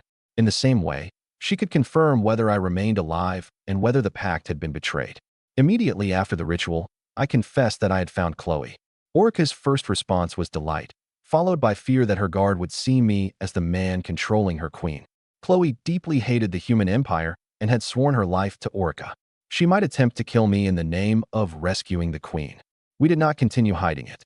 At midnight, I had the female guards bring Chloe to the bedroom with the magic-suppressing ring still in place. She cursed throughout the journey. When the door opened and she saw Orica, she fell silent at once and knelt on one knee. Chloe reported that Alesh had proclaimed herself queen and taken the remaining dark elves south. Chloe stayed behind alone to search for Orica. She entered territory controlled by the Emerald Court by mistake, which was why the Sun Elves had pursued her. Orica explained that I had rescued her from the goblin nest and treated her wound with dragon blood. She also told Chloe that we had entered both a marriage and a dark pact. Chloe could not accept that I had restrained her with magic-suppressing stone. She regarded it as precisely the method human nobles normally used against elves. Orica did not evade the issue. She admitted consenting in advance to Chloe's temporary restraint because an unexplained meeting might have resulted in my death. You swore before the statue of the dark moon, Orica reminded her. You are my blade and my armor. If you still acknowledge me as your queen, you must respect my choice. If you believe I am no longer fit to lead, you may leave. After recalling her oath, Chloe lowered her head again. She had once been an enslaved half-blood. Orica allowed her to enter the temple and granted her a knight's insignia. In the end, Chloe swore by the Lord of the Dark Moon to accept me as the queen's husband and ally, refrain from deliberately harming me, and obey military orders from the domain so long as they did not violate the queen's fundamental interests. I had the chains removed, leaving only magic-suppressing rings she could take off herself until the wounds fully healed. When the magic circle activated, the dark markings on the floor did not glow. They swallowed the moonlight around them. As the soul power touched me, the dragon blood pact heated instinctively, and Ignia gave a wary growl downstairs. I soothed her through symbiosis before allowing the two pacts to maintain separate boundaries in my mind. They did not devour one another, but I could now feel both the hatchling's hunger and Orica's tension after completing the oath. Before the meeting, Orica took the guard key herself. She did not want Chloe's first sight to be a human man releasing her chains on the queen's behalf, which would strengthen the impression that the queen was under my control. When the door opened, Chloe first inspected every exit and my weapon. Only after Orica used the royal dark elvish cipher to mention an event known to the two of them did she truly believe it was no illusion. The news of Alish's coronation was clearer than our guess. The survivors had held a temporary ceremony at sea on the grounds that the people could not remain without a leader indefinitely. Chloe called it betrayal, but Orica did not order immediate revenge. She wanted to learn whether her people had been forced, where they were going, and whether the new queen was bargaining with the Sun Elves. The rage remained, but her position as queen forced her to separate revenge from the survival of her people. Chloe demanded to know whether dragon blood and magic-suppressing stone had forced Orica into the Dark Pact. I told her to ask Orica directly and allowed them to speak alone. Half an hour later, both women's eyes were red. Chloe still disliked me, but admitted that Orica had made the decision while alternatives were available. Her hostility did not disappear miraculously. It fell from must assassinate to continue watching closely. After removing the chains, I gave Chloe the key. The rings still suppressed Shadow Step, but she could take them off at any time. Keeping them in place was a shared agreement only until her condition stabilized. We also wrote the conditions under which she accepted military assignments. Protecting the queen and civilians took priority, and she would not participate in actions against innocent elves. Chivalry here did not mean unconditional obedience. It was an open commitment balancing the object of her loyalty, her moral limits, and her actual duties. After her oath, Chloe did not join my personal guard immediately. She first took responsibility for reconnaissance outside the city, reducing the friction caused by mutual distrust. Every military order required confirmation from Orica or Lance, and her authority would be reviewed after 30 days. When she returned from her first mission, she gave the intelligence only to Orica. I did not force a new form of address. I simply had the queen repeated in my presence. Shifting loyalty required time. Procedure could ensure that information was not lost in the meantime. After recovering her sword, Chloe laid the blade across her knees and gave Orica another knight's salute, then nodded to me. She did not call me master, and I did not need her to. Being able to stop harming one another in pursuit of a common goal was the real progress of the meeting. Chloe still distrusted humanity, but she was willing to defend Freedom City. With war approaching, that was enough for a common beginning. Orica did not lose her final loyal knight, and I gained a powerful fighter familiar with elven warfare and stealth.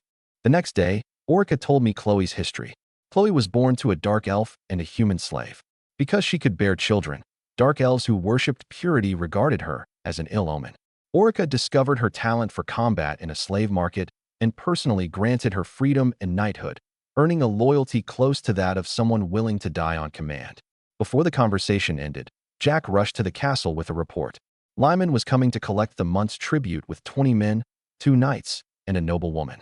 We had prepared all 300 large, high-quality hides, but under normal procedure, Snowwood Village was supposed to deliver them to Grey Fortress. Lyman's decision to arrive in person with armed men proved that he intended to do more than collect taxes. Orica reconsidered the assassination on the day I left the fortress. Sarah was cunning. Sending assassins immediately after exiling the legitimate eldest son would have created too much risk. Lyman, however, was young, impulsive, and had visibly coveted Amy at the auction. He was more likely to have sent the assassins without permission, hoping to take both the inheritance and the female slave. After the attempt failed, Sarah used the six-slave scheme to conceal her son's crime. Reconnaissance from Ignia confirmed that the noblewoman was Malin Stark, Lyman's fiancée. Her father, Viscount Valmar Stark, served Duke Stagg of Beeld Fortress and operated stone and transportation businesses. His political status and resources both exceeded Baron Gray's.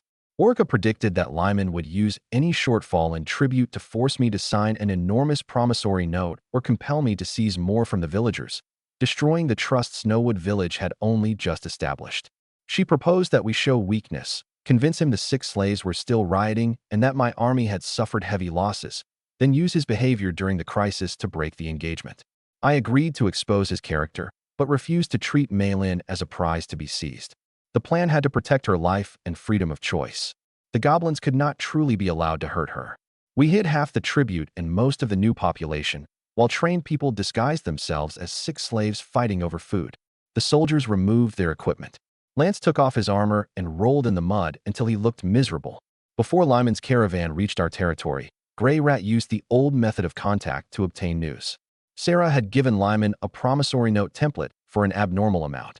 If even one hide was missing, he could charge a penalty based on the highest market price. The caravan also carried empty chests and sealing wax, prepared to remove any valuable or samples or ledgers they found. This supposed collection of tribute looked more like a search dressed in legal clothing. We concealed the real assets in layers. New snow covered the cold iron mine entrance, while the transport carts shifted to the lakeshore. The 60,000 gold dragons were divided among 3 locations, and the visible accounts showed only the old revenue of 75. Work on the hill stopped for half a day, and some healthy laborers put on ragged clothing inside the old village. The real soldiers spread through the woods and stone house without gathering where Lyman could see them. Our weakness had to be convincing enough for him to relax, but not so staged that he recognized the performance. For Malin, I established conditions for abandoning the plan in advance. If she did not follow Lyman into the village, or if their numbers exceeded our control, the operation would end immediately. We would use only a few tightly restrained goblins with blunt wooden weapons. Orica would maintain control throughout, while Lance and Chloe waited along 2 separate escape routes. Even then, living creatures were never as predictable as pieces on a board. The risk was not zero. Orica first argued that a political marriage already treated a person as a bargaining piece, so there was no need to preserve so much choice for Malin. I answered that we had just established the validity of the Dark Pact through free will. We could not turn around and strip the same decision from another woman. The final objective changed from taking Lyman's fiancée to letting her witness Lyman's choice in a crisis. How she judged it, and whether she altered the marriage would be decided by Malin and House Stark. As Lyman approached the village entrance, Ignia hid in the clouds and sent back the caravan formation. Carl's knights kept a disciplined line, while Malin's personal guard protected her separately on the left, demonstrating that the 2 families had not fully merged their forces. We placed everyone according to the final review. I strapped wooden supports around my legs, had Amy smear mud across my clothes, and concealed my true sword inside a walking stick. If they had come only to humiliate me, we would endure it. If they meant to attack, every escape route had already been calculated.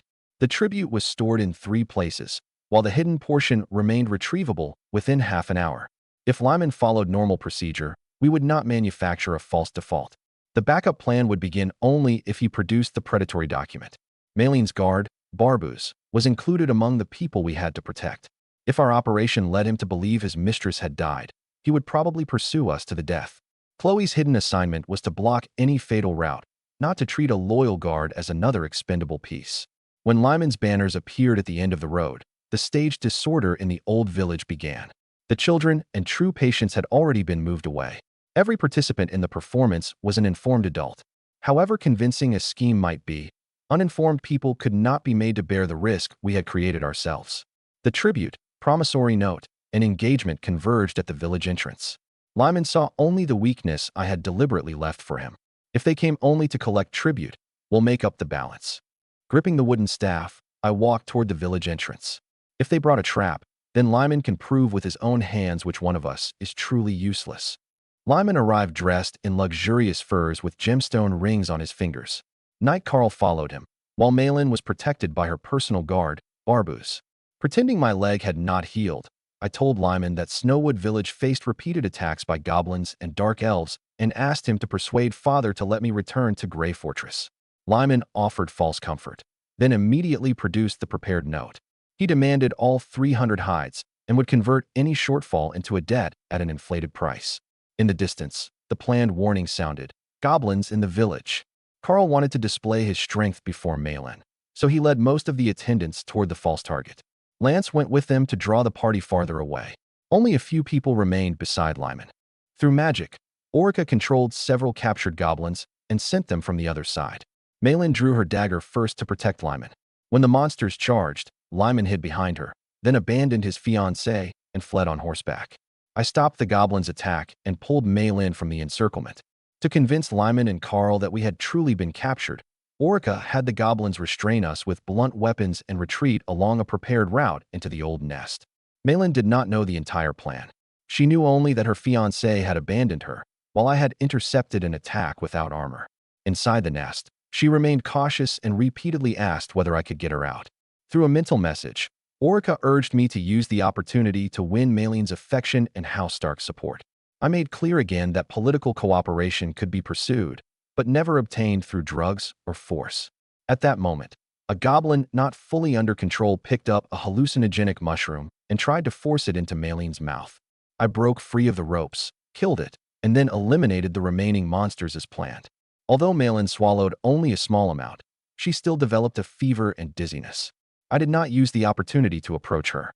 I treated her with diluted dragon blood and clean water, kept her conscious, and remained at the cave entrance until her symptoms eased. The price on the note was indeed several times the normal value of hides, and included clauses pledging Snowwood Village's future taxes and my share of the inheritance. I pretended not to understand it and turned the parchment over repeatedly, making Lyman despise me even more.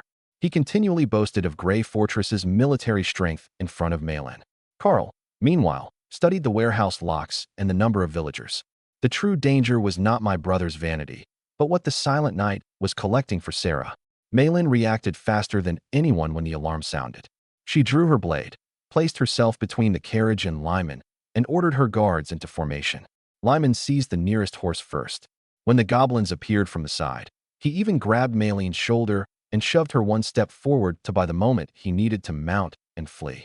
We could never have scripted that performance. 3 Stark attendants saw it with their own eyes. I intercepted the first blow with my wooden staff, and the concealed blade sprang free. To maintain the appearance of capture, I could not kill every monster immediately. I kicked the most dangerous one away from Malin, then allowed Orica's controlled goblins to throw the prepared ropes around us. Blunt weapons striking my back still hurt. I used dragon blood to heal minor injuries, making the danger look real to Malin without exposing her to any harm planned in advance. Control failed without warning. As one goblin passed an old cavern wall, it smelled traces of the mushrooms and suddenly broke free from the spell. It seized a fragment from the ground and lunged at Malin. Orica's control snapped briefly inside my awareness. I could only cut off the creature's arm and kill it with the next stroke. The smell of blood agitated the other monsters. The performance had to end immediately. Malin had swallowed only a little, but her pupils soon dilated and her sense of direction failed. I let her see the ingredients in the antidote bowl herself, had her rinse her mouth with water, then gave her an extremely small amount of diluted dragon blood. Several times, she tried to catch hold of me for balance. I supported only her arm, placed my coat around her shoulders, and asked her repeatedly to state her name, the date, and her location. Only when her answer stabilized did I decide the effect was fading. I would have to tell her the full truth about the near disaster afterward.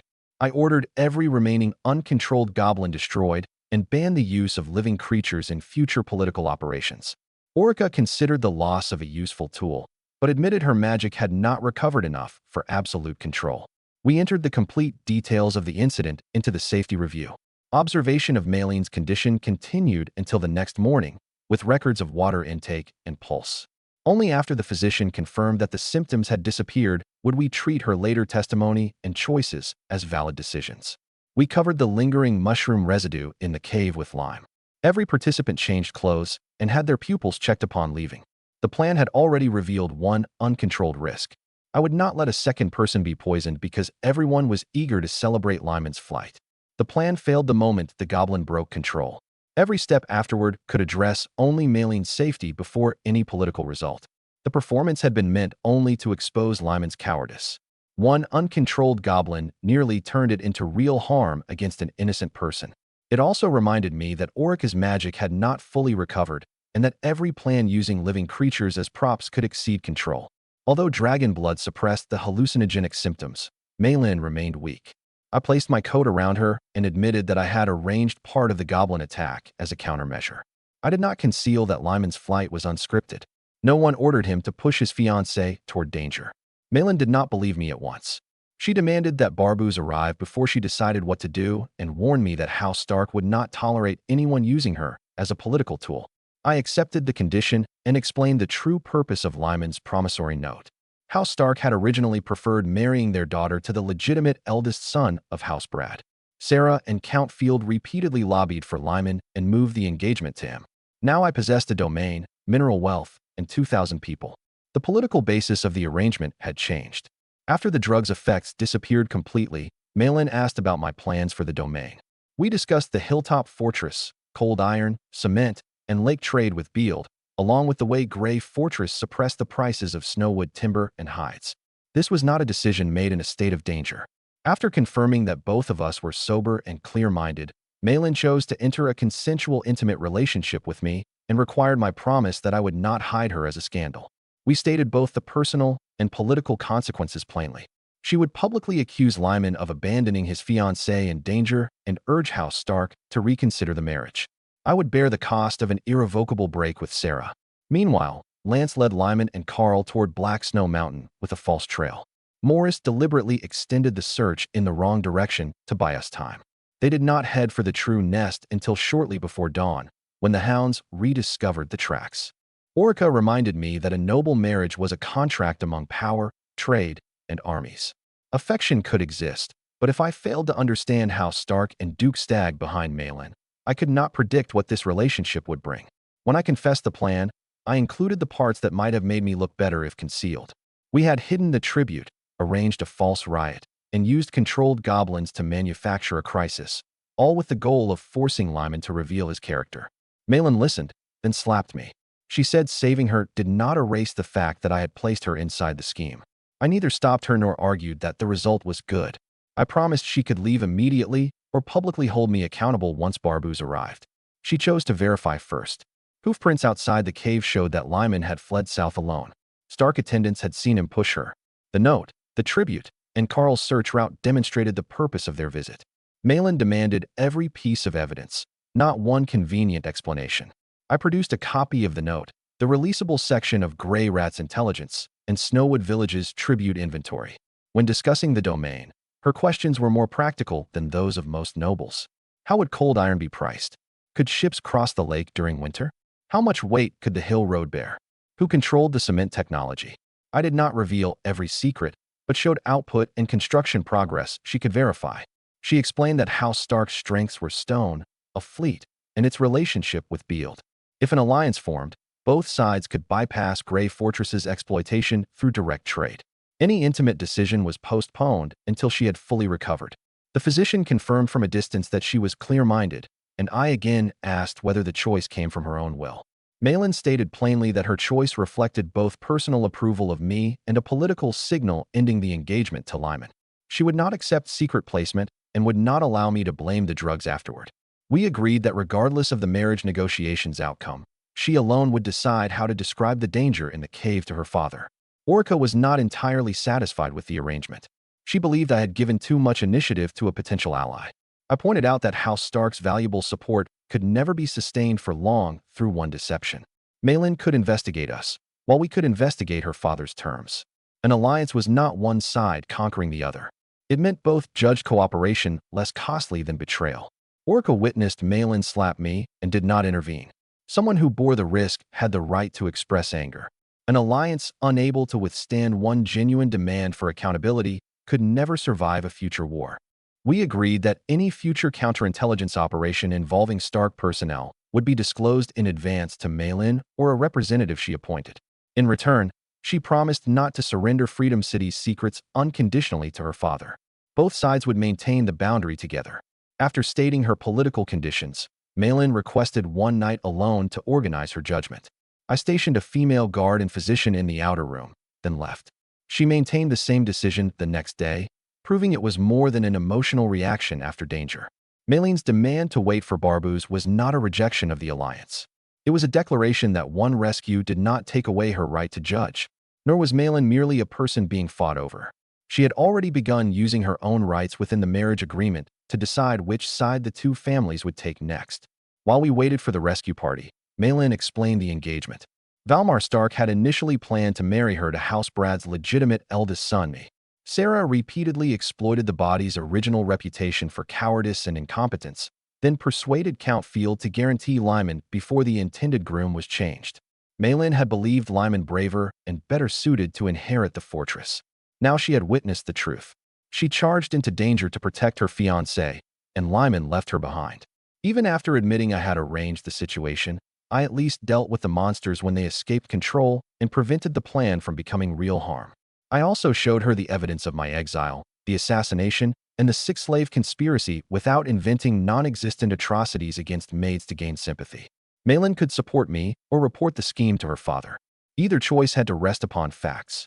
At dawn, Lance entered the nest first. Lyman, Carl, and Barbus followed closely. They saw the floor covered in goblin corpses and Malin standing beside me in my coat. Lyman first accused me of stealing his fiancée, but refused to answer why he had fled on horseback. Malin drew her dagger and stood in front of me. She announced publicly that I had protected her and treated the mushroom poisoning, while Lyman was the person who placed her at risk of death. Carl tried to describe everything as a misunderstanding amid chaos. Rage controlled Lyman. He neither asked whether Malin was injured nor accepted that she could choose another match. He demanded only that I pay for touching his woman. Malin removed a gemstone ring and used it to cover the month's shortfall in Snowwood Village's tribute. The act was more than giving money. Before everyone, she made clear that she no longer regarded Lyman as her only political partner. Lance drew his sword and stood beside me. Barbus, having failed to protect Malin, chose to follow her instructions as well. Carl assessed our numbers and did not attack. Both sides temporarily withdrew from the nest. Before the rescue party arrived, Malin straightened her clothing and hair and refused to hide behind me as a victim. She told me to stand at her side, so the first person entering would see that she still held a weapon. That made it difficult for anyone to claim I controlled her under the influence of drugs. She also made me repeat our agreement, confirming that I would not speak on her behalf. Lyman's first words when he charged inside did not ask whether she was hurt. He demanded to know what I had done to her. Malin asked why he was the first to ride away. He claimed he had gone to seek help. Barbus immediately pointed out that the true route to help lay west, while Lyman had run south toward home. Carl attempted to interrupt. Malin ordered the 3 eyewitness attendants to give separate accounts, and Lyman's explanation quickly became impossible to sustain. I admitted creating the situation and admitted that one goblin had escaped control. Lance visibly tensed at the confession, but it prevented Carl from weaponizing concealment later. Malin then explained that I ended the plan immediately after control failed, administered an antidote, and maintained distance. Whether I would be held responsible was a matter for Malin and Valmar. Lyman could not use it to hide his own abandonment. The gemstone ring was worth more than the shortfall. She did not give it to me directly. In public, she handed it to Morris and demanded a receipt recording payment in House Stark's name. That detail changed a personal gift into a formal political act. House Stark temporarily resolved the tribute dispute in Lyman's place, while preserving the right to question Baron Grey later about the legality of the note. As we left the nest, Carl secretly ordered people to inspect the goblin bodies and knots. Chloe observed from concealment and signaled his actions to me. We did not stop him, because the sight truly could expose traces of the plan. Rather than manufacture another conflict, we would let Malin's testimony and Lyman's actual choice remain central. A scheme did not succeed because no one saw its machinery. It succeeded when seeing the machinery still could not explain away the decision Lyman had made himself. Barbus inspected Malin's wrists and pupils in the cave. Only after confirming she was stable did he sheath his sword. He did not accept me immediately, but gave me a brief salute exchanged between protectors. That was more genuine than polite words.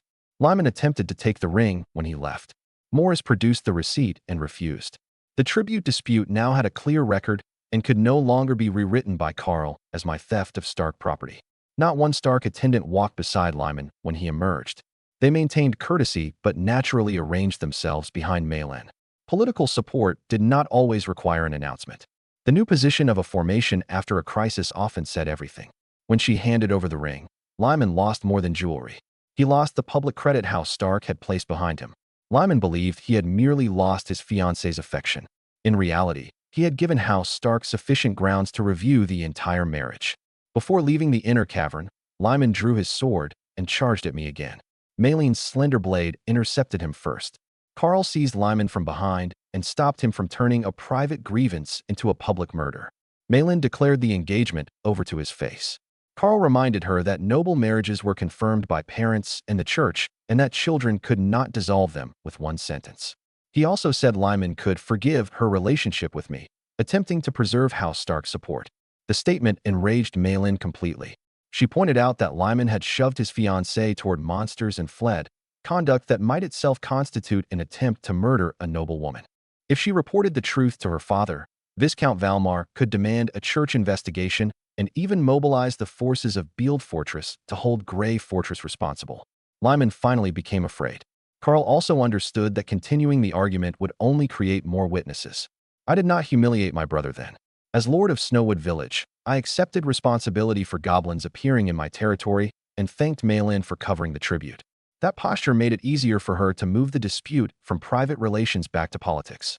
The original purpose of the Brad Stark marriage had been to exchange Grey Fortress timber for Stark stone and Beeld transportation routes. Malin proposed that her father petition the church to restore the groom to House Brad's legitimate eldest son. She was also willing to promote direct trade between House Stark and Snowwood Village and bring 100 soldiers to help defend the fortress. Carl could only tell us to leave first while he remained behind to calm Lyman.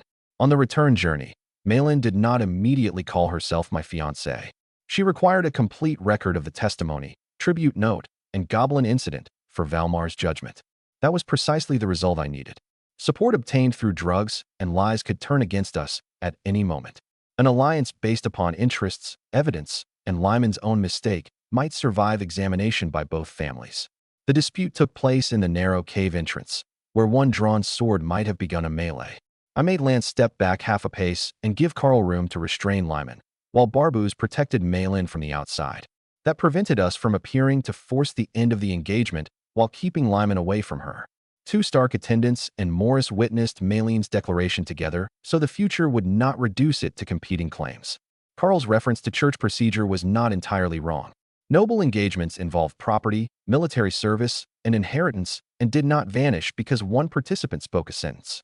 Yet the procedure also allowed dissolution in cases of attempted murder, abandonment, or grave misconduct. Malin stated the 3 acts separately. Lyman shoved her toward the monsters, fled alone, and drew his sword afterward, and demanded that they enter the preliminary testimony. If Carl refused to sign, the refusal itself would suggest an attempt to destroy evidence. In my response, I deliberately did not claim that Malin now belonged to me. She was not a fief I had won from my brother, and House Stark was not a piece transferred automatically with a marriage. I acknowledged only that we were willing to discuss a new match and accept scrutiny from Valmar and the church. That reduced Barbuz's hostility and allowed Malin to return for negotiations as a representative of her family rather than a woman who had eloped. I required the promise of 100 soldiers to be divided into specifics: branch of service, training level, length of deployment, command authority, and which side paid wages and food. Malin said her father would decide, but she could take home an expression of intent. Trade would also begin with small exchanges of stone, grain, and cold iron samples rather than binding the entire supply at once. A political marriage could accelerate trust. It could not replace detailed contracts. At the temporary camp on the return trip, we completed 3 written records. Malin took the originals, I retained copies, and Morris sealed the tribute receipt. She also required that before a formal proposal, I appear in Freedom City to answer questions from House Stark in person. Lyman had lost more than a romance. He had thrown away a trade and military alliance once within easy reach. To obtain it, I would have to prove that Snowwood Village's value was not temporary packaging around one performance. After the statements were complete, Malin sealed them personally. Barbuz and Lance signed across the wax. If one copy were replaced on the road, it could be compared with the other two. Carl specialized in exploiting unrecorded gaps, so we left as few as possible. I also ended the surveillance of Lyman's party. Further humiliation or attack would turn clear evidence of abandonment into a fight between both sides. Allowing him to return safely to Grey Fortress would carry the failure intact back to Sarah. Before departing, Malin sealed blood and mushroom powder from her dagger for examination by a physician in Bield. She was not satisfied with statements. She was actively establishing physical evidence. We were not trying to win over a fiancé who had been persuaded. We were gaining an ally who participated in judgment. An engagement could be rewritten. Eyewitness memory and sealed testimony would not disappear because Carl used the word misunderstanding. Lyman returned to Grey Fortress in fury. He would certainly report the failure to Sarah, and Sarah would see that Snowwood Village was no longer a barren settlement waiting to die. When we left the nest, I apologized to Lyman and took responsibility upon myself. It was not because I believed he was innocent. The more completely anger controlled him, the more clearly Malin and House Stark would see the difference between us. In the end, Lyman returned to Grey Fortress with Carl without even taking the tribute hides. Malin prepared to return to Bield immediately and tell her father in person about the attack and her opinion of the engagement. Before leaving, she gave me a fine steel dagger engraved with a stag. Duke Stag had presented it to Valmar, who then gave it to his daughter as a token. If Lyman or House Field threatened me while she was away, the dagger could prove that House Stark had already intervened. 10 days later, Grey sent me a letter, 500 gold dragons, and a suit of light armor bearing the White Wolf emblem. He offered no public support. He said only that the items had once belonged to my mother, Exiled. Whether his motive was guilt, balancing House Field, or preserving another path for himself, the money proved he had not abandoned his eldest son completely. 30 days later, Barbuz returned to Snowwood Village. He brought a handwritten letter from Malin and news that the church had formally dissolved her engagement to Lyman. Valmar initially intended to cancel any marriage between the families. After Malin insisted and he reassessed the interests involved, he agreed that she would marry me the following spring. Barbuz also announced that he would remain temporarily in Snowwood Village to protect his future son-in-law. I did not take him to the old castle. We went directly to the western high ground. The heavy gate, winding hillside road, and cliffs on 3 sides appeared first. Inside, the rough stone houses, pasture, mill, smithy, and streets had already formed a complete outline. Barbuz stopped outside the gate and asked after a long silence. This was wasteland 1 month ago. What exactly did you build here? After Lyman left, I did not immediately spread the promissory note and eyewitness testimony in every direction. It would carry more credibility if Malin brought the original documents home than if I declared victory from Snowwood Village. We told the work sites only that the tribute dispute had been resolved and kept the details of the cave operation private, preventing Carl from finding a witness he could use in a counteraccusation. The first step of political games was not creating the greatest number of rumors. It was knowing who should speak each fact. Isolde's old emblem was stitched inside the light armor gray scent, and several blade marks matched Lance's memory. The 500 gold dragons were genuine support, but the letter contained not one word acknowledging Sarah's assassination attempt or the 6-slave conspiracy. I took it as a test. Father did not want to break with House Field, but wanted me to know that the old possessions of House Brad still belonged to its eldest son. In my reply, I thanked him only for returning mother's effects and did not explain his years of neglect as hidden good intentions on his behalf. Before Barbuz arrived, House Stark had already sent people to verify Freedom City's freight and population. The church document dissolving the engagement cited abandonment in grave danger and reputational harm, not simple approval of Malin transferring her affection. That gave the new engagement a lawful basis. If Lyman wanted to overturn it, he first had to disprove public testimony. Valmar's agreement to a spring wedding preserved the entire winter for him to observe whether I could defend the domain. As I led Barbuz along the mountain road, I deliberately showed him the most ordinary things first: drainage ditches, the fire break around the granary, house numbers, and rotating sentries. A luxurious manor could be decorated temporarily. The signs of more than 2,000 people living in stable order were much harder to fake. He asked about deaths during construction, remaining food, and winter heating. I had Amy answer every question from the accounts. A guard who truly accepted responsibility would not be impressed by high walls alone. For the first time, the name Freedom City was engraved publicly on the stone marker at the entrance.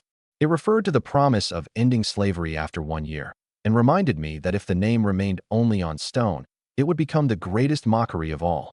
Only after Barbu's examined the residents' labor records did he pass on the line from Malene's letter. Brother Aaron is worth another look. What won approval for the marriage was not one heroic rescue. It was whether the city continued honoring its promises for the month afterward. On his first night in Freedom City, Barbuz did not sleep in the Lord's residence. He inspected the walls changing of the guard instead. He returned deliberately at 2 different times. Only after both sentries recited the correct daily password did part of his suspicion finally ease. I placed the stag dagger in the Alliance cabinet of the council room rather than displaying it on my person. It proved stark intervention in an emergency, but also reminded me that the support belonged to a political commitment, not a personal collection. When Barbuz finally entered through the gate, the guards did not waive registration merely because he represented my future in-laws. He surrendered his long sword and accepted a visitor's token, and his expression became more satisfied rather than less. If rules vanished before the powerful, Freedom City's order was only a performance. I spoke the city's name publicly for the first time, and it faced its first inspection by a true military noble. Freedom City, I answered, and the place where I intend to marry Malin. I led Barbuz into Freedom City along its only winding road and explained the source of the money and population. The magic-suppressing stone brought 60,000 gold dragons. After the 6 slaves Sarah sent were cured, they became the primary force that built the city. When Lyman last visited, I already had 240 soldiers available, but deliberately concealed that strength. Barbuz was not angry about the secrets. He admitted that Valmar had not agreed to the marriage solely because of his daughter's pleading. I had countered Lyman from an extremely weak starting position, proving myself a better investment than the second son supported by House Field. As we spoke, I noticed that one middle-aged attendant among the 3 traveling with him constantly studied the thickness of the gate, width of the road, and position of the defenders. His bearing did not resemble a servant's, and Barbuz treated him with excessive caution. I stopped and bowed to him. Aaron Brad greets, Lord Valmar. The man abandoned the disguise. Malene's father had come to investigate in person. He wanted to confirm what kind of man his daughter had chosen and whether the new city truly deserved to become House Stark's ally. I showed him the pasture, fields, mill, tavern, workshops, church, bathhouse, and public toilets. Waste was processed centrally before being carried to the fields for fermentation. The streets were no longer covered with excrement as they were in Grey Fortress. Valmar first considered toilets too trivial to mention, but after touring the city, he admitted that clean streets made residents and merchants more willing to remain. His greatest concern was still the speed. I did not attribute everything to benevolence. I had bound housing, food, and the term to freedom to the construction records, ensuring that each builder understood how every stone served his own interest. Cement and rough stone housing also reduced materials and time far below traditional methods. Finally, I summoned Ignia. When the 2-month-old, 4-legged fire dragon descended from the north, Valmar recognized at a glance that she carried the blood of true dragons rather than ordinary 2-legged wyverns. He asked whether I truly cared for Malin. I did not answer with empty oaths. I explained that the marriage held both affection and common interests. The conflict between Lyman and me over the inheritance was unavoidable, and cooperation between House Stark and Freedom City could become a new foundation for both families. Valmar's disguise fooled the gate guards, but not Barbuz's habits. An ordinary attendant would not study the towers when the Lord stopped, nor would Stark Knights instinctively yield half a step to him. After recognizing his identity, I did not summon a ceremonial party. I continued the original route, so he could observe the city's true operation without preparation. The pasture separated young animals by age. Dust was isolated beside the mill. The powder section of the smithy remained entirely closed to visitors. Valmar was not offended by the refusal. He asked who had access. I named Luke, the powder supervisor, and myself, and explained that no one could remove every ingredient alone. Demonstrating power did not mean surrendering every secret. Only an ally who respected boundaries could support continued cooperation. The bathhouse and toilets made him laugh until Amy showed the changes in cold sickness, diarrhea, and absences from the work site. Common illness in the camp had fallen visibly after the introduction of centralized water and cleaning rules, while labor became more stable. Valmar was accustomed to measuring a domain by land and soldiers. Those figures showed him that sanitation was not decoration, but productive and military power after a population concentrated. Before Ignia landed, I moved everyone beyond the reach of her wings. She had grown strong enough to overturn a carriage with one claw and could still become agitated by unfamiliar smells. Valmar did not draw his sword. He slowly set down his gloves and waited for her to approach. Ignia did not allow him to touch her, but accepted the entire piece of meat he placed on the ground. She decided the distance, demonstrating to House Stark that I could not deliver a dragon as a weapon included in a marriage. When we discussed Malin, Valmar asked what I would do if House Stark and House Brad demanded that I support opposite sides. I answered that Freedom City would honor written alliances, but would not enter a war unconditionally for any family. Malin would possess her own property and retainers and could communicate with her father directly. It did not flatter him, but it suited a lasting partnership better than, "I will always obey my father-in-law." He needed an ally capable of defending his daughter and the border, not another son-in-law who bent toward whichever man appeared stronger. Before leaving, Valmar checked the finances privately with Amy and confirmed that the 60,000 gold dragons had not been consumed by wedding expenses. He was surprised to find a freed former princess controlling the accounts, but after examining the 3 budget scenarios, he formally addressed her as the chief steward. I escorted him to the gate without arranging another flight from Ignia. One demonstration was enough. Repeated displays would encourage an ally to place all hope in a dragon that had not yet matured. Before departing, Valmar left me an unmarked copper token that allowed a Freedom City caravan to request emergency aid in Exiled, though it did not grant unlimited credit. For the first time, we had a formal route that bypassed Grey Fortress. The alliance had changed from an intention surrounding the marriage into a procedure we could actually use. Valmar continued reviewing the accounts even after seeing the dragon. That was precisely why I trusted that he was evaluating an ally instead of being lost in a spectacle. Valmar accepted my answer and began seriously considering his daughter's dowry and the assistance Freedom City needed most. I offered to place 20% of the Cold Iron Mine's monthly income into Malin's independent property. Valmar replied that a bride price should be demanded from Grey. His question was what House Stark could give Freedom City. He could provide land on the western shore of Emerald Lake, grain, stone, equipment, or gold dragons. I did not greedily request land, because changing the border directly would immediately provoke Grey Fortress and House Field. I asked only that he send us the 6 slaves Exiled Fortress intended to abandon. Dragon blood could save people, and Freedom City needed population. Instead of spending money to purchase more labor, allowing Valmar to dispose of an existing burden served both sides. Valmar agreed to send the first group in 7 days and called me a young dragon before departing. After he left, Grey Rat's contact in Grey Fortress delivered the first intelligence report. Valmar visited Grey on his return journey, and the change in engagement triggered an immediate dispute between House Brad and House Field. Count Sorrow Field controlled northern administration and taxes. For decades, he had taken 30% of Grey Fortress's tax revenue. Grey had begun to believe that the old debt behind the arrangement had already been repaid. The 500 gold dragons Grey sent me further enraged Sarah and Sorrow. Lyman could not explain why he brought Malin to Snowwood Village and fled during the crisis, causing Housefield to lose a marriage route leading to Duke Stag. Maros entered Grey Fortress afterward and reported that Freedom City had been built.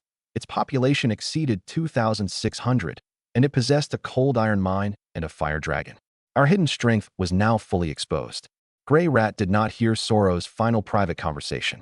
He confirmed only that Sarah had begun reviewing wedding routes, Grey's travel guards, and Snowwood Village's tribute records from the last 2 months. 20% of the cold iron income sounded generous, but Valmar first asked whether output had been verified for at least 3 months. I admitted we possessed only short-term figures and changed a fixed 20% to an independent property account. After the marriage, a share of each month's actual net income would be transferred. The cap and minimum guarantee would be renegotiated after a complete mining season. That gave Malin an income one could not revoke at will without promising an amount based on ideal production.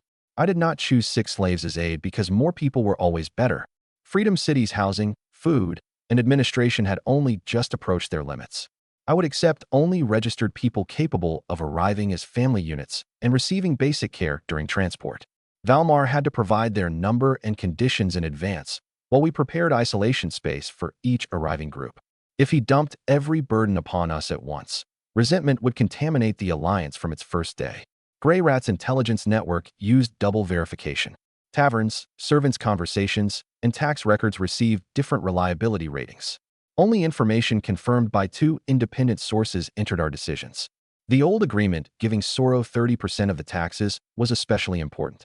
It explained Housefield's control over Grey and showed that if Freedom City's mining revenue entered the barony, Soro's profit would far exceed anything he had taken before.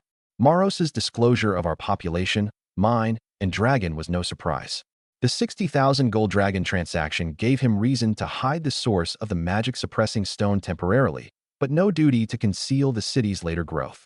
I reclassified him from possible ally to profit-seeking channel and divided future purchases among different guilds. Freedom City had moved beyond the phase of remaining completely unseen. The next objective was to let our enemies know we were powerful without allowing them to determine our number of weapons, financial reserves, or the locations of key personnel. Sarah's review of the wedding route appeared ordinary. As the Baron's wife, she was entitled to plan family travel. At the same time, however, Carl replaced Grey's guards, field tax collectors asked about cold iron, and Lyman met mercenaries repeatedly. None of those clues alone proved a crime. Together, they formed a clear map of risk. We could not do nothing merely because we lacked a final confession, nor could we kill people in advance because of suspicion. We could only protect possible targets, preserve evidence, and reduce the routes available for exploitation. Grey Rat marked the acquisition cost and exposure risk of every report. 3 gold dragons was little, so we no longer spent money chasing low-value tavern chatter. Guard movements, tax documents, and Sarah's core servants took priority. At the same time, I ordered the mining area to enter Level 2 alert. Unknown caravans could not approach. Only small batches of finished cold iron products would be sold. Now that part of the secret had leaked, it mattered even more to control the exact output outsiders could verify. After scouts recorded the wheel tracks from Maros's caravan, Freedom City began altering its public accounts. The visible warehouses retained enough supplies to explain the population's survival. The true powder, gold dragons, and fragments of magic-suppressing stone were divided and moved elsewhere. Once one corner of a secret had been seen, the method of defense also had to change. Freedom City's complete exposure did not mean every secret had fallen. It meant we had to move from concealment to defense in layers. Together, the clues were enough to show that our enemies would not attempt to solve the problem with another promissory note alone. 7 days later, the primary construction of Freedom City was complete, and the first heavy snow covered the walls. Valmar sent 500 female slaves and 60 regular longbowmen, both improving the gender balance and expanding Osiris's 40 veteran hunters into a ranged force of 100. Based on Grey Rat's intelligence, Orica judged that Housefield would most likely strike 2 supporting pillars at once. They would assassinate Valmar and trigger a succession struggle among his 3 sons in Beeld.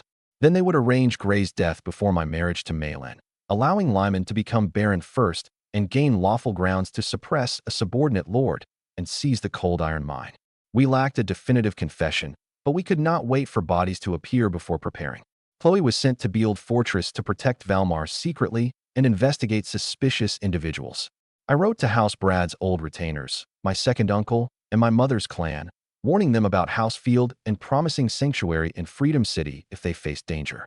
The 500 gold dragons Grey sent also required a response. Under the church's laws of noble marriage, a father had to pay the bride price and wedding expenses when his son married a lawful wife. My letter did not threaten him. I first acknowledged the difficulty of his position, mentioned that my mother Exiled still loved him at the end of her life, and said I had never publicly resented him for my exile. Only then did I explain that Valmar had asked about the bride price and request 10,000 gold dragons from Grey. The letter accomplished 3 things simultaneously.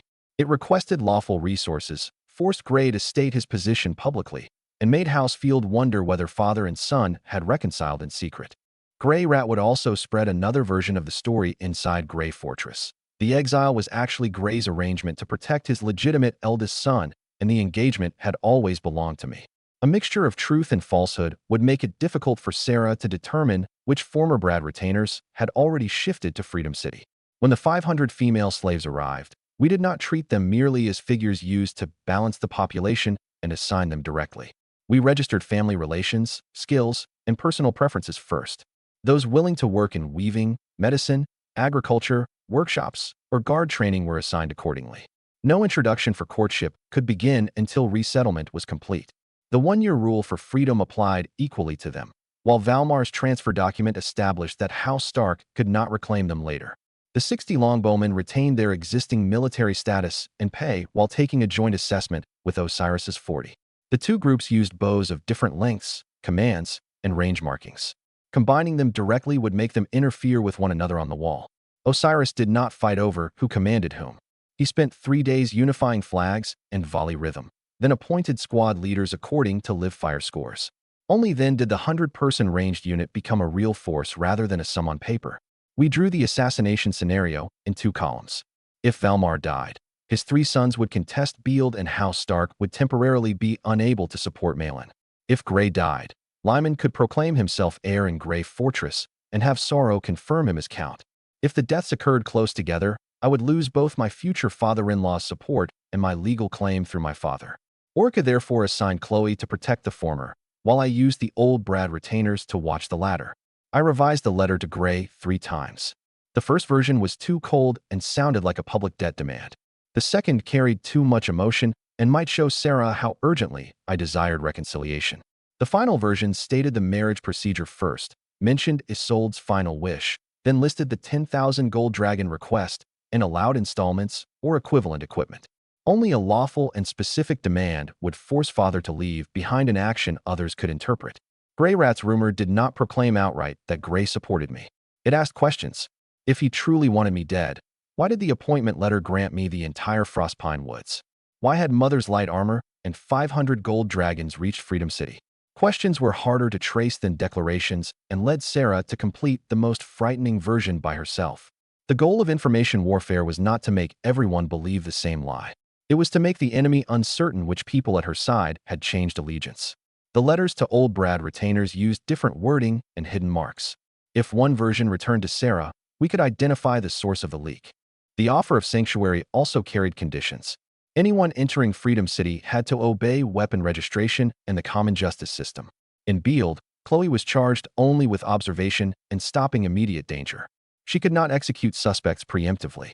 A living assassin could provide evidence. Unauthorized killing would only make House Stark suspect that we had staged the attack ourselves.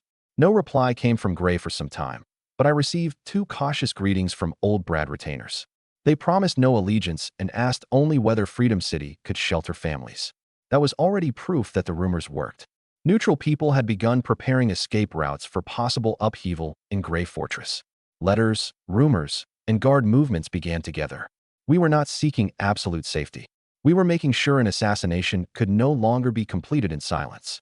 We could not prevent every attempt, but we could make the enemy wonder at every step whether someone had already seen it. Orca reminded me that Freedom City's rapid growth would itself attract new enemies. Sarah, Lyman, and Count Field stood in the open. Hidden dangers included Amy's identity in Bai's royal family, Osiris's surviving compatriots from a fallen nation, Cliff and Benny's enemies in the Holy City, and the risk that the Emerald Court would continue hunting Orca and Chloe. A marriage alliance with House Stark could not stabilize the entire North by itself. I began contacting the old retainers of House Brad again. My second uncle operated a timber business in Grey Fortress and possessed considerable wealth. My mother's brother, Sujal, trained gladiators and commanded more than 30 fighters. These relationships might support me in the future or oppose me if interests changed. Communication had to begin early. Militarily, Osiris had unified 100 archers. Walker's handgun unit received its first 10 handguns. Cliff continued training 100 sword and shield infantry. Benny selected the 10 best riders in the city and, together with himself, formed an 11-man cavalry reconnaissance unit. I appointed Grey Rat chief intelligence officer and gave him 3 gold dragons to establish a network in Grey Fortress. He would spread the claim that father secretly supported me while gathering information about the true relationships among Sarah, Carl, and Lyman, along with guard movements, tax collectors, and the mood among the slaves. Rumors about Lyman's parentage could be used for disruption, but every important decision had to rely upon evidence. My second uncle would also attempt to purchase Grey Rat's wife and son, along with other separated family members, through lawful transactions, so intelligence personnel would no longer remain under an old owner's control through their families.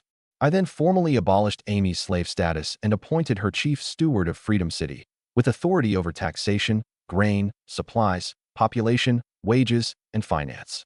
Her monthly salary would be 1 gold dragon. She still habitually called me master. In public, I ordered her to address me as my lord instead. A person who called herself a slave could not govern more than 2,000 residents. Real authority had to exist simultaneously in forms of address, salary, and public documents. At the first meeting of the core personnel, every concealed identity was placed on the same confidential map. Amy might attract by restorationists or hunters. Cliff and Benny were connected to an old case involving the royal military. Osiris carried influence among soldiers of a fallen nation. Orica and Chloe could trigger a diplomatic crisis with the elves. Exposing anyone could cause trouble. Using several together might draw the attention of the church, imperial family, and Emerald Court toward Freedom City at the same time. I therefore created backups for every duty. If Amy could not work, 2 deputy stewards would assume the stores jointly.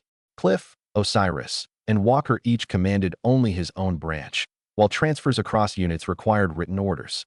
Chloe recorded Orica's magical affairs, and the Dragon Pact and Black Powder remained separate secrets. Concentrating capable people accelerated development, but it also created single points of failure. The system had to let the city continue operating if any one person temporarily left. The first 10 handguns went to Walker's most disciplined squad rather than the best archers. Training covered clearing the bore, measured charges, waiting after a misfire, and never pointing a muzzle at a comrade. The weapon number and every failure were recorded after each shot. Any batch with a high risk of burst barrels returned to the forge immediately. Archers, handgunners, and sword and shield infantry began combined drills. The archers fired at long range. The handguns delivered a volley as the enemy approached, and the infantry protected the reload interval. When Grey Rat received the 3 gold dragons, he first asked to spend 1 on redeeming his wife and son.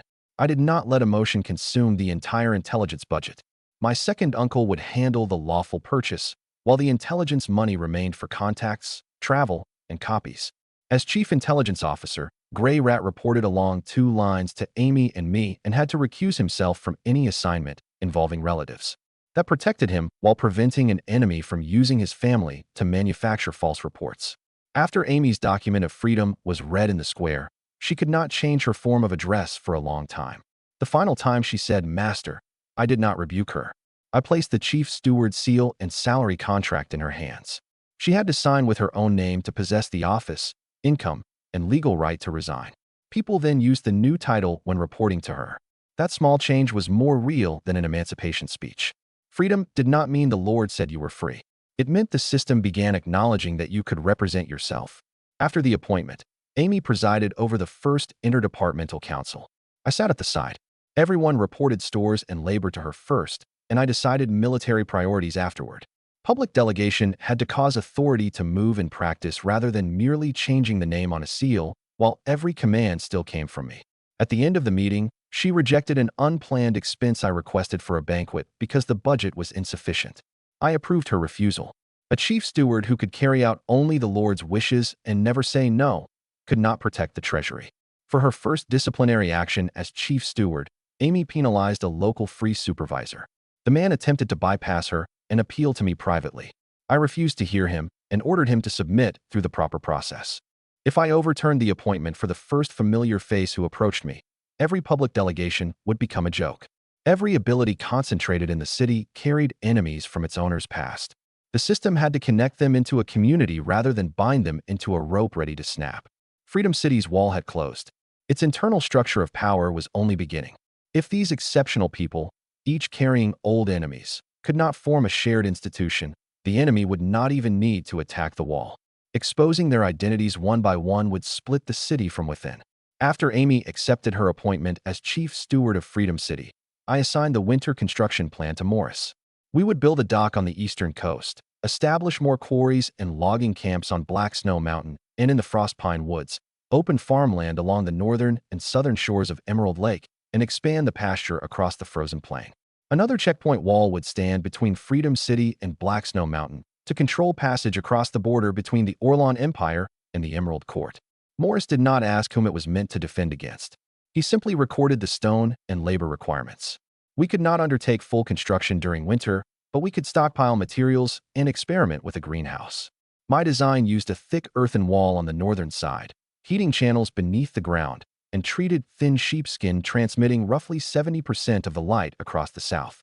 Helena and the tailors would handle the sheepskin, while miners and masons built the walls. If the experiment succeeded, Snowwood Village would no longer have to regard all of winter as an agricultural void. Lance then reported that groups of escaped slaves had begun appearing from the north. They belonged to the caravan Maros had sent toward the Wall of Sighs. The guild had abandoned roughly 200 seriously ill people along the road. Most froze to death. A few received treatment from passing sun elves, and 43 eventually followed the rumors to Freedom City. Their clothing was torn. Some had no shoes, and they had developed cold sickness again. Everyone knelt and begged for sanctuary after seeing that slaves previously sold to us were already living in houses. Under the law, they still belonged to the slave guild. Hiding them outright would give Maros grounds to demand compensation or send armed men to seize them. I first had them bathe, change into padded clothing, receive treatment, and eat their fill. Then we prepared written testimony proving the guild had abandoned them. If Maros continued claiming ownership, we would counter with the confidentiality promise in the magic suppressing stone transaction and responsibility for the deaths along the road. Grey Rat could also invite volunteers familiar with Grey Fortress to serve as intelligence contacts, but no one who had just escaped would be forced back into danger. Before the arrangements were complete, a patrolman galloped in with news. Baron Grey had reached the old Snowwood village and was coming up the mountain road toward Freedom City. We built only one experimental greenhouse. Its underground heating channel connected to a separate furnace. Smoke passed through a stone flue around the planting bed before exiting. The northern wall stored heat in earth and rough stone. The sheepskin on the southern side was oiled, stretched, and fastened to removable wooden frames. We planted cold-resistant leafy vegetables and herbs first and recorded temperatures every morning and evening. If the sheepskin tore beneath heavy snow or the flue backfired, the loss would remain limited to the experimental scale. When the 43 fugitives arrived, their footprints dragged from the edge of the woods to the gate. One mother tied a child to her back with strips of cloth despite having lost all feeling in her frozen feet. 2 men took turns carrying an old man unable to walk. The guards did not open the gate merely because the city was called Freedom. They first inspected weapons and illness in the outer camp and admitted the group through the emergency shelter procedure that protected the residents without treating people seeking survival as enemies. Different personnel took their statements separately. Shared details included the guild stopping medicine at the third mountain pass, moving anyone unable to walk to the roadside, and taking onward only those who still possessed strength. The medicine packets left by the Sun Elf healers bore an Emerald Court border mark and supported the claim of abandonment. We gave everyone a temporary certificate of sanctuary establishing that while ownership remained disputed, no one could resell or force them to return. Our letter to Maros did not declare that the slaves were already free. It demanded that he prove continuing ownership within 10 days. Why had he abandoned them? Would he pay the cost of treatment and transport? Why had he not reported their deaths to the lords along the road? If he admitted relinquishing them, their documents transferred to Freedom City. If he insisted on their return, he would face both the confidentiality terms of the magic suppressing stone transaction and a possible church investigation into large-scale abandonment. Turning moral outrage into legal and financial questions he had to answer gave us a better chance of protecting them. When news came that Grey was approaching, I first confirmed the number of his guards, whether he traveled with a field envoy, and the scale of his luggage. The group was small, carried no siege equipment, and had not searched the old village, suggesting a private negotiation. I still kept the army concealed on alert and had Amy arrange a public reception inside the city.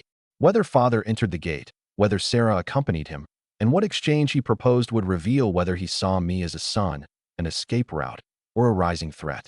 None of the fugitives were forced to return as spies. Grey Rat explained the risk, compensation, and right to withdraw to the entire group publicly. In the end, 3 adults familiar with the guild's route volunteered to provide information along the road. Everyone else continued with resettlement. Before Grey arrived, every person under temporary sanctuary was moved into the city's medical district, so he could not accuse us of openly harboring an armed force attacking his barony. They were people trying to survive, not props for either side of a negotiation. After seeing a sample freedom document, some of the 43 fugitives remained beside the notice throughout the night. It was not proof that belonged to them yet, but it was the first path they had seen with a date, conditions, and people who had already completed it. The rumor of Freedom City had changed from a story into a verifiable precedent.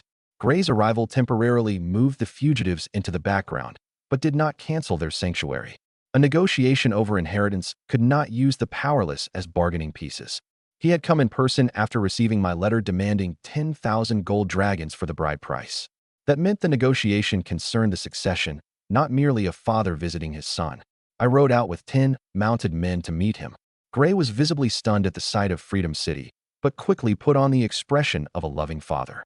He called me his pride and claimed that all his past neglect had been intended to make me stand on my own. He refused to enter the city, saying he had to return to Gray Fortress before nightfall. The true reason was more likely that he did not want Housefield to learn he had spent too long in my new fortress. Gray first emphasized that the fortress earned only a little more than 2,000 gold dragons each month and still had to pay the army, administration, and Housefield share. He could not produce 10,000. He offered another 600 gold dragons and 2 excellent breeding stallions on the condition that I promised publicly not to contest the succession to Gray Fortress. The horses belonged to the heavy cavalry bloodline Benny had mentioned and were worth a great deal, but nowhere near the value of a barony. I did not refuse on the spot. I embraced Gray and said I already possessed Freedom City. If Lyman was willing to forgive me and attend the wedding, I would preserve family unity. When I spoke of Mother Isolde and the family sharing a meal, Gray's eyes truly became red. He left the gold dragons and stallions with satisfaction, believing a few words of paternal love had made me forget the assassination, the 6 slaves, and Sarah's oppression. I allowed him to leave with that belief. An opponent who thought I remained obedient was more useful than one who immediately considered me an enemy who had to be destroyed. That winter, Morris continued stockpiling stone and timber, Luke expanded the handgun workshop, and the army trained separately as archers, crossbowmen, handgunners, sword and shield infantry, and cavalry scouts. Ignia continued growing until she could finally carry me in flight for short periods. When the spring thaw began, I rode her over Freedom City for the first time. The soldiers on the walls and the residents in the streets looked up and cheered. Through our shared vision, I could see both the path ahead and the movement on the ground. The wedding day was approaching. I brought only 10 riders to welcome Gray, while the 100 archers on the wall continued their ordinary rotation. He could see the order and scale without feeling surrounded by an army. Gray's gaze moved repeatedly among the gate, slope, and distant mining carts. Several times, he seemed about to ask where the money had come from, only to change the question into praise. There was real emotion in that belated pride, but also calculation toward a new center of power. When he proposed that I abandon the inheritance, I required the terms to be written into a formal document. 600 gold dragons and 2 stallions would purchase only my promise, not to seize the position through force. They could not remove the legitimate eldest son's place in succession under imperial law if Lyman became disqualified, died, or faced out over his bloodline. Gray refused immediately to put the terms in writing, proving that he wanted a public promise he could exploit later without accepting a reciprocal legal obligation. I then returned the conversation to family, mentioning Mother's light armor and our childhood table. Gray's tears were not entirely false. He simply chose the easier side whenever emotion and interest came into conflict. I embraced him without forgetting that he had allowed Sarah to control the castle. Understanding a man's weakness did not mean forgiving every consequence. Letting him believe I still hoped for family reunion could delay his complete alignment with sorrow. Benny personally inspected the 2 stallions and quarantined them after confirming their bloodline and health. We did not form heavy cavalry immediately. We established breeding records and standards for shoes and feed. The 600 gold dragons entered dedicated wedding and military accounts instead of being mixed with ordinary cold iron income. Father believed the gift had purchased my retreat. I converted it into resources strengthening Freedom City's independence. Winter training did not stop beneath the snow. The archers practiced short-range volleys inside the walls. The handgunners learned how to protect powder from low temperatures. Infantry cleared the slope and rehearsed closing the gate. Before Ignia carried a person, we added weight and sandbags gradually so she could learn the balance of takeoff and landing. When I finally mounted her, the ground crew prepared a soft snow zone and rescue ropes. The first flight over the wall was not only a spectacle. It was the result of weeks of training and controlled risk. After Gray departed, I recorded the conversation line by line and asked Lance to add expressions and pauses. The oral demand that I give up the inheritance, his refusal to place the terms in writing, and his eagerness to return before dark might all become evidence of his true position later. I also sent one inconspicuous scout to follow at a distance as far as the domain boundary, confirming there was no ambush without entering Gray's jurisdiction. Ensuring Father's safe departure from Freedom City was the final responsibility we could fulfill at that time. After Gray's carriage disappeared beyond the Frostpine Woods, a belated ache remained in my chest.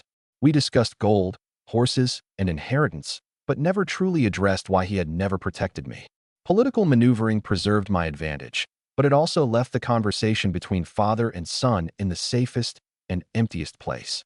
I allowed father to leave reassured, but I could not know whether it would be our final embrace. I patted the side of Ignia's neck. Let's go. We'll welcome Malin and Beeld, and see how many people are preparing to act along the wedding road. The bridal procession had already departed from Freedom City. Cliff and Benny escorted it on horseback. Infantry guarded the carts filled with gemstones, cashmere, and silk. 6 maids wore matching clothes, while Lance and Colleen managed the rear and the ceremonial supplies. I made Ignia land and walk after we entered Beeld's territory. A dragon in the procession displayed Freedom City's power. Allowing her to breathe fire at low altitude or frighten the residents would turn the display into an insult to House Stark. Through the symbiotic pact, she made her displeasure with the arrangement extremely clear and demanded 2 whole sheep as compensation.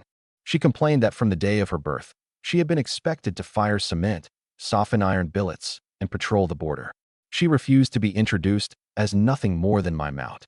I acknowledged that she was a symbiotic partner, not a slave or a pet whose identity I could decide at will. She was only 5 months old. Any relationship or choice after adulthood had to wait until she possessed mature judgment. For the present, the most important thing was to obey the procession's rules and ensure no one was harmed. When villagers along the route saw a 4-legged fire dragon and the white wolf banners together, the procession had already achieved its purpose. Ignia's presence told every noble watching that Freedom City possessed not only mines and walls, but a true dragon that might change the balance of war in the northern region within a few years. Colleen asked whether Freedom City already had a priest. Lance told him that Valmar had arranged for clergy to travel to the Cathedral of Freedom and that the wedding ceremony would take place after the procession returned. Valmar had indeed faced an assassination attempt earlier. Chloe intervened from concealment in time. Lacking evidence publicly connecting Housefield to the attempt, he did not retaliate immediately. He did, however, cancel his original demand for a share of the cold iron income and assumed part of the wedding expenses. Clint, the eldest Stark son, had also requested a nightly contest during the wedding celebration. I had initially planned to send Cliff, Benny, and Lance. After learning that Clint would participate in person, I replaced Lance with myself. Before the procession departed, Amy registered every chest. The gemstones came from my private property in the Dragon's Nest. Freedom City purchased the cashmere and silk. Weapons and cold iron samples symbolized cooperation between the families and did not enter Maline's personal dowry. Every box had 2 wax seals checked by different people along the road. A wedding was a political display and also the easiest form of long-distance transport to steal, replace, or frame. Cliff placed scouts at the front and rear, while Benny managed the mounted response. The infantry did not crowd around the carts. They took the high ground on both sides where the route invited an ambush. At each camp, we inspected the water and fire area first, parked the bride price wagons inside the perimeter, and allowed Ignia to rest away from the horses. Her scent frightened ordinary mounts. Forcing the majesty of a dragon rider into the middle of the procession would only create a stampede. She insisted that the 2 sheep were not a childish demand, but compensation for an additional public assignment. I agreed that the wedding budget would pay for one. She would receive the second only after landing safely and refraining from frightening residents. She could refuse any stranger's touch, patting, or commands. If a noble used rank to approach, the guards had to stop that person first. Once those rules were public, the procession began treating her as a partner with boundaries instead of an exotic mount. Upon entering Beeld territory, I placed the White Wolf banner beside House Stark's Stag Guide flag, making neither subordinate to the other. Villages along the route received notice in advance, moved livestock away from the highway temporarily, and kept children behind barriers. Ignia suppressed her flame and walked slowly, displaying power without producing terror. The political effect came from restraint, not from making a dragon roar at civilians. After hearing of the attempt against Valmar, I first asked about his condition and the evidence. Chloe intervened only when the assassins began to act and left 2 alive, but found no field crest or direct order. Valmar's withdrawal of the mining revenue demand repaid a life saved and a risk shared. It did not mean he trusted me completely. The wedding contest would still occur. House Stark wanted to see whether I could protect myself without a dragon. After the priest arrived in Freedom City, Amy verified his church documents first, confirming that he had authority to preside over a noble marriage and had not been appointed directly by Count Field. The ceremony removed old language treating the wife as property being transferred and replaced it with promises made by both participants. Craftsmen from both families inspected the equipment for the nightly contest together. Blunt edges, armor, and the command to stop had to match so no one could turn a ceremony into a lawful assassination. As Ignia passed through the first village, one child raised a small red cloth dragon overhead. She stopped and looked once, folded her wings, and continued walking. For the first time, the emotion coming through our bond held more than impatience. It carried curiosity at discovering that strength could inspire, all rather than fear alone.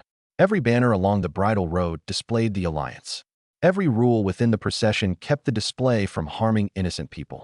This was ceremony, but also the final public test by my future father-in-law's family of my own ability to fight. Outside the gates of Beeld Fortress, House Stark and the local lesser nobles already stood in formation. Fully armored soldiers lined both sides of the road, while minstrels and musicians began the welcoming song as we approached. Valmar had 3 sons beside him. The eldest, Klin, wore leather armor and a slender sword and maintained a cold expression. The second, Romo, was outgoing and asked endless questions after seeing Ignia. The youngest, Raybana, was even curious whether he might have a chance to ride a dragon. I told them plainly that Ignia was not family property and would not let strangers ride merely because of a marriage. Only she could decide whom she allowed near her. Klin did not join the joking. He suspected that father had been too generous in abandoning a share of the cold iron mine. He also questioned whether Chloe's convenient appearance during the assassination meant I had arranged a danger first and then manufactured the favor of saving Valmar. Valmar did not rebuke his eldest son. He reminded him only that suspicion had to be followed by investigation. Part of the assassin's identity had been traced, but the current evidence was insufficient for a public response. My conflict with House Field might solve that threat for House Stark in the future. When the bridal procession reached the gate, Ignia finally abandoned her playful mood and lay quietly at the rear. I approached Valmar, knelt on one knee, and formally stated my purpose. Erenbrad has come to marry Malin Stark. Valmar helped me rise. Klin continued studying the sword at my waist and the positions of my guards, while Romo had already begun calling me his brother-in-law. The attitudes of the 3 brothers differed completely, foreshadowing that the marriage would not automatically turn 2 families into a single body without cracks. Beeld's wall was wider than Grey Fortresses. The banners of Duke Stag and House Stark hung together over the gatehouse. The reception looked celebratory, but the soldiers maintained combat spacing and the archers kept their bows strung. After the attempt on Valmar, every unfamiliar attendant passed through 2 inspections. We surrendered a list of weapons in advance and retained only ceremonial swords and specifically registered guard equipment. Klin's suspicion did not offend me. A family's eldest son who stopped investigating his father's attempted murder merely because of a wedding atmosphere would be the true danger. I gave him Chloe's operation record and the location where the 2 prisoners were held and allowed Stark investigators to observe the interrogation. I withheld only the details of her dark elf identity. Klin agreed to verify the facts first and required that neither Ignia nor magic interfere in the contest the next day. When Romo and Raybana approached the hatchling, Ignia stepped back first. I blocked them immediately without hiding the boundary beneath laughter. Raybana was disappointed, but lowered his hand and waited as instructed. Ignia eventually only sniffed him and permitted no touch. The process showed the 3 brothers that a symbiotic pact was not a bridle I could use to force her into noble entertainment whenever I wished. During the formal proposal, I submitted my genealogy, fief appointment, summary of Freedom City's income, and personal draft of the marriage agreement. Valmar reviewed each item. Malin's mother, Mephilos, focused upon whether her daughter could retain her maids, communication, and independent account after marriage. I added every condition in writing and accepted an arrangement under which Malin could return to Beeld regularly. An alliance joined 2 families. It did not erase the woman from her original genealogy. Klin still did not call me brother-in-law, but after reviewing the supplemental terms, he handed me the rules of the contest. 1 round with wooden lances and 3 rounds with blunt swords, scored by disarming, forcing surrender, or a valid strike, without an objective of serious injury. I accepted. Proving my ability to fight did not require crippling my future wife's brother. The true test was whether I could maintain judgment under rules and pressure. The dinner seated the core personnel of both families among one another without disclosing every sensitive identity from Freedom City. Orica attended as Freedom City's magical advisor, while Chloe maintained the appearance of an ordinary guard. Klin drank no wine and asked only about the assassination attempt against his father. I remained sober as well and promised to share any new evidence after the wedding. Trust did not have to be built by calling each other brothers over one night of drinking. It could begin with neither side demanding that the other stop investigating. After the gate salutes sounded, Ignia did not answer with flame. She remained on the ground as agreed. Clint noticed, and for the first time, his gaze moved from my sword to the execution of my instructions. The restraint shown in displaying power might answer his doubts about Freedom City more effectively than the power itself. House Stark did not abandon its caution because of one engagement. Freedom City did not need to purchase welcome through submission. Through the ceremony, nightly contest, and post-marriage terms to come, I had to prove that Freedom City needed an equal ally, not a father-in-law's army to hide behind during the succession war. Valmar personally straightened my collar and entrusted Malin to me. I promised him and my future mother-in-law, Mephilos, that I would protect Malin's safety, dignity, and family rights, never treating her as an accessory after the marriage transaction was complete. After we entered the inner city, Romo continued asking questions about Ignia, while Raybana remained fascinated by the dragon. Only Clint kept his distance. He wore leather armor suited for combat rather than formal clothing, clearly prepared for the nightly contest the next day. Malin waited in her room. The moment she saw me, she rushed over and embraced me, then said farewell to her mother. Rows of dowry wagons stood outside the castle, more than we had agreed upon. Even after canceling his share of the mining revenue, Valmar was supporting his daughter through equipment, supplies, and property. Malin and I boarded the return carriage. House Stark also prepared to travel with us to Freedom City for the formal wedding. Everyone's attention rested on the marriage alliance, the dragon, and the approaching nightly contest. Only later did I reconstruct from surviving guards, evidence at the scene, and Lyman's testimony that at that same time, Gray was traveling through the Frostpine Woods with Sarah and Lyman to attend my wedding. Along the way, Gray continued claiming that I had agreed to surrender the inheritance. He believed his two sons could reconcile and demanded that Sarah separate family interests from those of House Field. But Gray Rat's rumors had shaken her. She became convinced that Gray had always loved my mother and might long ago have intended Snowwood Village and the cold iron mine for me. After the caravan entered a narrow mountain road, Night Carl suddenly shouted from outside that bandits were attacking. Gray leaned out of the carriage window to look. Carl drove his sword through Gray's throat, then cut off his head. Lyman collapsed in shock and accused Carl of killing his father. Sarah held him and revealed an even more terrible secret. Lyman's true father was Carl Robert. He had never belonged to House Brad by blood. They intended to disguise the murder as the work of escaped Southern prisoners and forces from Freedom City, then place the blame on me. Once Gray was dead, Lyman could proclaim himself Baron first with Housefield's support and attack Freedom City under accusations of patricide, refusal to pay tribute, and unauthorized mining. When I took Mayleen's hand and stepped into the return carriage, I did not know father had already died on the road to the wedding. I thought the next things I would face were a wedding and a nightly contest.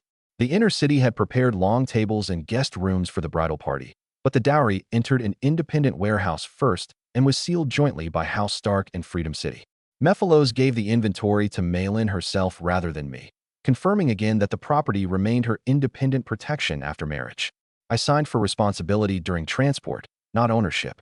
That detail helped her parents accept my earlier promise of partnership in marriage. When we met, Malin first asked about Freedom City, then whether Amy, Orica, and the work sites had stopped because of the wedding. She did not want to become merely a noblewoman being welcomed into the city. She required a role in trade and external relations after our return. I explained the difference in authority between the chief steward and the lord's wife.